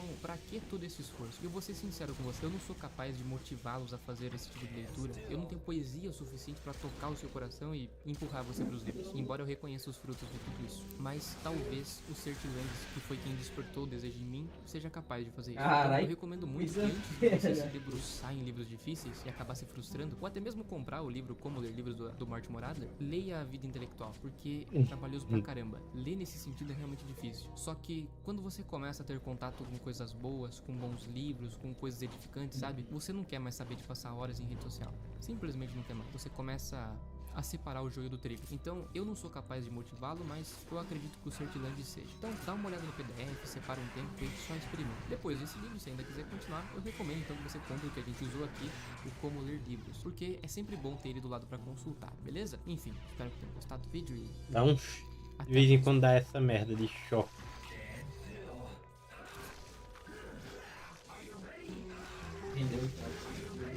Bicho.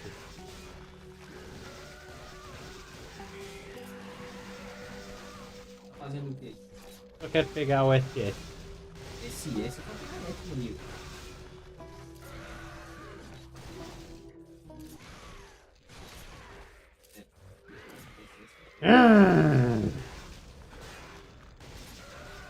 Oi, se você for assistir esse vídeo, eu preciso dar um recado e fazer um pedido. Pensei muito em como abordar o tema do vídeo. Você não sabe, o canal do Tony já postou um vídeo com um título chamado Todo Mundo é Ateu. E lá ele vai mostrar seu ponto de vista, porque vocês podem acreditar em Deus é besteira. E ele vai fazer isso com muito deboche, muita ironia, muita piada. Pra quem assistiu o vídeo sabe muito bem. E não seria injusto se eu abordasse o vídeo no mesmo tom, com ironia, deboche, piada. Mas eu sei que existem bons ateus, bons agnósticos, e alguns deles estão assistindo esse vídeo. Talvez você seja um deles. Pessoas que de fato dá pra fazer isso com aqui. a verdade. E eu não gostaria de causar em você, ó, espiritismo, incômodo, raiva, discórdia, nada disso. Eu realmente quero discutir as ideias que foram apresentadas lá de forma tranquila. Dei o recado, agora eu vou fazer o pedido. Se você concordar comigo, por favor, não fique falando mal dele no comentário e também não vá lá no canal dele da rede. Argumente aqui ou lá se você quiser, mas sem parecer uma criança. E se você discordar de mim, diga nos comentários, pô, achei o vídeo legal, se você achar o vídeo legal, mas acho que nesse ponto naquele você se equivocou e tal, beleza? Tenho certeza que assim a gente consegue chegar em algum lugar. O vídeo vai funcionar da seguinte maneira: ele faz afirmações, eu vou olhar para os argumentos que comprovam essas afirmações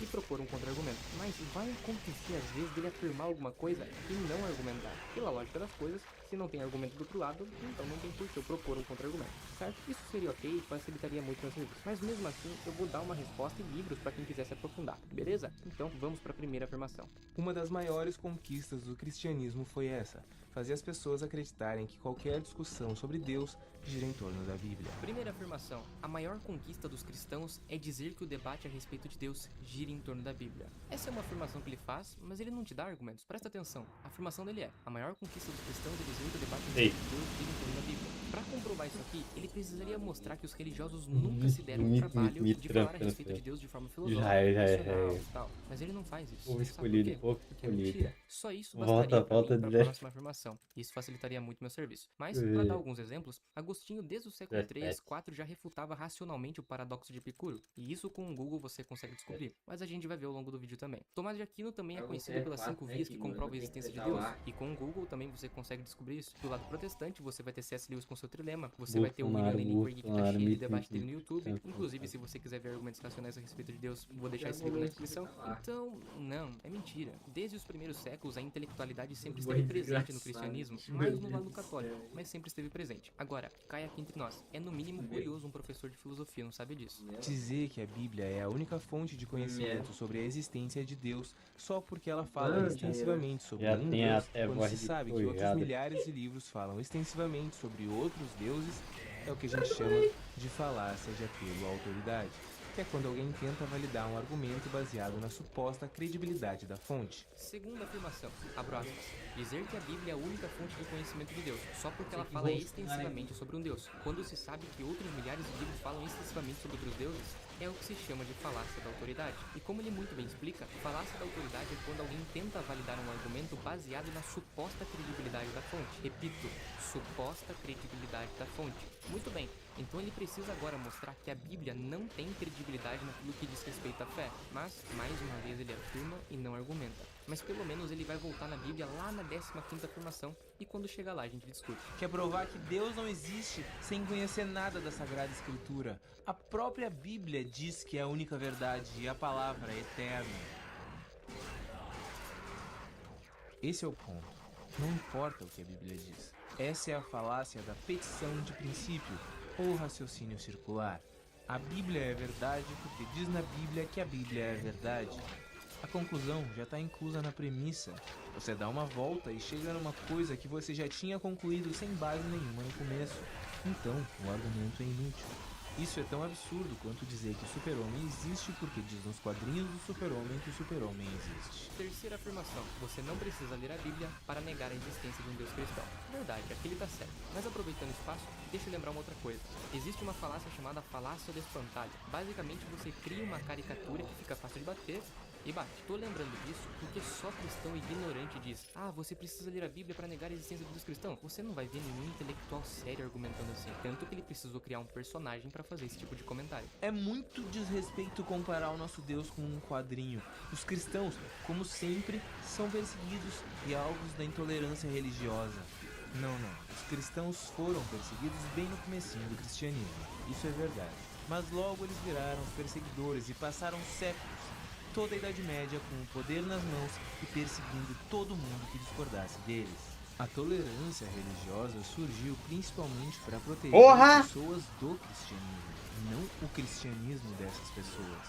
Mas é claro que ela também protegia o cristianismo, principalmente do próprio cristianismo.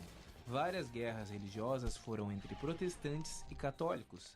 E aí alguns pensadores, como Locke e Voltaire, foram se dando conta de que quando existe só uma religião, ela domina tudo na força, e quando existem duas, elas se matam na porrada. Então seria melhor que existissem várias crenças e muita tolerância entre elas. Locke não defendia os ateus também, mas isso é outra história. Hoje em dia, boa parte dos cristãos só abraçam o argumento da tolerância religiosa por falta de escolha, porque mais ou menos a partir do Renascimento, a ciência começou a ganhar muito espaço, e a igreja perdeu seu poder hegemônico, o que foi fazendo com que ficasse cada vez mais difícil silenciar quem discordasse dela. Mesmo assim, vira e mexe ela tenta de novo. É um processo bem lento. O cristianismo ainda é a maior religião do mundo, sendo no Brasil em primeiro lugar os católicos e em segundo lugar os evangélicos, que é uma vertente do protestantismo. E ainda é comum ouvir os católicos dizendo que os protestantes vão para o inferno e vice-versa. O cristianismo é intolerante na sua essência. Quarta afirmação. Os cristãos são intolerantes na sua essência. Nesse primeiro momento, eu não vou analisar a veracidade das proposições ou tomar todas elas como aceitáveis, porque ele vai voltar nesse assunto depois. Então depois eu trato delas de maneira específica. Por agora, eu só vou fazer uma análise lógica e ver se faz sentido o que ele diz e a conclusão que ele vai tirar disso. Se fosse para colocar numa estrutura, me desculpem os estudiosos de lógica se estiver errado, mas seria mais ou menos assim. Os cristãos passaram séculos no poder e perseguiam todos que discordassem deles. 2. A intolerância religiosa surgiu para proteger as pessoas do cristianismo e do próprio cristianismo. 3. Houve a Guerra dos 30 Anos. 4. Católicos dizem que protestantes vão para o inferno e vice-versa. Logo, o cristianismo é intolerante na sua essência. Vamos analisar. A primeira premissa está claramente fazendo uma referência à Inquisição, à caça às bruxas, e a gente vai olhar a veracidade disso lá na 13ª afirmação, mas por agora, suponha que seja verdade. A segunda premissa, para ser validada, precisaria de uma fonte histórica para mostrar pra gente da onde ele tirou essa ideia de que as coisas aconteceram assim mesmo. Mas mesmo assim, vamos supor que é verdade. A terceira premissa, claramente é verdadeira, isso de fato aconteceu, e a quarta é mentira.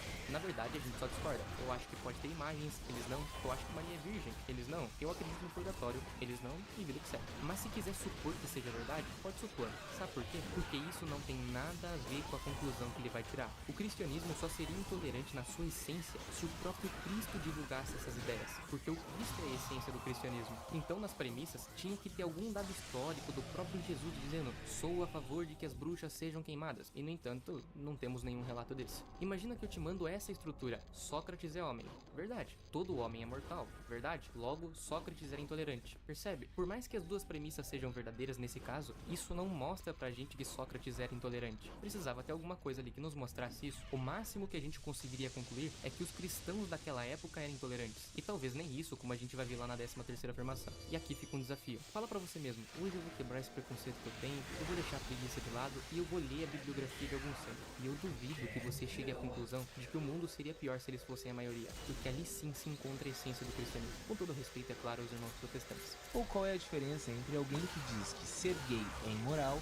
e alguém que diz que ser gay é imoral porque tá na Bíblia? Nenhuma. Quinta afirmação: não existe diferença entre quem fala ser gay é imoral para quem fala ser gay é imoral porque tá na Bíblia. Na verdade, existe diferença sim. Em um caso é só uma questão de fé, no outro existe uma discussão filosófica a respeito disso. E mais uma vez, me admira que um professor de filosofia não conheça as discussões filosóficas a respeito desse tema. Mas eu vou deixar aí na descrição um artigo que vai tratar de forma resumida sobre a visão de Platão e Aristóteles sobre isso. E independente se você vai concordar com eles não, isso não muda o fato de que, sim, existem diferenças e não é a mesma coisa. É fácil falar isso dos cristãos, né, esquerdista? A gente é da paz, quero ver falar isso dos muçulmanos e sofrer um atentado. Não tem problema, o Deus muçulmano também não existe. Ele nem é muito diferente do Deus cristão, na verdade.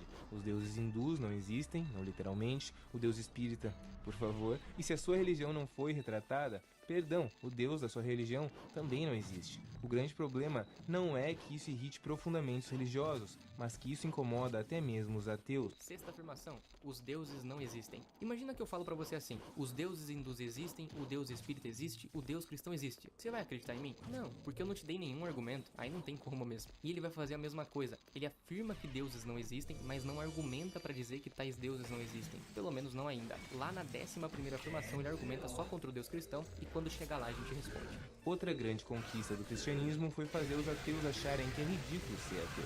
Sétima afirmação: outra conquista dos cristãos foi fazer os ateus acharem que é ridículo ser ateu. Eu acho que hoje acontece justamente o contrário. Se eu falar que Deus existe, eu não tenho nem tempo de argumentar, porque muitos já tomam como mentira. As pessoas não se dão nem o trabalho de pesquisar a fundo os argumentos cosmológicos, teleológico, ontológico, ou sequer analisam as evidências a respeito da ressurreição de Jesus defendida pelo doutorado do William Lane Craig, porque já tomam como ridículo.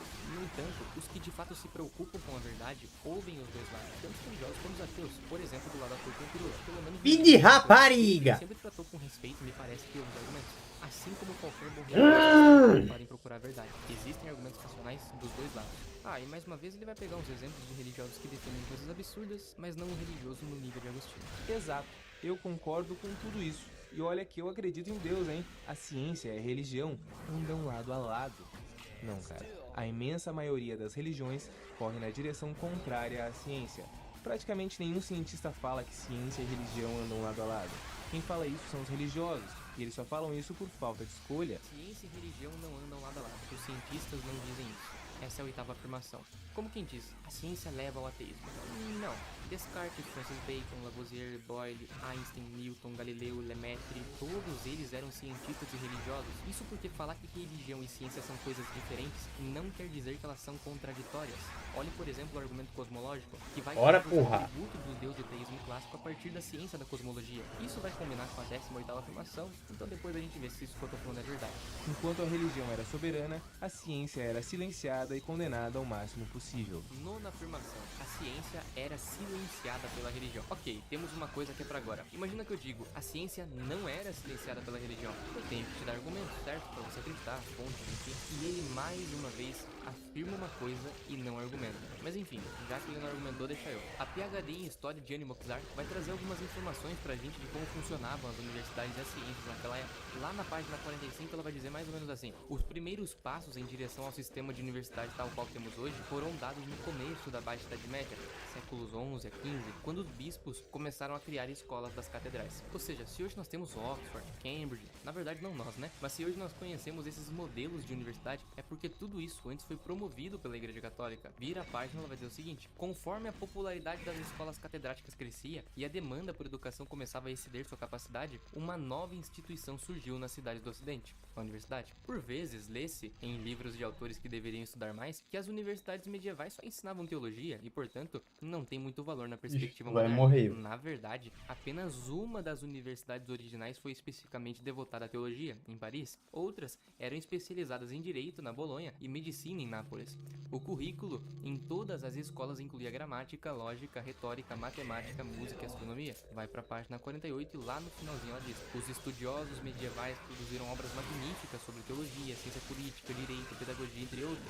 E ela conclui: todo esse movimento intelectual amplo e inquiridor, um dos maiores progressos da civilização ocidental, foi criado, alimentado, promovido e incentivado pela Igreja Católica. Claro, esse é o resumo do resumo, mas eu vou deixar o PDF aí. A ciência tenta explicar as questões fundamentais da vida e do universo com estudo, cálculo, investigação e rigor científico. A religião explica qualquer mistério com Deus ou qualquer outra derivação invisível. Uma busca a verdade e a outra busca o conforto. Parece que a ciência acabou virando a sua religião, né? A ciência não explica tudo, cara. Tem muita coisa que foge à nossa compreensão. Exatamente. Tem muita coisa que foge à nossa compreensão. É por isso que a gente continua estudando. Se foge à nossa compreensão, a gente não inventa uma explicação fantasiosa. A gente estuda. Tudo que a ciência explica hoje em dia fugia à nossa compreensão antes de ser estudado, compreendido e explicado. A ciência realmente não explica tudo. Ela só explica um monte de coisa. A religião não explica nada, pelo menos nada que tenha lógica. A ciência daqui, a ciência da Turquia e a ciência da Índia explicam as coisas da mesma maneira. A religião de cada um desses lugares explica as coisas de um jeito completamente diferente. Cada um mais absurdo do que o outro. 10ª afirmação. A ciência pode explicar tudo. A primeira vez que eu vi essa afirmação, essa coisa de achar que a ciência explica tudo, que só não explica algumas coisas por falta de tecnologia, foi num debate do Lenny Craig contra Dickinson. E pra facilitar meu trabalho de editor, eu vou deixar o Craig falando aí. Everything in the world can be understood without using to info for God. You have to accept that that is one possible view to take about it. Sure, that's possible, But you deny that science cannot account for everything. yes, I do deny this. So what can't it account? Well, had you brought that up in the debate, I had a number of examples that I was going to give. I think there are a good number of things that cannot be scientifically proven, but that we're all rational to accept. Let me list 5. Logical and mathematical truths cannot be proven by science. Science presupposes logic and math, so that to try to prove them by science would be arguing in a circle. Metaphysical truths, like there are other minds other than my own, or that the external world is real, or that the past was not created 5 minutes ago with an appearance of age, are rational beliefs that cannot be scientifically proven. Ethical beliefs about statements of value are not accessible by the scientific method. You can't show by science whether the Nazi scientists in the camps did anything evil as opposed to the scientists in Western democracies. Aesthetic judgments, number 4, cannot be accessed by the scientific method because the beautiful, like the good, cannot be scientifically proven. And finally, most remarkably, would be science itself. Science cannot be justified by the scientific method. Science is permeated with unprovable assumptions. For example, in the special theory of relativity, the whole theory hinges on the assumption that the speed of light is constant in a one-way direction between any 2 points A and B. But that strictly cannot be proven. We simply have to assume that in order to hold to the theory. So none of these beliefs can be scientifically proven, and yet they are accepted by all of us, and we're rational in doing it. Uma outra resposta é do John Lennox ao livro do Stephen Hawking. Vai ter um videozinho aí também pra quem quiser dar uma olhada. Lá, o John Lennox vai comentar o livro do Stephen Hawking, que acreditava que a filosofia estava morta, porque a ciência explicava tudo. E mais engraçado é que o Stephen Hawking vai tentar provar isso escrevendo um livro de filosofia. Jorge, é que Deus a gente não explica, a gente sente. Você não teve uma experiência direta com o nosso Criador, eu tive. Eu, inclusive, ia acabar com a minha própria vida. Eu tinha tudo programado, mas na hora eu recebi uma mensagem de Deus. Aquilo, pra mim, foi uma prova clara de que eu não tô sozinho. A gente tem, em média, 800 mil pessoas se matando por ano. Você realmente acha que Deus pensou, deixa essas 800 mil se matarem, tá de boa. Mas você não. Por favor, você é muito importante. Toma aqui meu sinal. É que nem todo mundo presta atenção no sinal divino, moleque. Nem todo mundo entende o recado de Deus. Ah, tá, porque quando alguém tá prestes a se matar é o melhor momento pra enviar uma charada.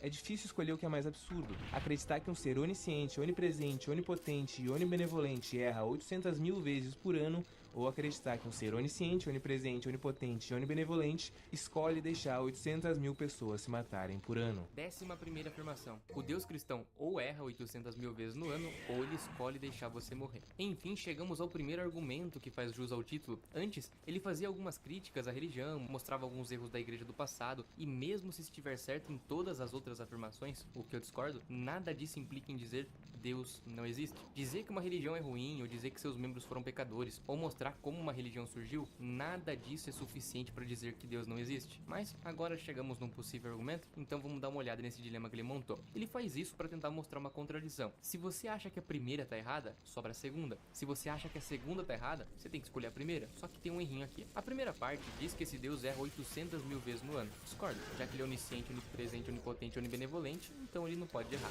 Agora ficou a segunda. A segunda parte diz que Deus escolhe deixar 800 mil pessoas se matarem por ano.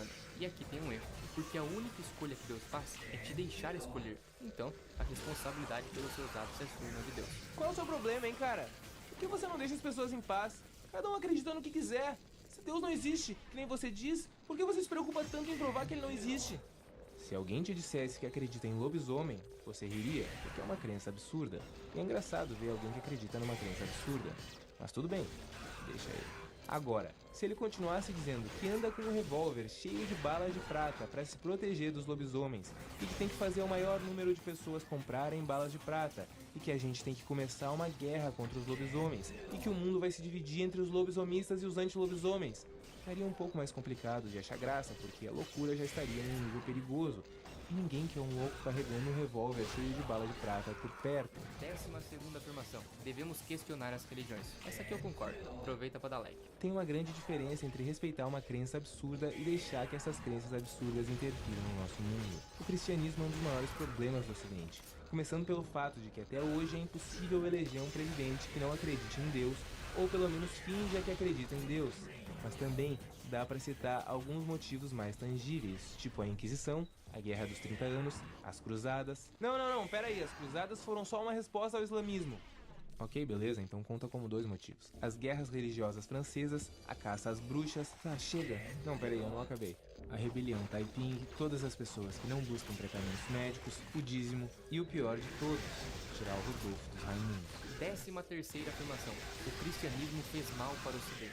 Para dizer que o cristianismo fez mal para o Ocidente, ele vai citar alguns motivos tangíveis, como por exemplo a Inquisição, cruzadas, caças bruxas e outras duas guerras e o dízimo. Me lembrou até aquela música do John Lennon, como seria bom um mundo sem religião. E eu poderia argumentar do mesmo jeito um mundo sem o ateísmo, um mundo sem Stalin, Mao Tse Tung, Pol Pot, Mussolini, e só com esses caras aí a gente tem pelo menos uns 100 milhões de mortos. E todos eles eram ateus.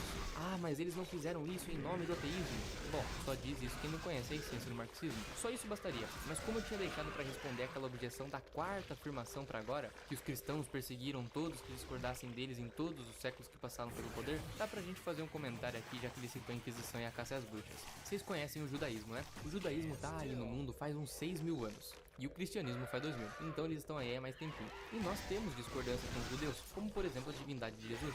Nós cristãos acreditamos que Jesus é Deus, eles não acreditam nisso. Para nós católicos, Maria é virgem, eles também não acreditam nisso. Quer dizer o seguinte, temos discordâncias desde sempre. Se é verdade que os cristãos perseguiram todos que discordassem deles em todos os séculos, por que não existe um registro histórico de qualquer judeu morto pela Inquisição? Levanta outra questão, se é verdade que a igreja perseguia todos que discordassem deles em todos os séculos que eles passaram pelo poder, esse número era para estar pelo menos na casa dos milhões. Porém, quando a gente vai para os números, não é isso que a gente encontra. E claro, vai estar na descrição. São questionamentos que mostram pra gente que a igreja não perseguia simplesmente porque você pensava diferente dela. As heresias não eram somente um ponto de discordância, como por exemplo no caso dos cátaros. Na página 95, nós temos um bom exemplo do que a igreja perseguia. Abro aspas. Uma das cenas mais abomináveis descritas em Montailô, não sei se é assim que fala, é a tentativa feita por velhos cátaros de deixar um bebê passar fome, apesar de não ser claro como um bebê podia ser considerado um dos perfeitos. Quase no último minuto, a mãe não conseguiu suportar a tentativa de assassinato e tomou o filho de volta para alimentá-lo. Isso porque, para os cátaros, o espírito era bom e a matéria era má, e dessa forma eles viam até mesmo o suicídio com bons olhos. Tem mais detalhes disso aqui, mas se você quiser aprofundar, termina de ler por lá. Absolutamente nenhuma dessas pessoas que cometeram essas atrocidades em nome de Deus são cristãs de verdade. Essa é a falácia do escocês de verdade, que é mais ou menos assim. Um cara fala, nenhum escocês bota gelo no uísque. O outro fala, ué, meu tio é escocês e bota gelo no uísque. E aí o primeiro responde, tá, mas nenhum escocês de verdade bota gelo no uísque.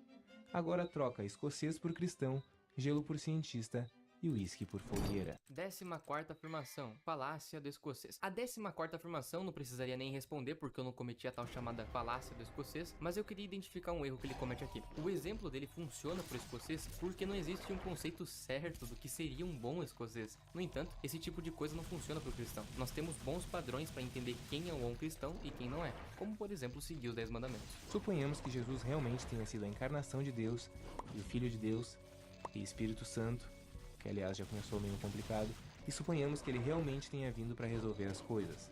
A gente tem livre-arbítrio, não tem? É o que a Bíblia diz, pelo menos. E a gente é cheio de falhas e estraga tudo, não é? É o que a Bíblia diz, pelo menos. Então a gente também estragou a Bíblia. Ela passou pelas mãos de muita gente. Entre o livro mais antigo e o livro mais recente que compõe a Bíblia, foram uns 1500 anos. Imagina se uma palavrinha se perdeu, se uma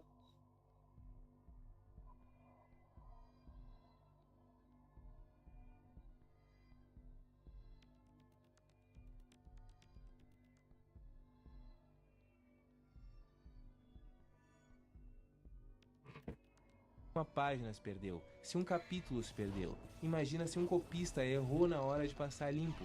Imagina se alguém distorceu as coisas em benefício próprio. Tá, essa não precisa imaginar porque acontece toda hora. Isso sem contar todas as diferenças de traduções que acabaram em diferentes interpretações e no fim, diferentes ideais. E na verdade, estudiosos começaram a notar que manuscritos diferentes falavam coisas diferentes pelo menos desde o século III. Sendo que por volta do século XVIII o teólogo John Mill chegou em pelo menos 30.000 diferenças entre 100 manuscritos gregos, e recentemente outros especialistas, como Bart Ehrman, já estimaram entre 200 e 400 mil divergências, com base em 5.700 manuscritos em grego e 10.000 manuscritos em latim. A Bíblia não é só nada além de um texto, ela é nada além de um texto completamente adulterado e bem distante do que foi o texto original. Então mesmo se originalmente ela fosse a palavra de Deus, hoje em dia já não seria mais a palavra de Deus. 15ª afirmação. A Bíblia foi adulterada. Antes de deixar o videozinho rodando, eu vou comentar os números que ele trouxe. Realmente é verdade que foram encontradas 400.000 variantes textuais, mas isso só foi possível porque a gente tem um número gigante de manuscritos, para ser mais exato, 2.600.000 no Novo Testamento. Então, se a gente fazer uma divisão, a gente chega na conclusão de que existe uma variante a cada 6,5 páginas. E tem mais, a gente precisa entender o que são essas variantes. Geralmente o pessoal acha, assim como o rapaz do Epifania Experiência colocou no vídeo, que cada variante é uma versão diferente do texto, e não é verdade. As variantes são contadas da seguinte maneira: vamos supor que você tem 20.000 manuscritos dizendo feijão e outros 10.000 dizendo João. João vai ser considerado como 10.000 variantes textuais.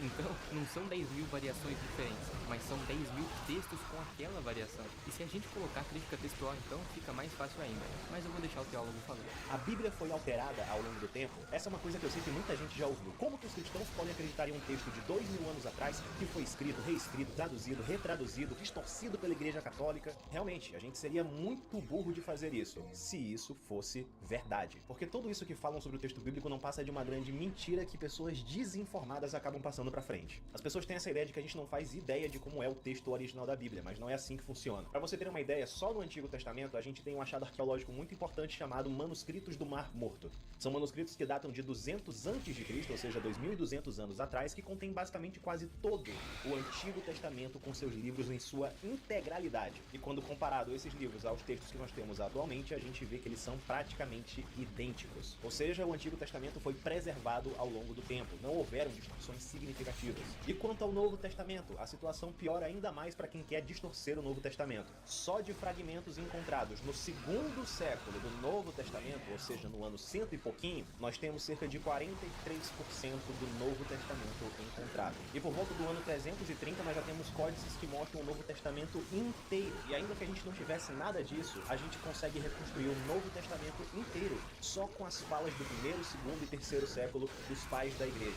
Pois esses homens que viveram nesse período de início do cristianismo, eles escreveram diversos textos onde eles citavam o Novo Testamento. Ao todo são mais de 1 milhão de citações. Escritores famosos como Daniel Wallace e Bart Ehrman concordam que a quantidade enorme de textos que nós temos dos pais da igreja são suficientes para reconstruir sozinho o Novo Testamento. E talvez o argumento mais forte que a gente tem a favor do Novo Testamento é uma coisa chamada crítica textual. Para você que não sabe, crítica textual é basicamente um método científico utilizado para atestar a autenticidade de documentos históricos, se aquele texto que está naquele documento é fiel ao original. Esse método leva em consideração principalmente 2 critérios, que no caso é a quantidade de manuscritos encontrados, porque quanto mais manuscrito, mais material a gente tem para comparar e descobrir o texto original, e também o intervalo de tempo entre a data em que aquilo foi escrito e a cópia mais antiga que nós possuímos. Quanto menor esse espaço de tempo, melhor. E adivinha qual é o texto que é campeão nesse critério? Exatamente, o Novo Testamento. O Novo Testamento possui 5.800 cópias manuscritas só em grego, que é o idioma original em que ele foi escrito.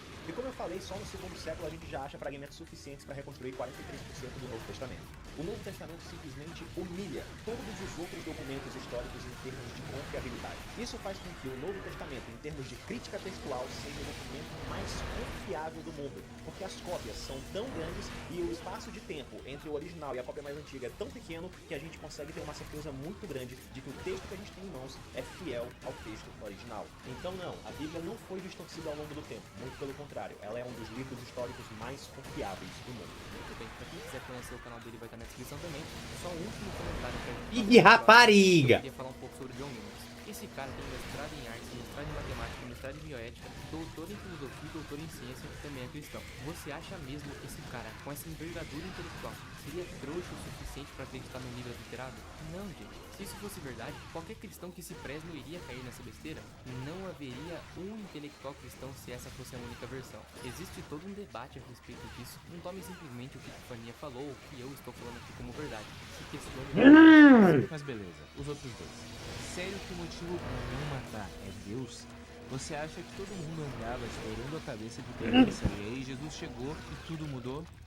Não, não foi assim. O infanticídio e vários crimes bárbaros foram sendo cada vez mais condenados ao decorrer dos séculos, mas isso não é necessariamente uma consequência do cristianismo. Vários deles são bem liberados e até incentivados na Bíblia. E também, não é como se o lugar mais seguro do mundo para deixar o seu filho fosse na igreja. Vou te falar, esse 16ª quadrinho branco é um afirmação, sojado não filho é de uma conquista do puta do cristianismo. caralho. Bom, o PhD em História da Universidade de Colômbia, Thomas Woods, mostra que isso é conquista sim do cristianismo lá na página 159. No início do século IV, a fome e a doença assolavam o exército do imperador Constantino. Pacômio, um soldado pagão, observava com assombro como muitos dos seus companheiros romanos ofereciam comida e assistência aos que precisavam de ajuda, socorrendo sem qualquer discriminação. Cheio de curiosidade, quis saber quem eram essas pessoas e descobriu que eram cristãos. Que tipo de religião era aquela, admirou-se, que podia inspirar tais atos de generosidade e humanidade? Começou a instruir-se na fé e, antes de o perceber, já estava no caminho de sua conversão. Esse mesmo sentimento de assombro continuaram a suscitá-lo as obras de caridade católicas através dos tempos. O próprio Voltaire, talvez o mais prolífico propagandista anticatólico do século XIII, se mostrou respeitosamente admirado com o heróico espírito de sacrifício que animou tantos dos filhos da igreja. Abro aspas. Talvez não haja nada maior na terra, disse ele, que o sacrifício da juventude, da beleza com que belas jovens, muitas vezes nascidas em berço de ouro, se dedicavam a trabalhar em hospitais pelo alívio da miséria humana, cuja vista causa tanta aversão à nossa sensibilidade. Tão generosa a caridade tem sido imitada, mas de modo imperfeito, por gente afastada da religião de Roma. Enfim, quem quiser ler mais, o PDF vai estar aí também. Primeiro que não, né? Essa história quando o avião tá caindo é mais lenda do que a Arca de Noé. Segundo, dizer que todo mundo é religioso mesmo que não saiba é o mesmo que dizer que todo mundo é agnóstico mesmo que não saiba. É um jogo semântico. 17ª afirmação. Ninguém é religioso. Concordo. Agora aproveita para se inscrever. Tem gente que acredita, tem gente que não acredita, mas ninguém sabe.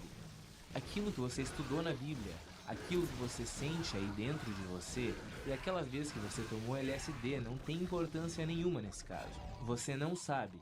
Ponto. É como se tivesse uma caixa fechada que é impossível de ser aberta. Dentro dela, ou tem Deus, ou não tem Deus. Você pode acreditar que sim, ou acreditar que não, mas só poderia saber de verdade se abrisse a caixa.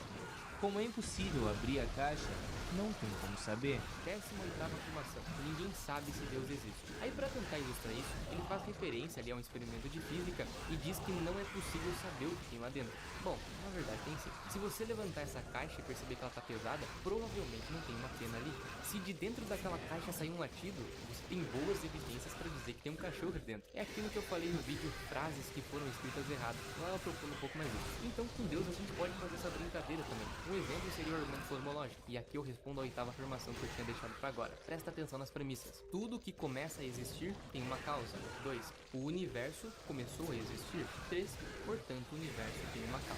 Se você tiver alguma objeção, discordar de alguma premissa, leia o livro ou assista o vídeo que eu vou deixar para vocês, porque senão eu vou perder muito tempo explicando algumas coisas aqui. Agora, se o universo tem uma causa para existir, e essa foi a nossa conclusão, essa causa deve estar além do universo. O universo é todo espaço-tempo, toda matéria e toda energia. Então, pela lógica, o que causou o universo está além da matéria, além do espaço, além do tempo, e cai aqui entre nós. Bastante poderoso. Esses atributos nós atribuímos a Deus. Então, sim, é possível descobrir o que está dentro da caixa, entre aspas. Então tá, nada existe. Pronto, feliz? Agora chega pra uma mãe que perdeu um filho em um acidente e diz pra ela que o céu não existe, que a Bíblia é uma mentira e que a justiça de Deus não funciona. Esse provavelmente é o único ponto que não é tão ruim.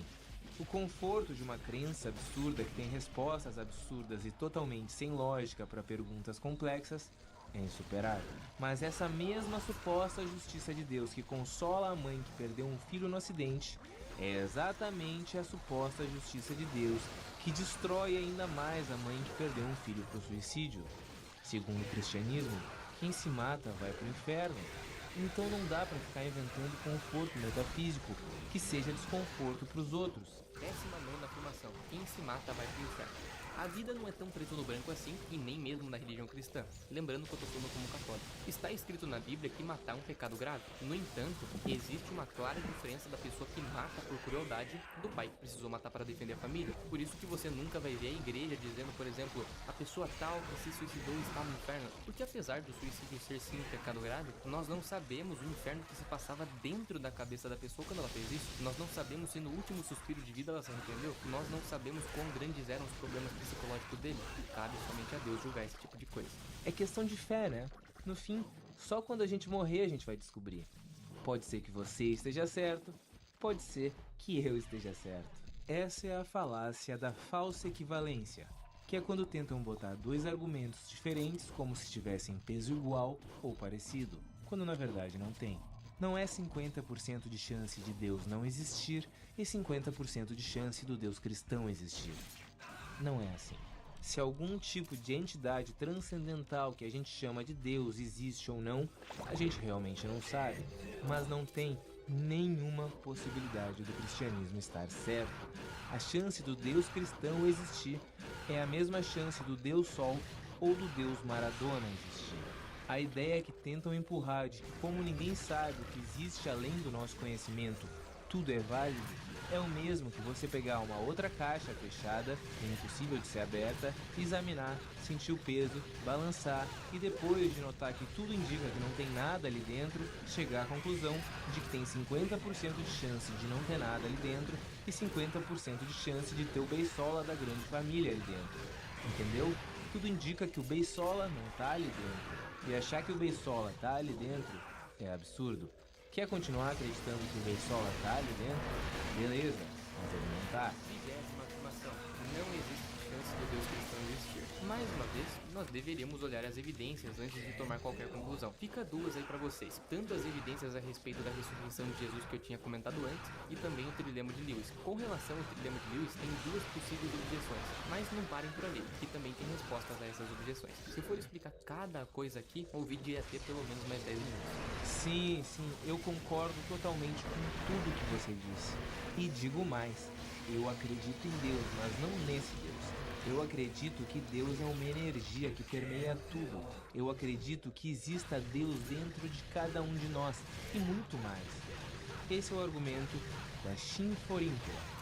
Num episódio do Chaves, ele desenha um monte de rabisco num papel e o professor Girafales pergunta: o que representa? O Chaves diz: é uma chinforíncola.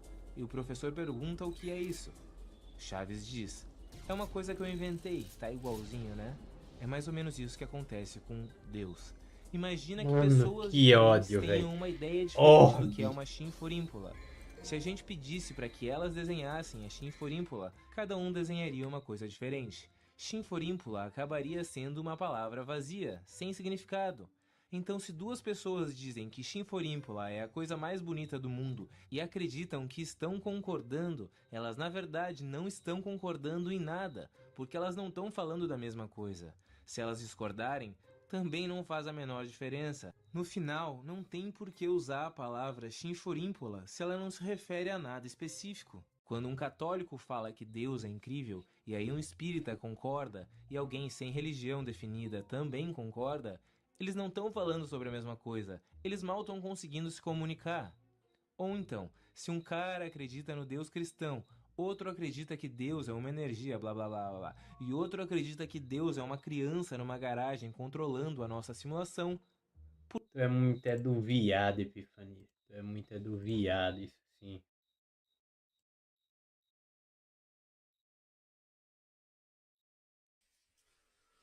Socorro!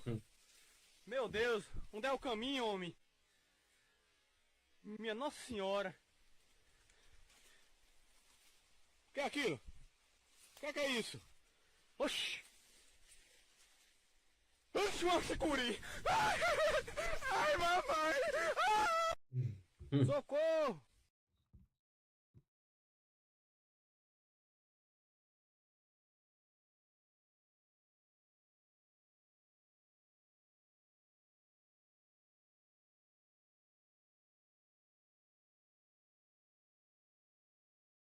R$ 190. É bit.